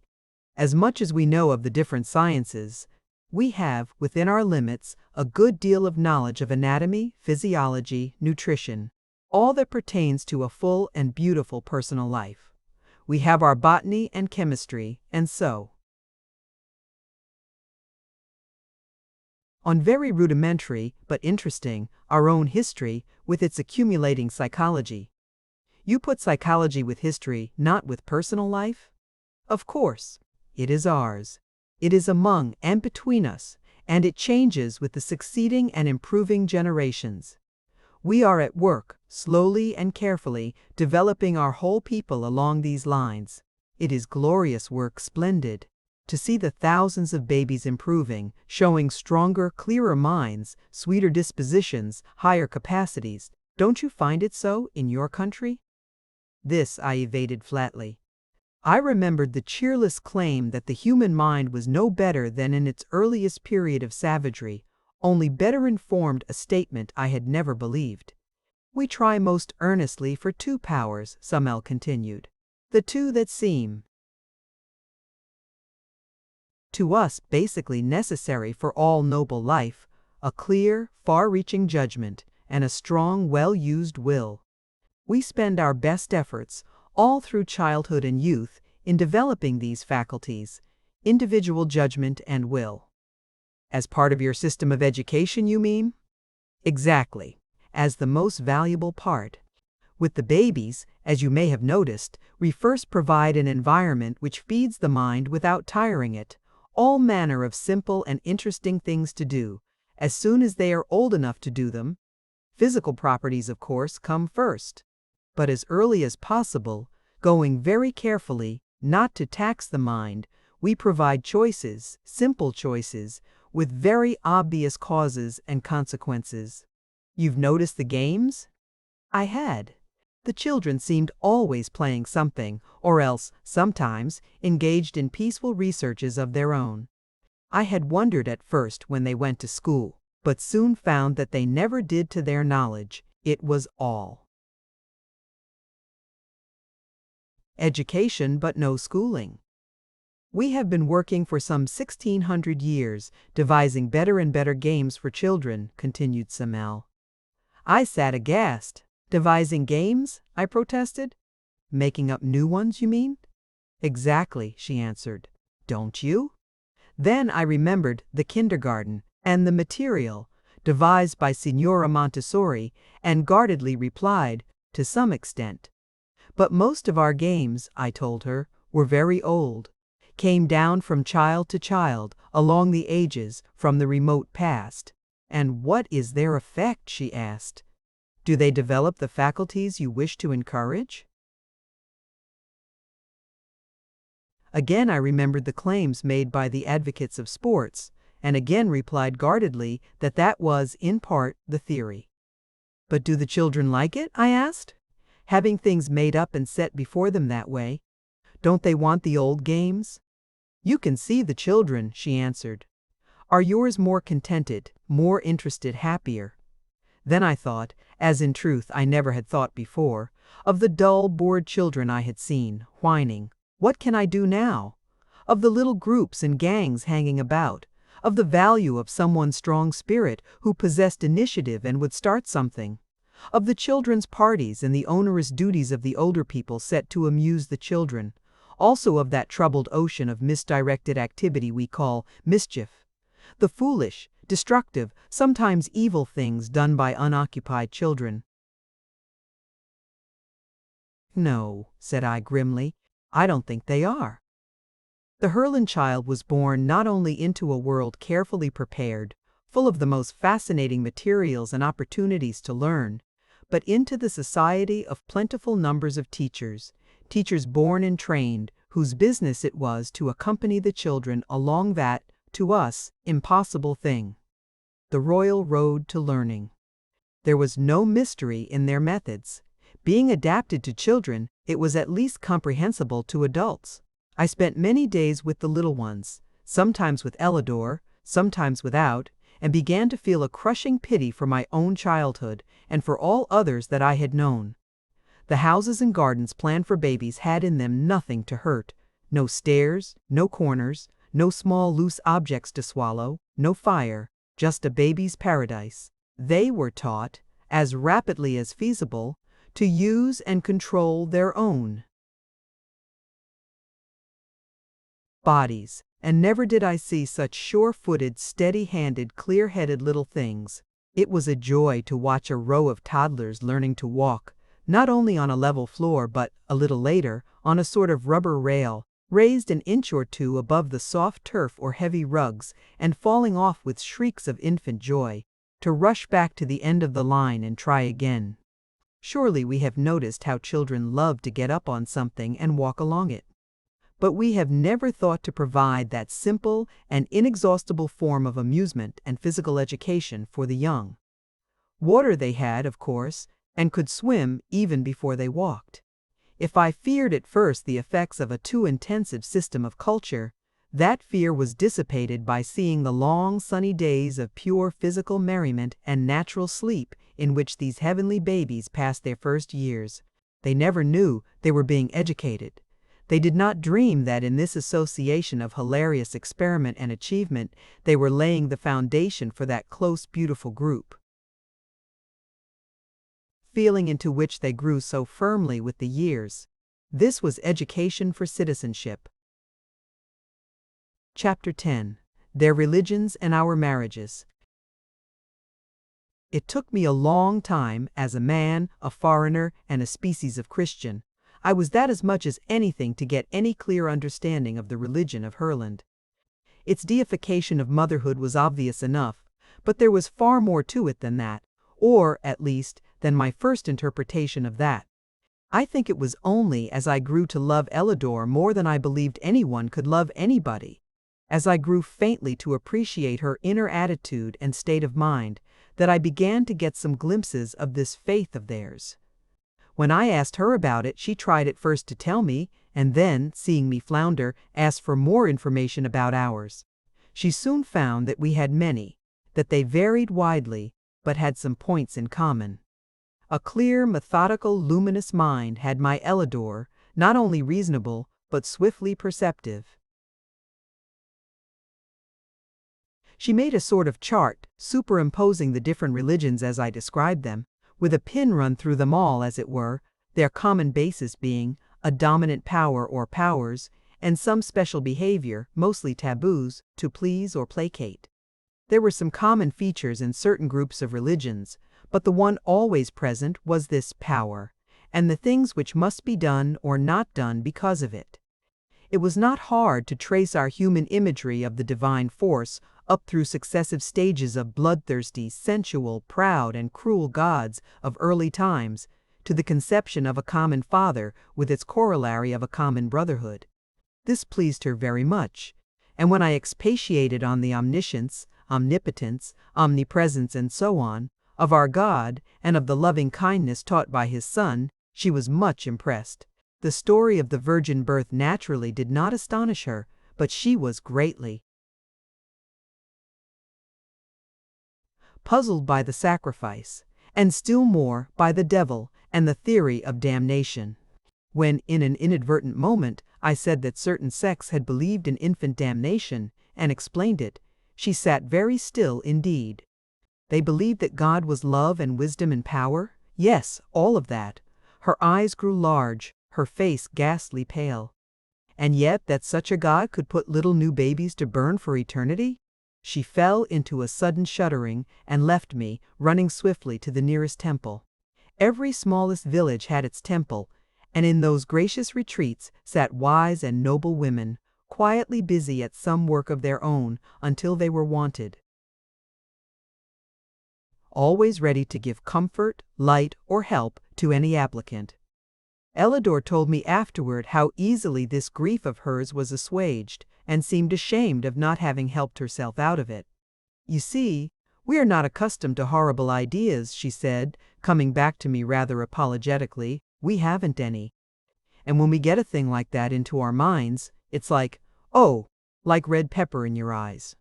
So I just ran to her, blinded and almost screaming, and she took it out so quickly, so easily. "How?" I asked, very curious. "Why, you blessed child," she said, "you've got the wrong idea altogether. You do not have to think that there ever was such a God, for there wasn't, or such a happening, for there wasn't. Nor even that this hideous false idea was believed by anybody. But only this, that people who are utterly ignorant will believe.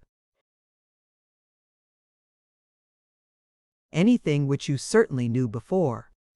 Anyhow," pursued Ellador, she turned pale for a minute when I first said it. "This was a lesson to me. No wonder this whole nation of women was peaceful and sweet, in expression they had no horrible ideas." "Surely you had some when you began," I suggested. "Oh yes, no doubt. But as soon as our religion grew to any height at all, we left them out, of course. From this, as from many other things, I grew to see what I finally put in words. Have you no respect for the past? For what was thought and believed by your foremothers? Why, no," she said. "Why should we? They are all gone. They knew less then." We do. If we are not beyond them, we are unworthy of them, and unworthy of the children who must go beyond us. This set me thinking in good earnest. I had always imagined, simply from hearing it said, I suppose that women were by nature conservative. Yet these women, quite unassisted by any masculine spirit of enterprise, had ignored their past and built daringly for the future. Ellador watched me think. She seemed to know pretty much what was going on in my mind. It's because we began in a new way, I suppose. All our folks were swept away at once, and then, after that time of despair, came those wonder children the first. And then, the whole breathless hope of us was for their children if they should have them. And they did. Then there was the period of pride and triumph, till we grew too numerous, and after that, when it all came down to one child apiece, we began to really work to make better ones. "But how does this account for such a radical difference in your religion?" I persisted. She said she couldn't talk about the difference very intelligently, not being familiar with other religions, but that theirs seemed simple enough. Their great mother spirit was to them what their own motherhood was, only magnified beyond human limits. That meant that they felt beneath and behind them an upholding, unfailing, serviceable love. Perhaps it was really the accumulated mother love of the race they felt, but it was a power. "Just what is your theory of worship?" I asked her. "Worship? What is that?" I found it singularly difficult to explain, this divine love which they felt so strongly did not seem to ask anything of them, any more than our mothers do, she said. "But surely your mothers expect honor, reverence, obedience from you.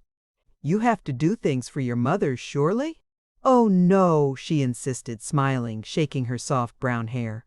"We do things from our mothers, not for them. We don't have to do things for them, they don't need it, you know. But we have to live on splendidly because of them, and that's the way we feel about God."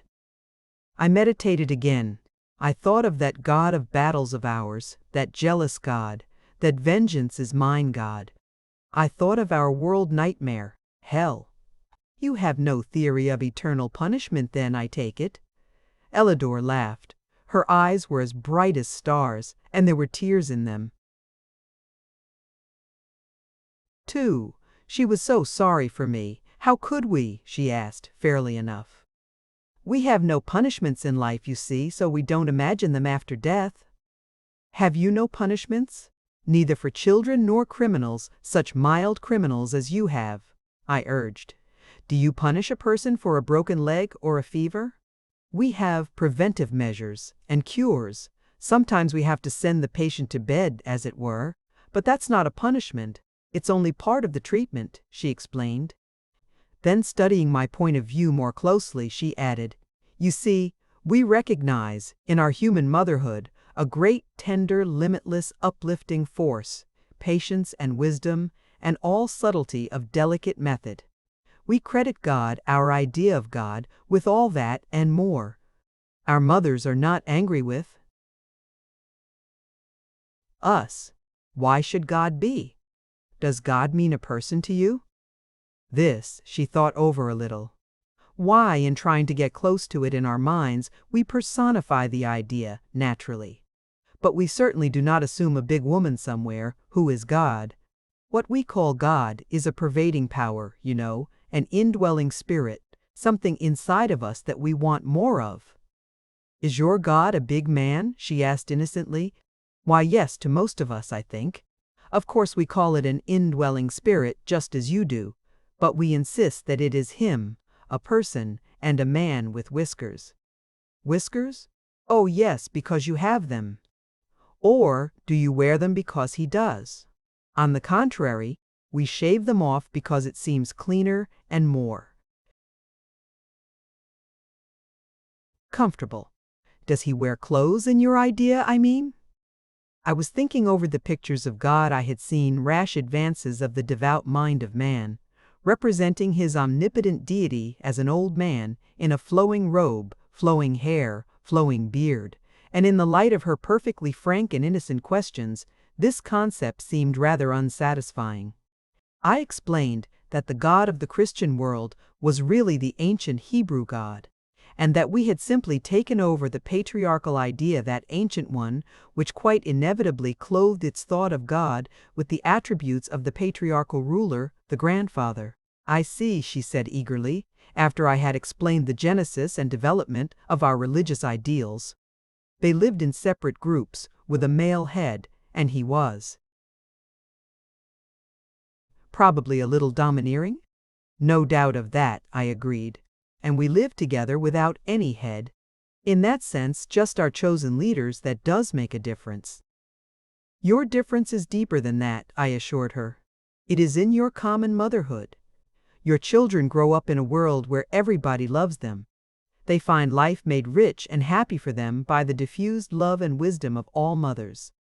So it is easy for you to think of God in the terms of a similar diffused and competent love. I think you are far nearer right than we are.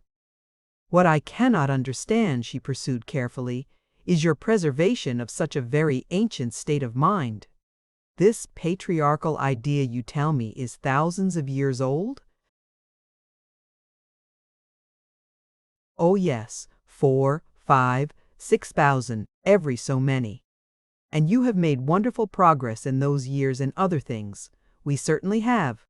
But religion is different. You see, our religions come from behind us, and are initiated by some great teacher who is dead. He is supposed to have known the whole thing and taught it, finally. All we have to do is believe and obey.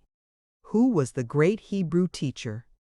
Oh, there it was different.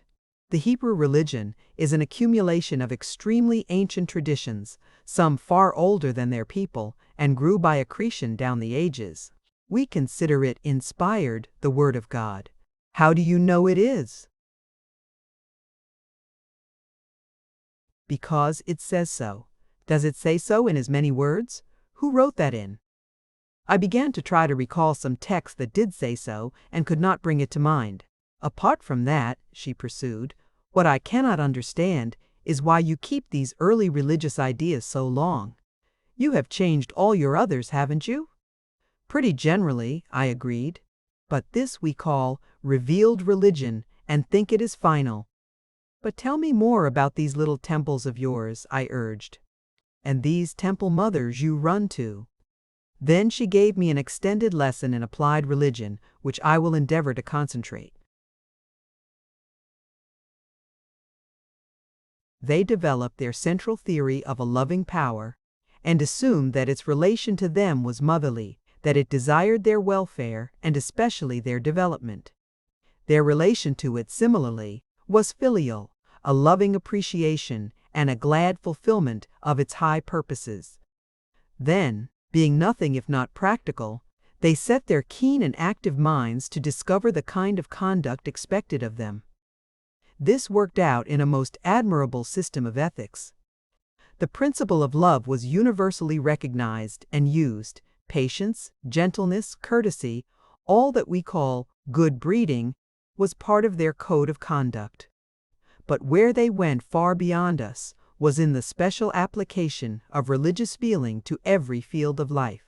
They had no ritual, no little set of performances called divine service, save those religious pageants I have spoken of, and those were as much educational as religious, and as much social as either. But they had a clear established connection between everything they did and God. Their cleanliness, their health, their exquisite order, the rich,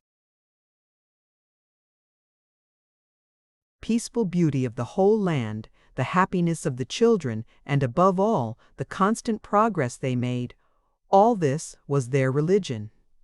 They applied their minds to the thought of God and worked out the theory that such an inner power demanded outward expression. They lived as if God was real and at work within them. As for those little temples everywhere, some of the women were more skilled, more temperamentally inclined in this direction than others. These, whatever their work might be, gave certain hours to the temple service, which meant being there with all their love and wisdom and trained thought to smooth out rough places for anyone who needed it.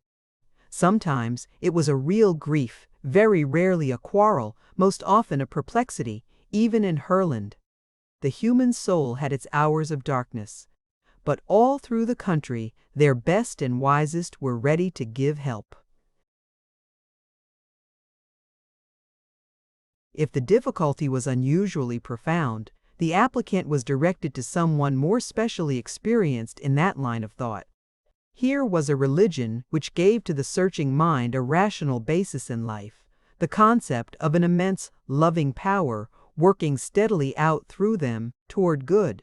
It gave to the soul that sense of contact with the inmost force, of perception of the uttermost purpose which we always crave. It gave to the heart the blessed feeling of being loved, and understood. It gave clear, simple, rational directions as to how we should live and why. And for ritual it gave first those triumphant group demonstrations, when with the union of all the arts, the revivifying combination of great multitudes moved rhythmically with march and dance, song and music, among their own noblest products and the open beauty of their groves and hills. Second, it gave these numerous little centers of wisdom where the least wise could go to the most wise and be helped. "It is beautiful," I cried enthusiastically. "It is the most practical, comforting, progressive religion I ever heard of. You do love one another. You do bear one another's burdens. You do realize that a little child is a type of the kingdom of heaven. You are more Christian than any people I ever saw. But how about death? And the life everlasting? What does your religion teach about eternity?" "Nothing," said Ellador. "What is eternity? What indeed?" I tried, for the first time in my life, to get a real hold on the idea. "It is never stopping." "Never stopping?" She looked puzzled. "Yes, life, going on forever." "Oh, we see that, of course. Life does go on forever, all about us. But eternal life goes on without dying." "The same person?" "Yes, the same person, unending, immortal." I was pleased to think that I had something to teach from our religion which theirs had never promulgated. "Here?" asked Ellador. "Never to die here?" I could see her practical mind heaping up the people, and hurriedly reassured her. Oh no, indeed, not here hereafter. We must die here, of course, but then we enter into eternal life. The soul lives forever. How do you know? She inquired. I won't attempt to prove it to you, I hastily continued. Let us assume it to be. So, how does this idea strike you? Again she smiled at me, that adorable, dimpling, tender, mischievous, motherly smile of hers. Shall I be quite honest? You couldn't be anything else, I said, half gladly and half a little sorry. The transparent honesty of these women was a never-ending astonishment to me. It seems to me a singularly foolish idea, she said calmly, and if true, most disagreeable. Now I had always accepted the doctrine of personal immortality as a thing established. The efforts of inquiring spiritualists, always seeking to woo their beloved ghosts back again, never seemed to me necessary. I don't say I had ever seriously and courageously discussed the subject with myself, even I had simply assumed it to be a fact. And here was the girl I loved, this creature whose character constantly revealed new heights and ranges far beyond my own, this superwoman of a superland, saying she thought immortality foolish. She meant it too. What do you want it for? She asked. How can you not want it? I protested. Do you want to go out like a candle? Don't you want to go on growing and being happy forever? Why no, she said. I don't in the least. I want my child, and my child's child, to go on, and they will. Why should I want to? But it means heaven, I insisted. Peace and beauty and comfort and love with God. I had never been so eloquent on the subject of religion. She could be horrified at damnation and question the justice of salvation, but immortality, that was surely a noble faith. Why, Van, she said, holding out her hands to me. Why, Van, darling, how splendid of you to feel it so keenly. That's what we all want, of course, peace and beauty, and comfort and love with God. And progress too, remember, growth, always and always. That is what our religion teaches us to want and to work for, and we do. But that is here, I said, only for this life on earth. Well, and do not you and your country, with your beautiful religion of love and service, have it here, too, for this life on earth? None of us were willing to tell the women of Herland about the evils of our own beloved land.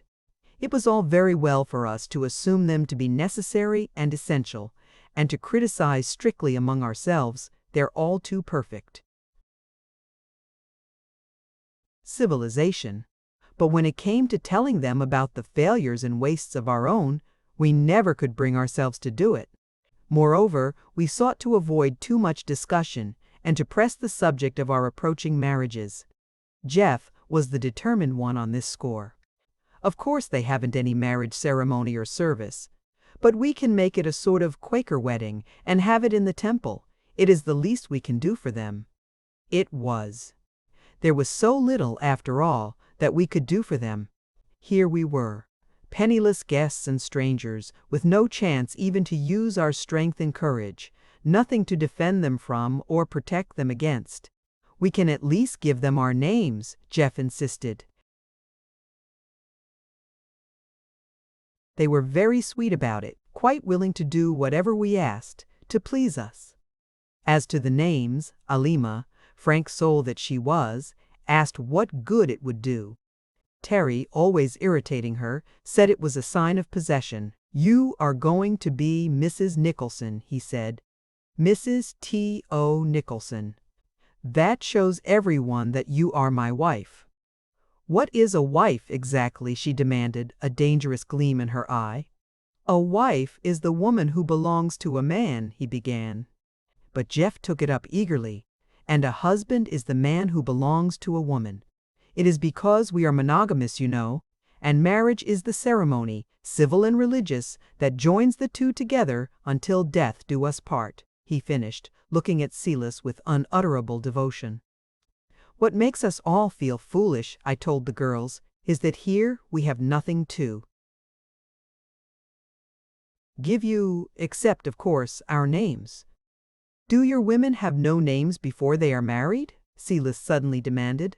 Why, yes, Jeff explained. They have their maiden names, their father's names, that is. And what becomes of them? Asked Alima. They change them for their husbands, my dear, Terry answered her. Change them? Do the husbands then take the wives' maiden names? Oh, no, he laughed. The man keeps his own and gives it to her, too. Then she just loses hers and takes a new one. How unpleasant. We won't do that, Alima said decidedly. Terry was good-humored about it. I don't care what you do or don't do so long as we have that wedding pretty soon, he said, reaching a strong brown hand after Alima's, quite as brown and nearly as strong. As to giving us things, of course, we can see that you'd like to, but we are glad you can't, Silas continued. You see, we love you just for yourselves. We wouldn't want you to pay anything. Isn't it enough to know that you are loved personally and just as men? Enough or not, that was the way we were married. We had a great triple wedding in the biggest temple of all, and it looked as if most of the nation was present. It was very solemn and very beautiful. Someone had written a new song for the occasion, nobly beautiful, about the new hope for their people, the new tie with other lands, brotherhood as well as sisterhood, and, with evident awe, fatherhood. Terry was always restive under their talk of fatherhood. Anybody'd think we were high priests of philoprogenitiveness, he protested. These women think of nothing but children, seems to me. We'll teach 'em. He was so certain of what he was going to teach, and Alima so uncertain in her moods of reception, that Jeff and I feared the worst. We tried to caution him, much good that did. The big handsome fellow drew himself up to his full height, lifted that great chest of his, and laughed. There are 3 separate marriages, he said. I won't interfere with yours, nor you with mine.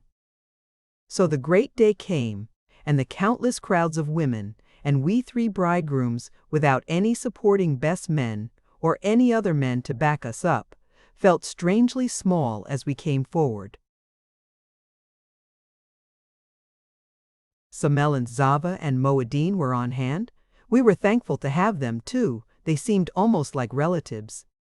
There was a splendid procession, wreathing dances, the new anthem I spoke of, and the whole great place pulsed with feeling, the deep awe, the sweet hope, the wondering expectation of a new miracle. There has been nothing like this in the country since our motherhood began, Semel said softly to me, while we watched the symbolic marches. You see, it is the dawn of a new era. You don't know how much you mean to us. It is not only fatherhood, that marvelous dual parentage to which we are strangers, the miracle of union in life-giving, but it is brotherhood. You are the rest of the world. You join us to our kind, to all the strange lands and peoples we have never seen. We hope to know them, to love and help them, and to learn of them. Ah! You cannot know. Thousands of voices rose in the soaring climax of that great hymn of the coming life. By the great altar of motherhood, with its crown of fruit and flowers, stood a new one, crowned as well. Before the great over-mother of the land and her ring of high temple counselors. Before that vast multitude of calm-faced mothers and holy-eyed maidens came forward our own 3 chosen ones, and we, 3 men alone in all that land, joined hands with them and made our marriage vows. Chapter 11. Our Difficulties. We say, marriage is a lottery. Also, marriages are made in heaven. But this is not so widely accepted as the other. We have a well-founded theory that it is best to marry in one's class, and certain well-grounded suspicions of international marriages which seem to persist in the interests of social progress rather than in those of the contracting parties. but no combination of alien races, of color, of caste, or creed was ever so basically difficult to establish as that, between us, three modern American men, and these three women of Herland. It is all very well to say that we should have been frank about it beforehand. We had been frank. We had discussed at least Ellador, and I had the conditions of the great adventure, and thought the path was clear before us. But there are some things one takes for granted, supposes are mutually understood, and to which both parties may repeatedly refer without ever meaning the same thing. The differences in the education of the average man and woman are great enough, but the trouble they make is not mostly for the man. He generally carries out his own views of the case. The woman may have imagined the conditions of married life to be different, but what she imagined, was ignorant of, or might have preferred, did not seriously matter. I can see clearly and speak calmly about this now, writing after a lapse of years full of growth and education, but at the time it was rather hard sledding for all of us, especially for Terry. Poor Terry. You see, in any other imaginable marriage among the peoples of the earth, whether the woman were black, red, yellow, brown, or white, whether she were ignorant or educated, submissive or rebellious, she would have behind her the marriage tradition of our general history. This tradition relates the woman to the man. He goes on with his business, and she adapts herself to him and to it. Even in citizenship, by some strange hocus-pocus, that fact of birth and geography was waved aside, and the woman automatically acquired the nationality of her husband. Well, here were we, three aliens in this land of women. It was small in area, and the external differences were not so great as to astound us. We did not yet appreciate the differences between the race mind of this people and ours. In the first place, they were a pure stock of 2,000 uninterrupted years, where we have some long connected lines of thought and feeling, together with a wide range of differences, often irreconcilable. These people were smoothly and firmly agreed on most of the basic principles of their life, and not only agreed in principle, but accustomed for these 60-odd generations to act on those principles. This is one thing which we did not understand, had made no allowance for. When in our premarital discussions one of those dear girls had said, "We understand it thus and thus," or "We hold such and such to be true," we men, in our own deep-seated convictions of the power of love and our easy views about beliefs and principles, fondly imagined that we could convince them otherwise. What we imagined, before marriage, did not matter any more than what an average innocent young girl imagines. We found the facts to be different. It was not that they did not love us, they did, deeply and warmly. But there are you again what they meant by love, and what we meant by love, were so different. Perhaps it seems rather cold-blooded to say we and they, as if we were not separate couples, with our separate joys and sorrows, but our positions as aliens drove us together constantly. The whole strange experience had made our friendship more close and intimate than it would ever have become in a free and easy lifetime among our own people. Also, as men, with our masculine tradition of far more than 2,000 years, we were a unit, small but firm, against this far larger unit of feminine tradition. I think I can make clear the points of difference without a too painful explicitness. The more external disagreement was in the matter of the home, and the housekeeping duties and pleasures we, by instinct and long education, supposed to be inherently appropriate to women. I will give two illustrations, one a way up and the other a way down, to show how completely disappointed we were in this regard. For the lower one, try to imagine a male ant coming from some state of existence where ants live in pairs, endeavoring to set up housekeeping with a female ant from a highly developed anthill. This female ant might regard him with intense personal affection, but her ideas of parentage and economic Management would be on a very different scale from his. Now, of course, if she was a stray female in a country of pairing ants, he might have had his way with her, but if he was a stray male in an anthill, for the higher one, try to imagine a devoted and impassioned man trying to set up housekeeping with a lady angel, a real wings and harp and halo angel, accustomed to fulfilling divine missions all over interstellar space. This angel might love the man with an affection quite beyond his power of return or even of appreciation, but her ideas of service and duty would be on a very different scale from his.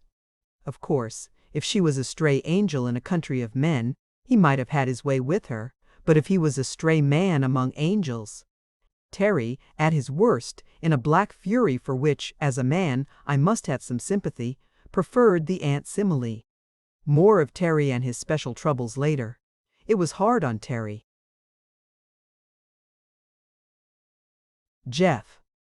Well, Jeff always had a streak that was too good for this world. He's the kind that would have made a saintly priest in parentage earlier times. He accepted the angel theory, swallowed it whole, tried to force it on us with varying effect. He so worshipped Celis, and not only Celis, but what she represented. He had become so deeply convinced of the almost supernatural advantages of this country and people that he took his medicine I cannot say like a man, but more as if he wasn't one. Don't misunderstand me for a moment. Dear old Jeff was no milksop or mollycoddle either. He was a strong, brave, efficient man and an excellent fighter when fighting was necessary. But there was always this angel streak in him. It was rather a wonder, Terry being so different, that he really loved Jeff as he did. But it happened so, sometimes, in spite of the difference, perhaps because of it. As for me, I stood between. I was no such gay Lothario as Terry, and no such Galahad as Jeff.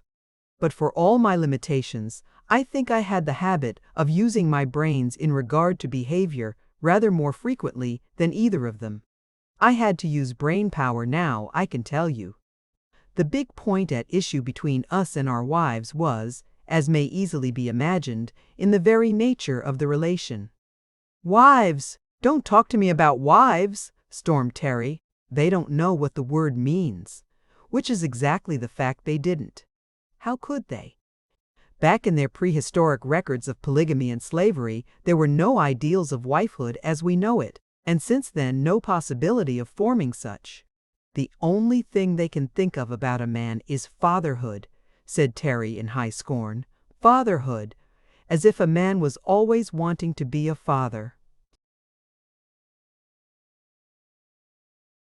This also was correct. They had their long, wide, deep, rich experience of motherhood, and their only perception of the value of a male creature as such was for fatherhood.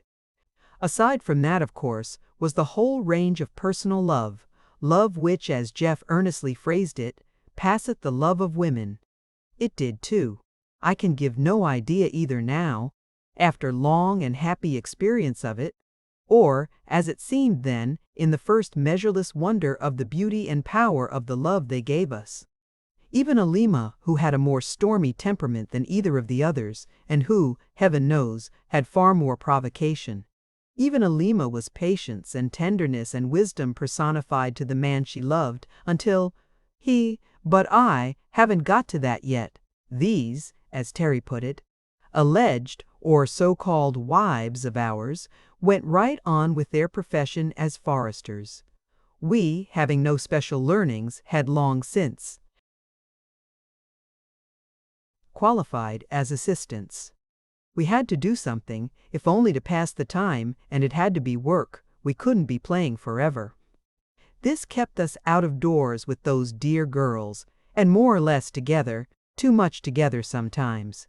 These people had, it now became clear to us, the highest, keenest, most delicate sense of personal privacy, but not the faintest idea of that solitude à deux we are so fond of. They had, every one of them, the 2 rooms and a bath theory realized. From earliest childhood, each had a separate bedroom with toilet conveniences, and one of the marks of coming of age was the addition of an outer room in which to receive friends. Long since we had been given our own 2 rooms apiece, and as being of a different sex and race, these were in a separate house. It seemed to be recognized that we should breathe easier if able to free our minds in real seclusion. For food, we either went to any convenient eating house, ordered a meal brought in, or took it with us to the woods, always and equally good. All this we had become used to and enjoyed in our courting days. After marriage, there arose in us a somewhat unexpected urge of feeling that called for a separate house. But this feeling found no response in the hearts of those fair ladies. "We are alone, dear," Ellador explained to me with gentle patience. "We are alone in these great forests. We may go and eat in any little summer house, just we two, or have a separate table anywhere, or even have a separate meal in our own rooms. How could we be aloner?" This was all very true. We had our pleasant mutual solitude about our work, and our pleasant evening talks in their apartments or ours.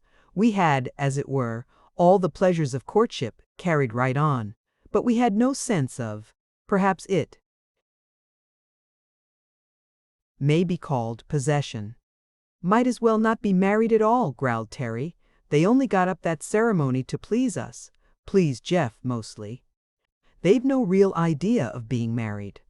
I tried my best to get Ellador's point of view, and naturally I tried to give her mine.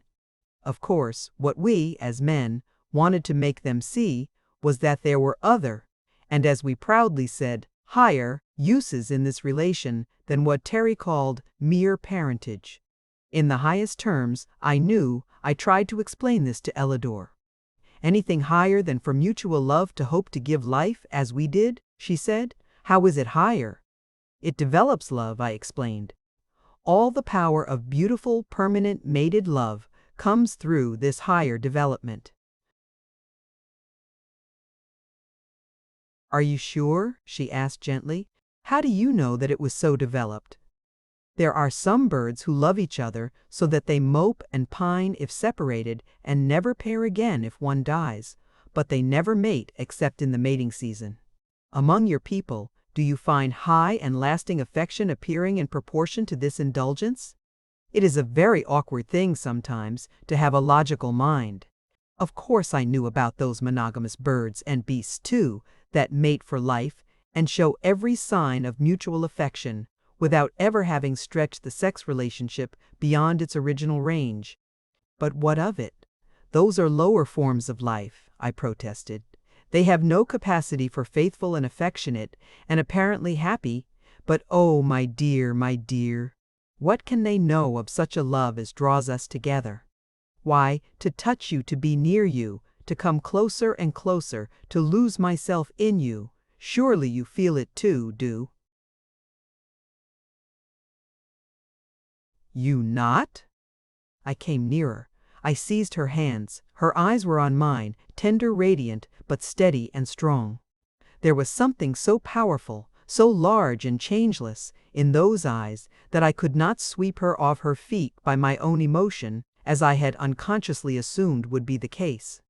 It made me feel as, one might imagine, a man might feel who loved a goddess, not a Venus though. She did not resent my attitude, did not repel it, did not in the least fear it, evidently. There was not a shade of that timid withdrawal or pretty resistance which are so provocative.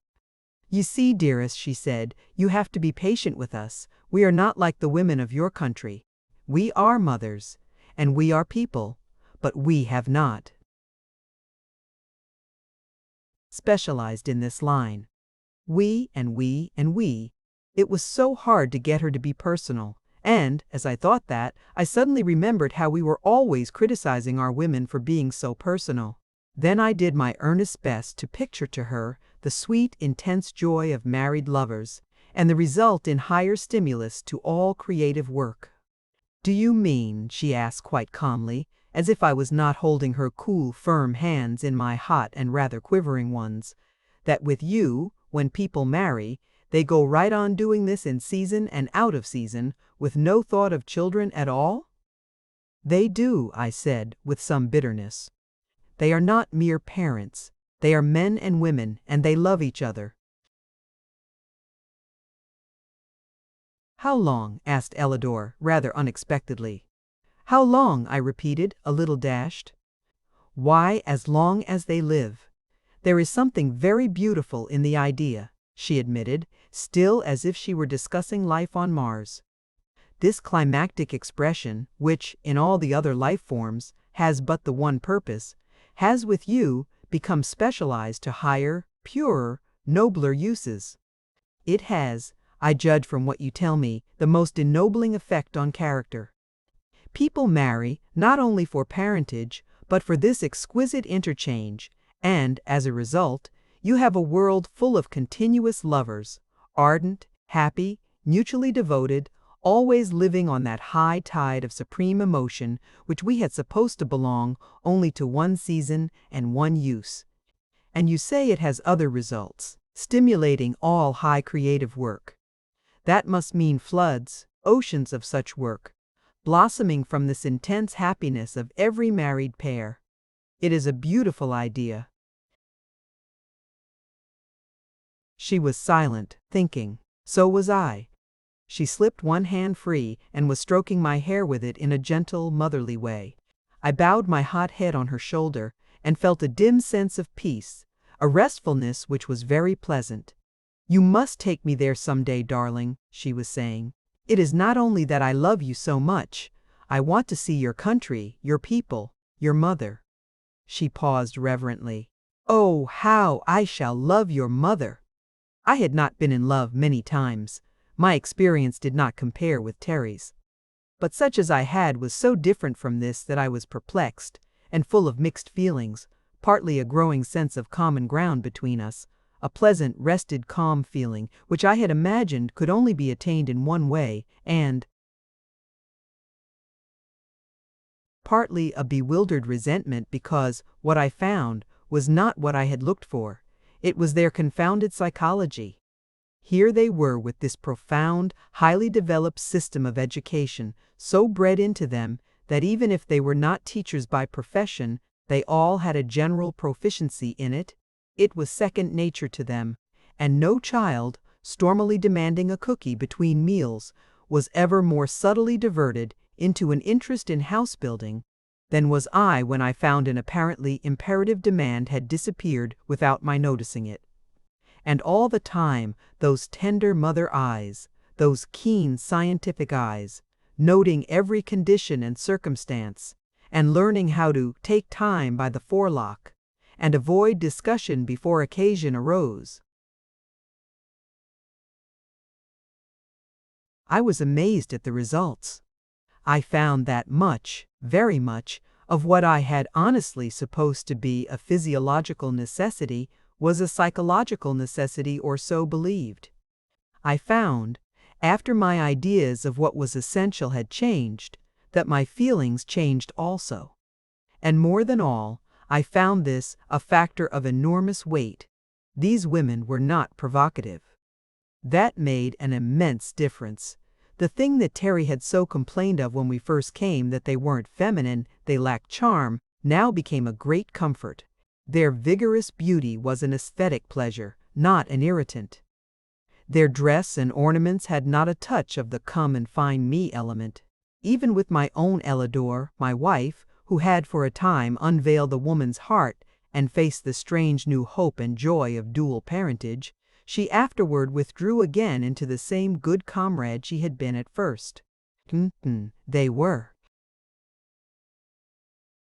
women plus, and so much plus, that when they did not choose to let the womanness appear, you could not find it anywhere.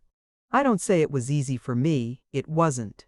But when I made appeal to her sympathies, I came up against another immovable wall. She was sorry, honestly sorry, for my distresses, and made all manner of thoughtful suggestions, often quite useful, as well as the wise foresight I have mentioned above, which often saved all difficulty before it arose. But her sympathy did not alter her convictions. If I thought it was really right and necessary, I could perhaps bring myself to it, for your sake, dear, but I do not want to, not at all. You would not have a mere submission, would you? That is not the kind of high romantic love you spoke of, surely? It is a pity, of course, that you should have to adjust your highly specialized faculties to our unspecialized ones. Confound it! I hadn't married the nation, and I told her so. But she only smiled at her own limitations and explained that she had to think in we's. Confound it again. Here I'd have all my energies focused on one wish, and before I knew it, she'd have them dissipated in one direction or another, some subject of discussion that began just at the point I was talking about and ended miles away. It must not be imagined that I was just repelled, ignored, left to cherish a grievance.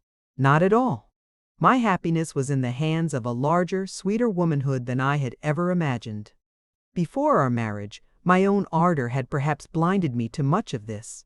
I was madly in love with, not so much what was there, as with what I supposed to be there. Now I found an endlessly beautiful undiscovered country to explore, and in it the sweetest wisdom and understanding. It was as if I had come to some new place and people, with a desire to eat at all hours, and no other interests in particular, and as if my hosts, instead of merely saying, "You shall not eat," had presently aroused in me a lively desire for music, for pictures, for games, for exercise, for playing in the water, for running some ingenious machine. And, in the multitude of my satisfactions, I forgot the one point which was not satisfied, and got along very well until mealtime. One of the cleverest and most ingenious of these tricks was only clear to me many years after, when we were so wholly at one on this subject that I could laugh at my own predicament then. It was this. You see, with us, women are kept as different as possible and as feminine as possible. We men have our own world, with only men in it. We get tired of our ultra-maleness and turn gladly to the ultra-femaleness. Also, in keeping our women as feminine as possible, we see to it that when we turn to them, we find the thing we want always in evidence. Well, the atmosphere of this place was anything but seductive. The very numbers of these human women, always in human relation, made them anything but alluring. When, in spite of this, my hereditary instincts and race traditions made me long for the feminine response in Ellador, instead of withdrawing so that I should want her more, she deliberately gave me a little too much of her society. Always defeminized, as it were.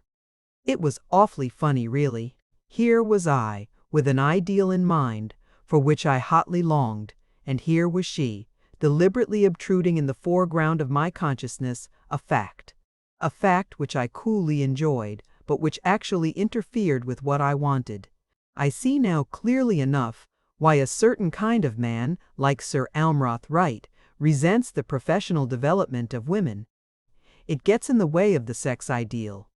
It temporarily covers and excludes femininity. Of course, in this case, I was so fond of Ellador, my friend, of Ellador, my professional companion, that I necessarily enjoyed her society on any terms. Only when I had had her with me in her defeminine capacity for a 16-hour day, I could go to my own room and sleep without dreaming about her. The witch! If ever anybody worked to woo and win and hold a human soul, she did, great superwoman that she was. I couldn't then half comprehend the skill of it, the wonder. But this I soon began to find, that under all our cultivated attitude of mind toward women, there is an older, deeper, more natural feeling, the restful reverence which looks up to the mother sex. So we grew together in friendship and happiness, Ellador and I, and so did Jeff and Celis. When it comes to Terry's part of it, and Alima's, I'm sorry and I'm ashamed. Of course I blame her somewhat. She wasn't as fine a psychologist as Ellador, and what's more, I think she had a far descended atavistic trace of more marked femaleness, never apparent till Terry called it out. But when all is said, it doesn't. Excuse him? I hadn't realized to the full Terry's character. I couldn't, being a man. The position was the same as with us, of course, only with these distinctions. Alima, a shade more alluring and several shades less able as a practical psychologist. Terry, 100-fold more demanding and proportionately less reasonable. Things grew strained very soon between them. I fancy at first, when they were together, in her great hope of parentage and his keen joy of conquest, that Terry was inconsiderate. In fact, I know it from things he said. "You needn't talk to me," he snapped at Jeff one day, just before our weddings. "There never was a woman yet that did not enjoy being mastered. All your pretty talk doesn't amount to a hill o' beans, I know." And Terry would hum, "I've taken my fun where I found it. I've roved and I've ranged in my time, and the things that I learned from the yellow and black, they have helped me a-eep with the white." Jeff turned sharply and left him at the time. I was a bit disquieted myself. Poor old Terry! The things he'd learned didn't help him a heap in Herland. His idea was to take, he thought that was the way. He honestly believed, that women like it. Not the women of Herland, not Alima. I can see her now one day, in the very first week of their marriage, setting forth to her day's work with long determined strides and hard-set mouth, and sticking close to Elidor. She didn't wish to be alone with Terry, you could see that. But the more she kept away from him, the more he wanted her naturally. He made a tremendous row about their separate establishments, tried to keep her in his rooms, tried to stay in hers. But there she drew the line sharply. He came away one night and stamped up and down the moonlit road, swearing under his breath. I was taking a walk that night too, but I wasn't in his state of mind. To hear him rage, you'd not have believed that he loved Alima at all.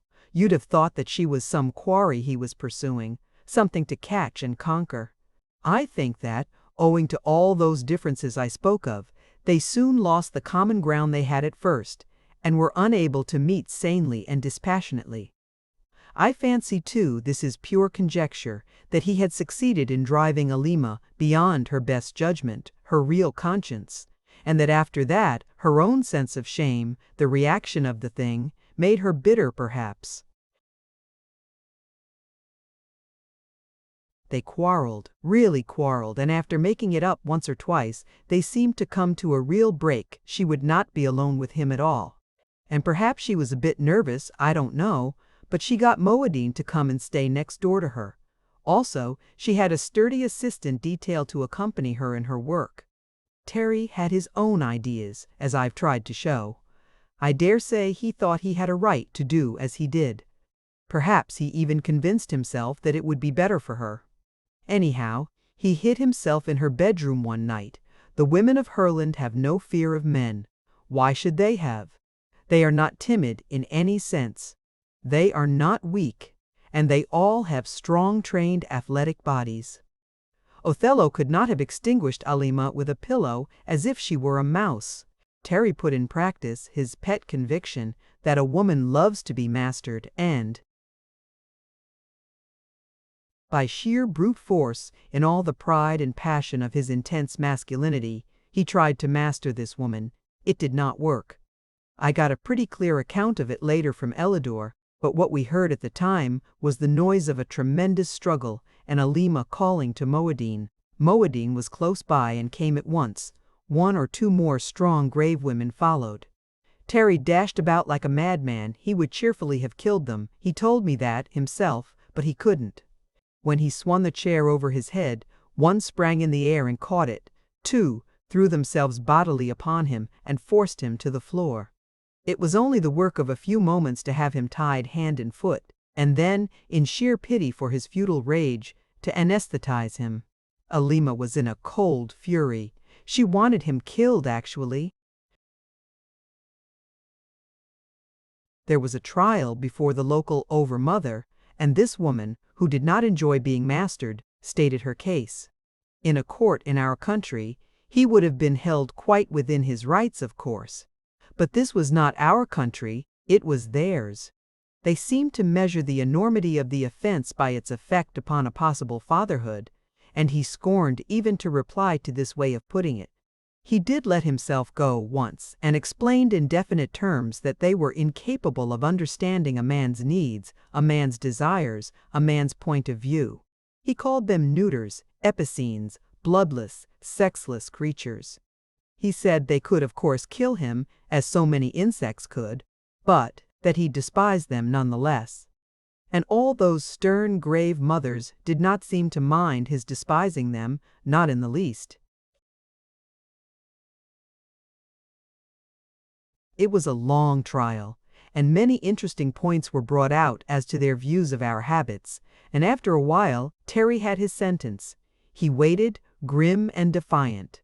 The sentence was, "You must go home." Chapter 12. Expelled. We had all meant to go home again.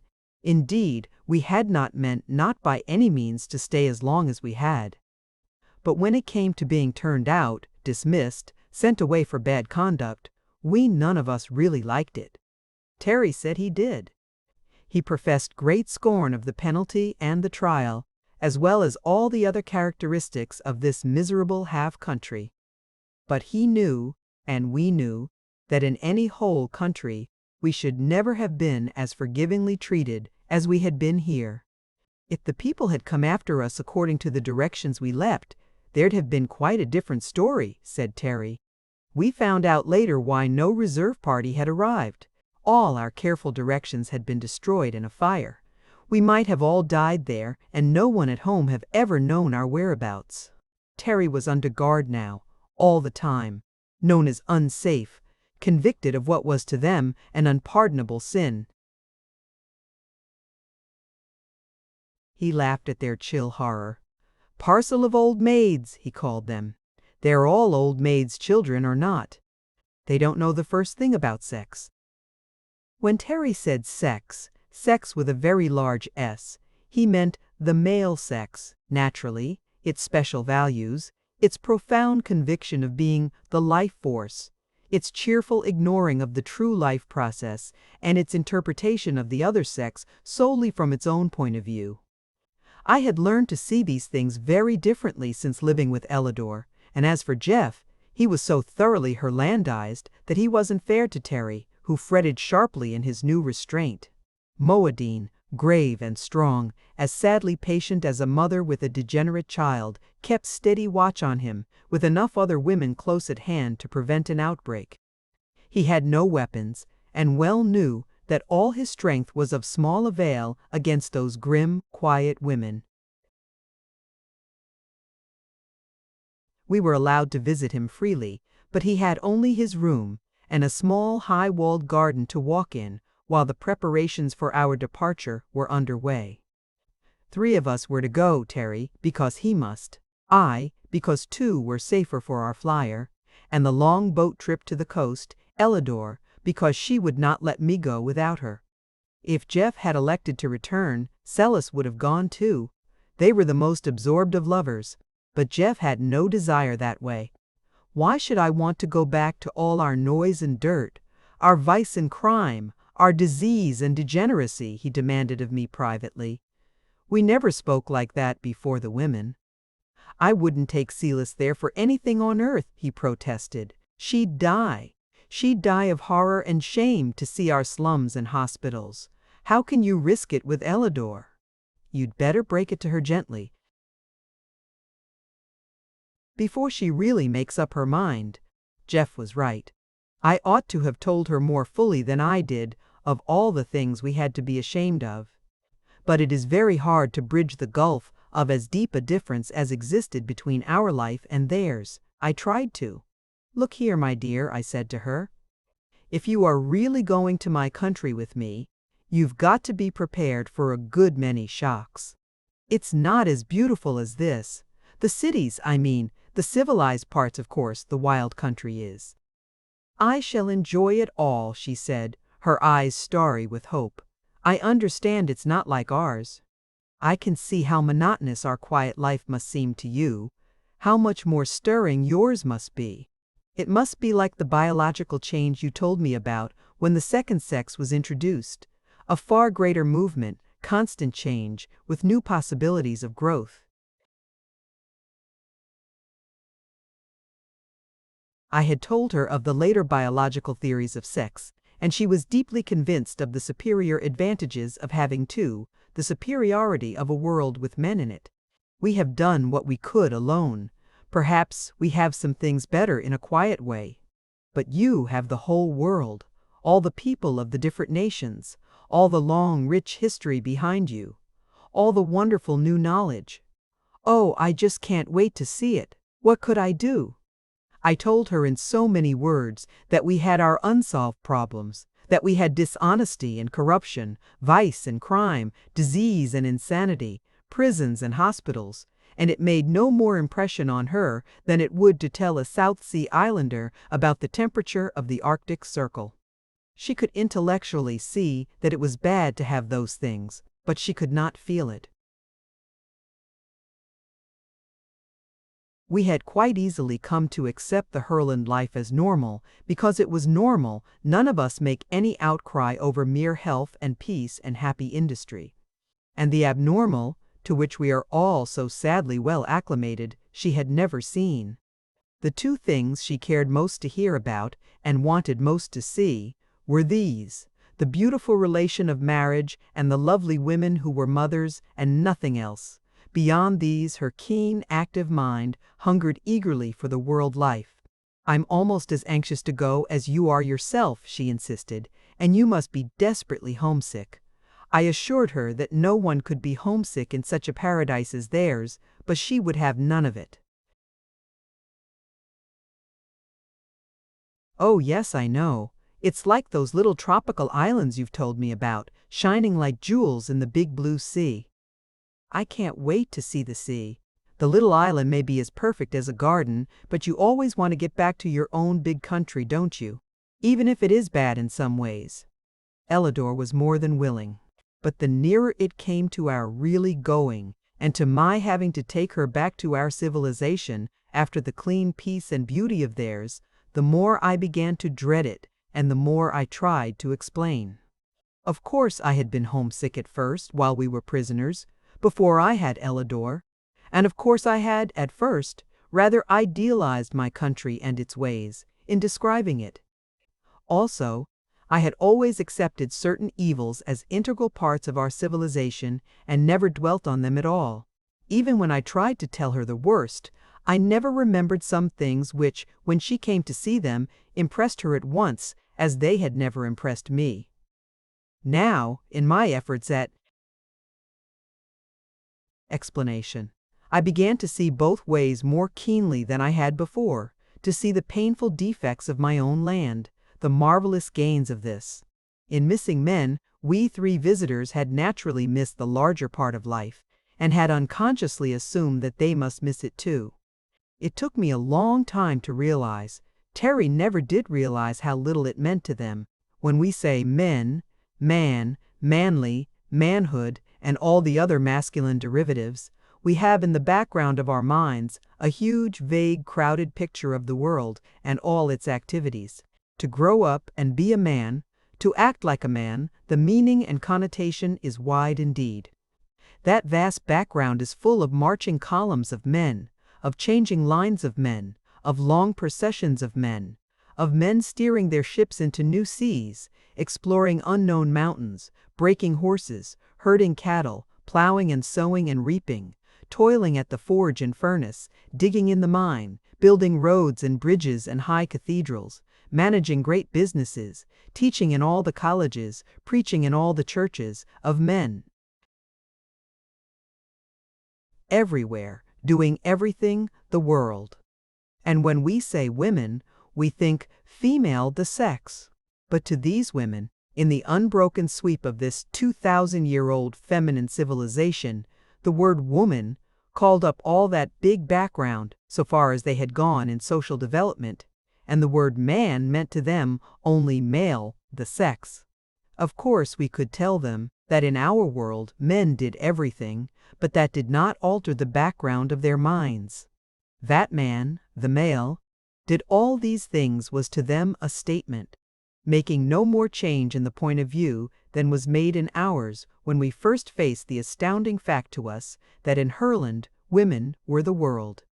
We had been living there more than a year. We had learned their limited history, with its straight, smooth, upreaching lines, reaching higher and going faster, up to the smooth comfort of their present life. We had learned a little of their psychology, a much wider field than the history, but here we could not follow so readily. We were now well used to seeing women not as females but as people of all sorts, doing every kind of work. This outbreak of Terry's and the strong reaction against it gave us a new light on their genuine femininity. This was given me with great clearness by both Elidor and Samel. The feeling was the same sick revulsion and horror, such as would be felt at some climactic blasphemy. They had no faintest approach to such a thing in their minds, knowing nothing of the custom of marital indulgence among us. To them the one high purpose of motherhood had been for so long the governing law of life, and the contribution of the father, though known to them, so distinctly another method to the same end, that they could not, with all their effort, get the point of view of the male creature whose desires quite ignore parentage and seek only for what we euphoniously term the joys of love. When I tried to tell Elidor that women too felt so, with us, she drew away from me and tried hard to grasp intellectually what she could in no way sympathize with. You mean that with you love between man and woman expresses itself in that way without regard to motherhood? To parentage, I mean, she added carefully. Yes, surely. It is love. We think of the deep sweet love between two. Of course we want children, and children come, but that is not what we think about. But it seems so against nature, she said. None of the creatures we know do that. Do other animals in your country? We are not animals, I replied with some sharpness. At least we are something more, something higher. This is a far nobler and more beautiful relation, as I have explained before. Your view seems to us, rather shall I say, practical, prosaic, merely a means to an end, with us. Oh, my dear girl, cannot you see, cannot you feel? It is the last, sweetest, highest consummation of mutual love. She was impressed visibly. She trembled in my arms as I held her close, kissing her hungrily. But there rose in her eyes that look I knew so well, that remote, clear look, as if she had gone far away, even though I held her beautiful body so close, and was now on some snowy mountain, regarding me from a distance. I feel it quite clearly, she said to me. It gives me a deep sympathy with what you feel, no doubt more strongly still. But what I feel, even what you feel, dearest, does not convince me that it is right. Until I am sure of that, of course I cannot do as you wish. Elidor, at times like this, always reminded me of Epictetus. I will put you in prison, said his master. My body, you mean, replied Epictetus calmly. I will cut your head off, said his master. Have I said that my head could not be cut off? A difficult person, Epictetus. What is this miracle by which a woman, even in your arms, may withdraw herself, utterly disappear till what you hold is as inaccessible as the face of a cliff? Be patient with me, dear, she urged sweetly. I know it is hard for you, and I begin to see a little how Terry was so driven to crime. Oh, come, that's a pretty hard word for it. After all, Alima was his wife, you know, I urged, feeling at the moment a sudden burst of sympathy for poor Terry. For a man of his temperament and habits it must have been an unbearable situation. But Elidor, for all her wide intellectual grasp, and the broad sympathy in which their religion trained them, could not make allowance for such to her sacrilegious brutality. It was the more difficult to explain to her, because we three, in our constant talks and lectures about the rest of the world, had naturally avoided the seamy side, not so much from a desire to deceive, but from wishing to put the best foot foremost for our civilization, in the face of the beauty and comfort of theirs. Also, we really thought some things were right, or at least unavoidable, which we could readily see would be repugnant to them, and therefore did not discuss. Again, there was much of our world's life which we, being used to it, had not noticed as anything worth describing. And still further, there was about these women a colossal innocence upon which many of the things we did say had made no impression whatever. I am thus explicit about it because it shows how unexpectedly strong was the impression made upon Ellador when she at last entered our civilization. She urged me to be patient, and I was patient. You see, I loved her so much that even the restrictions she so firmly established left me much happiness. We were lovers. And there is surely delight enough in that. Do not imagine that these young women utterly refused the great new hope, as they called it, that of dual parentage. For that they had agreed to marry us, though the marrying part of it was a concession to our prejudices rather than theirs. To them the process was the holy thing, and they meant to keep it holy. But so far only Celis, her blue eyes swimming in happy tears, her heart lifted with that tide of race motherhood which was their supreme passion, could with ineffable joy and pride announced that she was to be a mother. The new motherhood they called it, and the whole country knew. There was no pleasure, no service, no honor in all the land that Celis might not have had. Almost like the breathless reverence with which, 2,000 years ago, that dwindling band of women had watched the miracle of virgin birth, was the deep awe and warm expectancy with which they greeted this new miracle of union. All mothers in that land were holy. To them, for long ages, the approach to motherhood has been by the most intense and exquisite love and longing, by the supreme desire, the overmastering demand for a child. Every thought they held in connection with the processes of maternity was open to the day, simple yet sacred. Every woman of them placed motherhood not only higher than other duties, but so far higher that there were no other duties, one might almost say. All their wide mutual love, all the subtle interplay of mutual friendship and service, the urge of progressive thought and invention, the deepest religious emotion, every feeling and every act was related to this great central power, to the river of life pouring through them, which made them the bearers of the very Spirit of God. Of all this I learned more and more from their books, from talk, especially from Ellador. She was at first, for a brief moment, envious of her friend, a thought she put away from her at once and forever. "It is better," she said to me. "It is much better that it has not come to me yet, to us that is.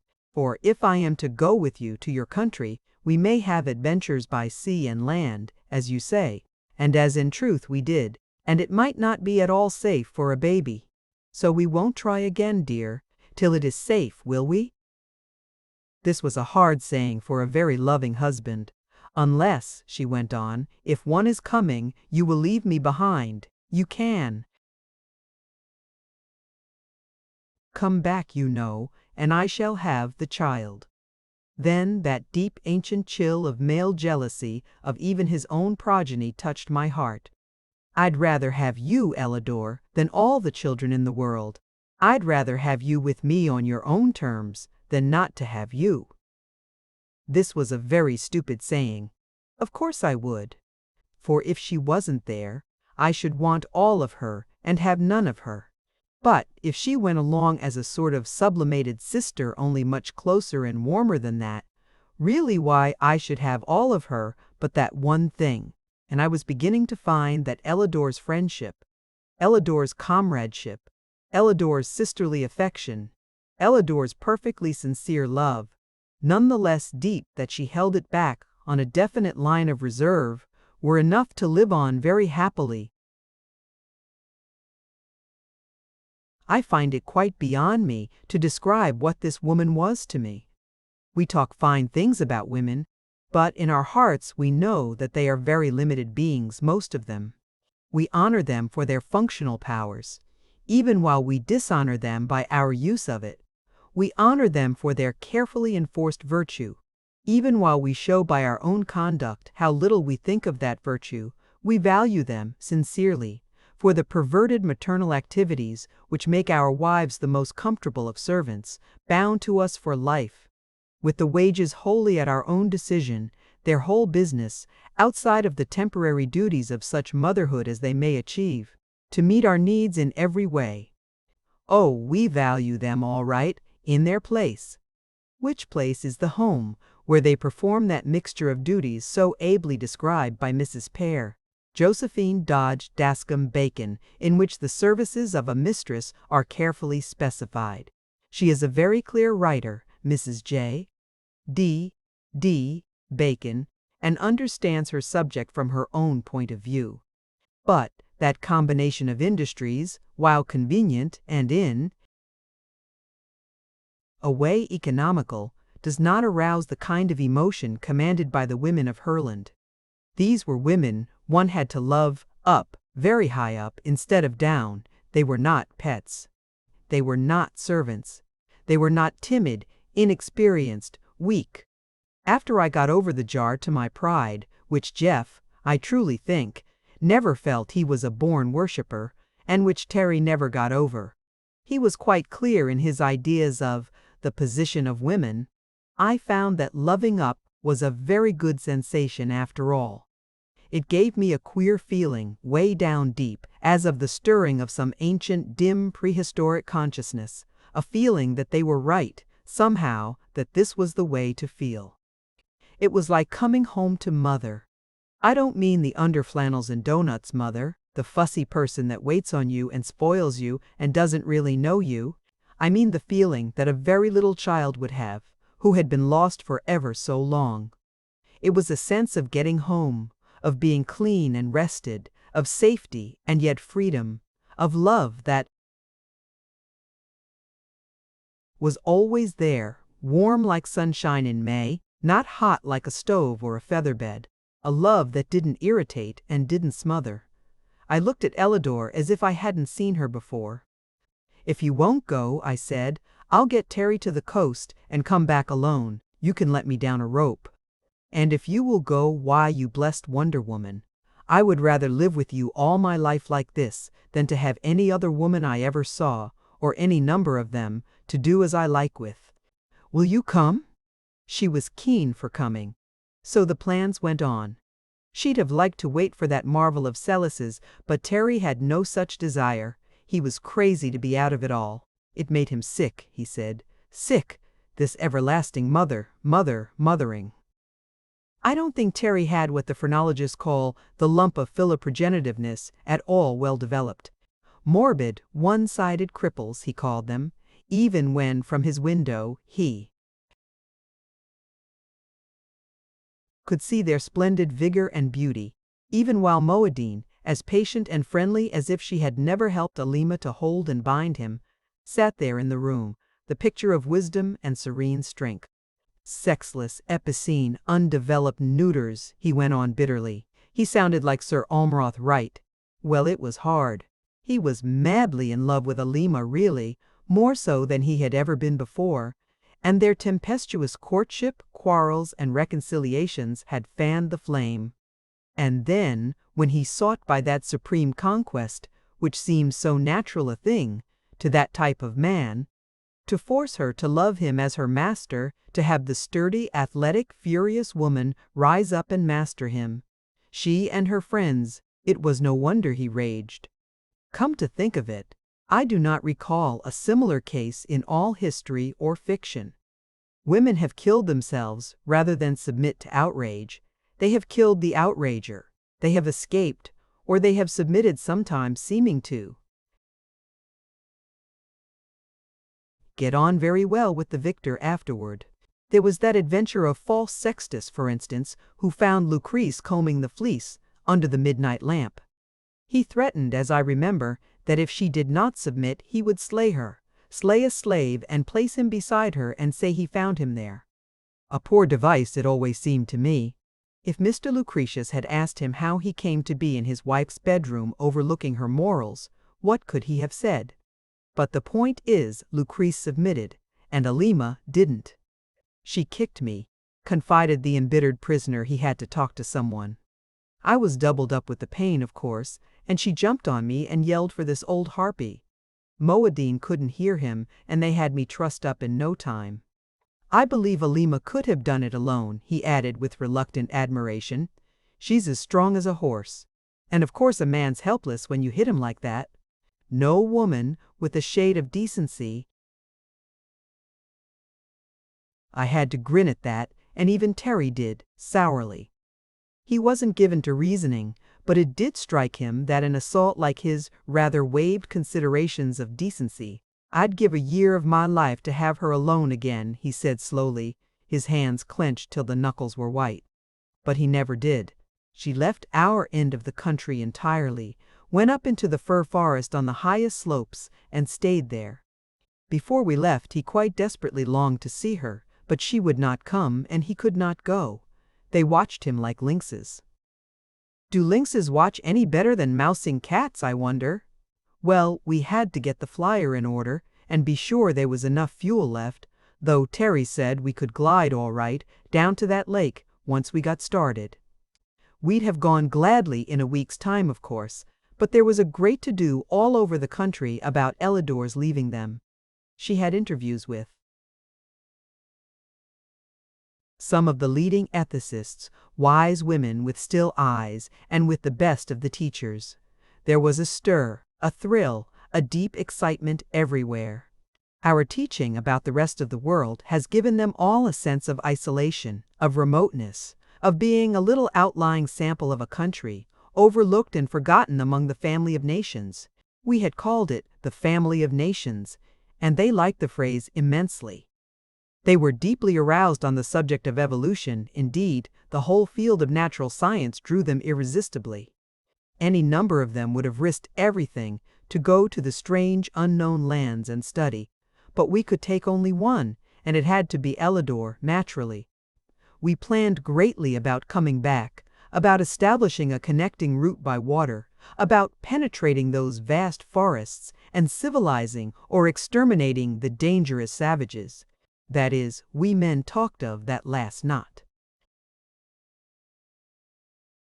With the women, they had a definite aversion to killing things, but meanwhile there was high council being held among the wisest of them all.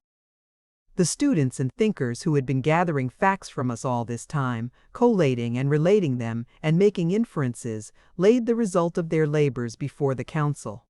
Little had we thought that our careful efforts at concealment had been so easily seen through, with never a word to show us that they saw. They had followed up words of ours on the science of optics, asked innocent questions about glasses and the like, and were aware of the defective eyesight so common among us. With the lightest touch, different women asking different questions at different times, and putting all our answers together like a picture puzzle, they had figured out a sort of skeleton chart as to the prevalence of disease among us. Even more subtly, with no show of horror or condemnation, they had gathered something far from the truth, but something pretty clear about poverty, vice, and crime. They even had a goodly number of our dangers all itemized, from asking us about insurance and innocent things like that. They were well posted as to the different races, beginning with their poison arrow natives down below and widening out to the broad racial divisions we had told them about. Never a shocked expression of the face or exclamation of revolt had warned us.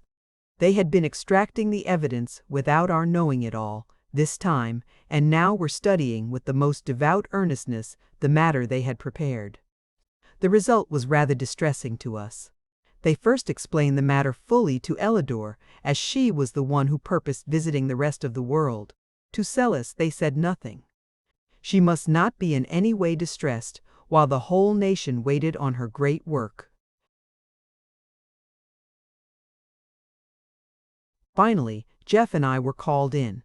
Samel and Zava were there, and Elidor, with many others that we knew. They had a great globe, quite fairly mapped out from the small section maps in that compendium of ours. They had the different peoples of the earth roughly outlined, and their status and civilization indicated. They had charts and figures and estimates, based on the facts in that traitorous little book and what they had learned from us. Summel explained. We find that in all your historic period, so much longer than ours, that with all the interplay of services, the exchange of inventions and discoveries, and the wonderful progress we so admire, that in this widespread other world of yours there is still much disease, often contagious. We admitted this at once. Also, there is still, in varying degree, ignorance with prejudice and unbridled emotion. This, too, was admitted. We find also that in spite of the advance of democracy and the increase of wealth, that there is still unrest and sometimes combat. Yes, we admitted it all. We were used to these things and saw no reason for so much seriousness.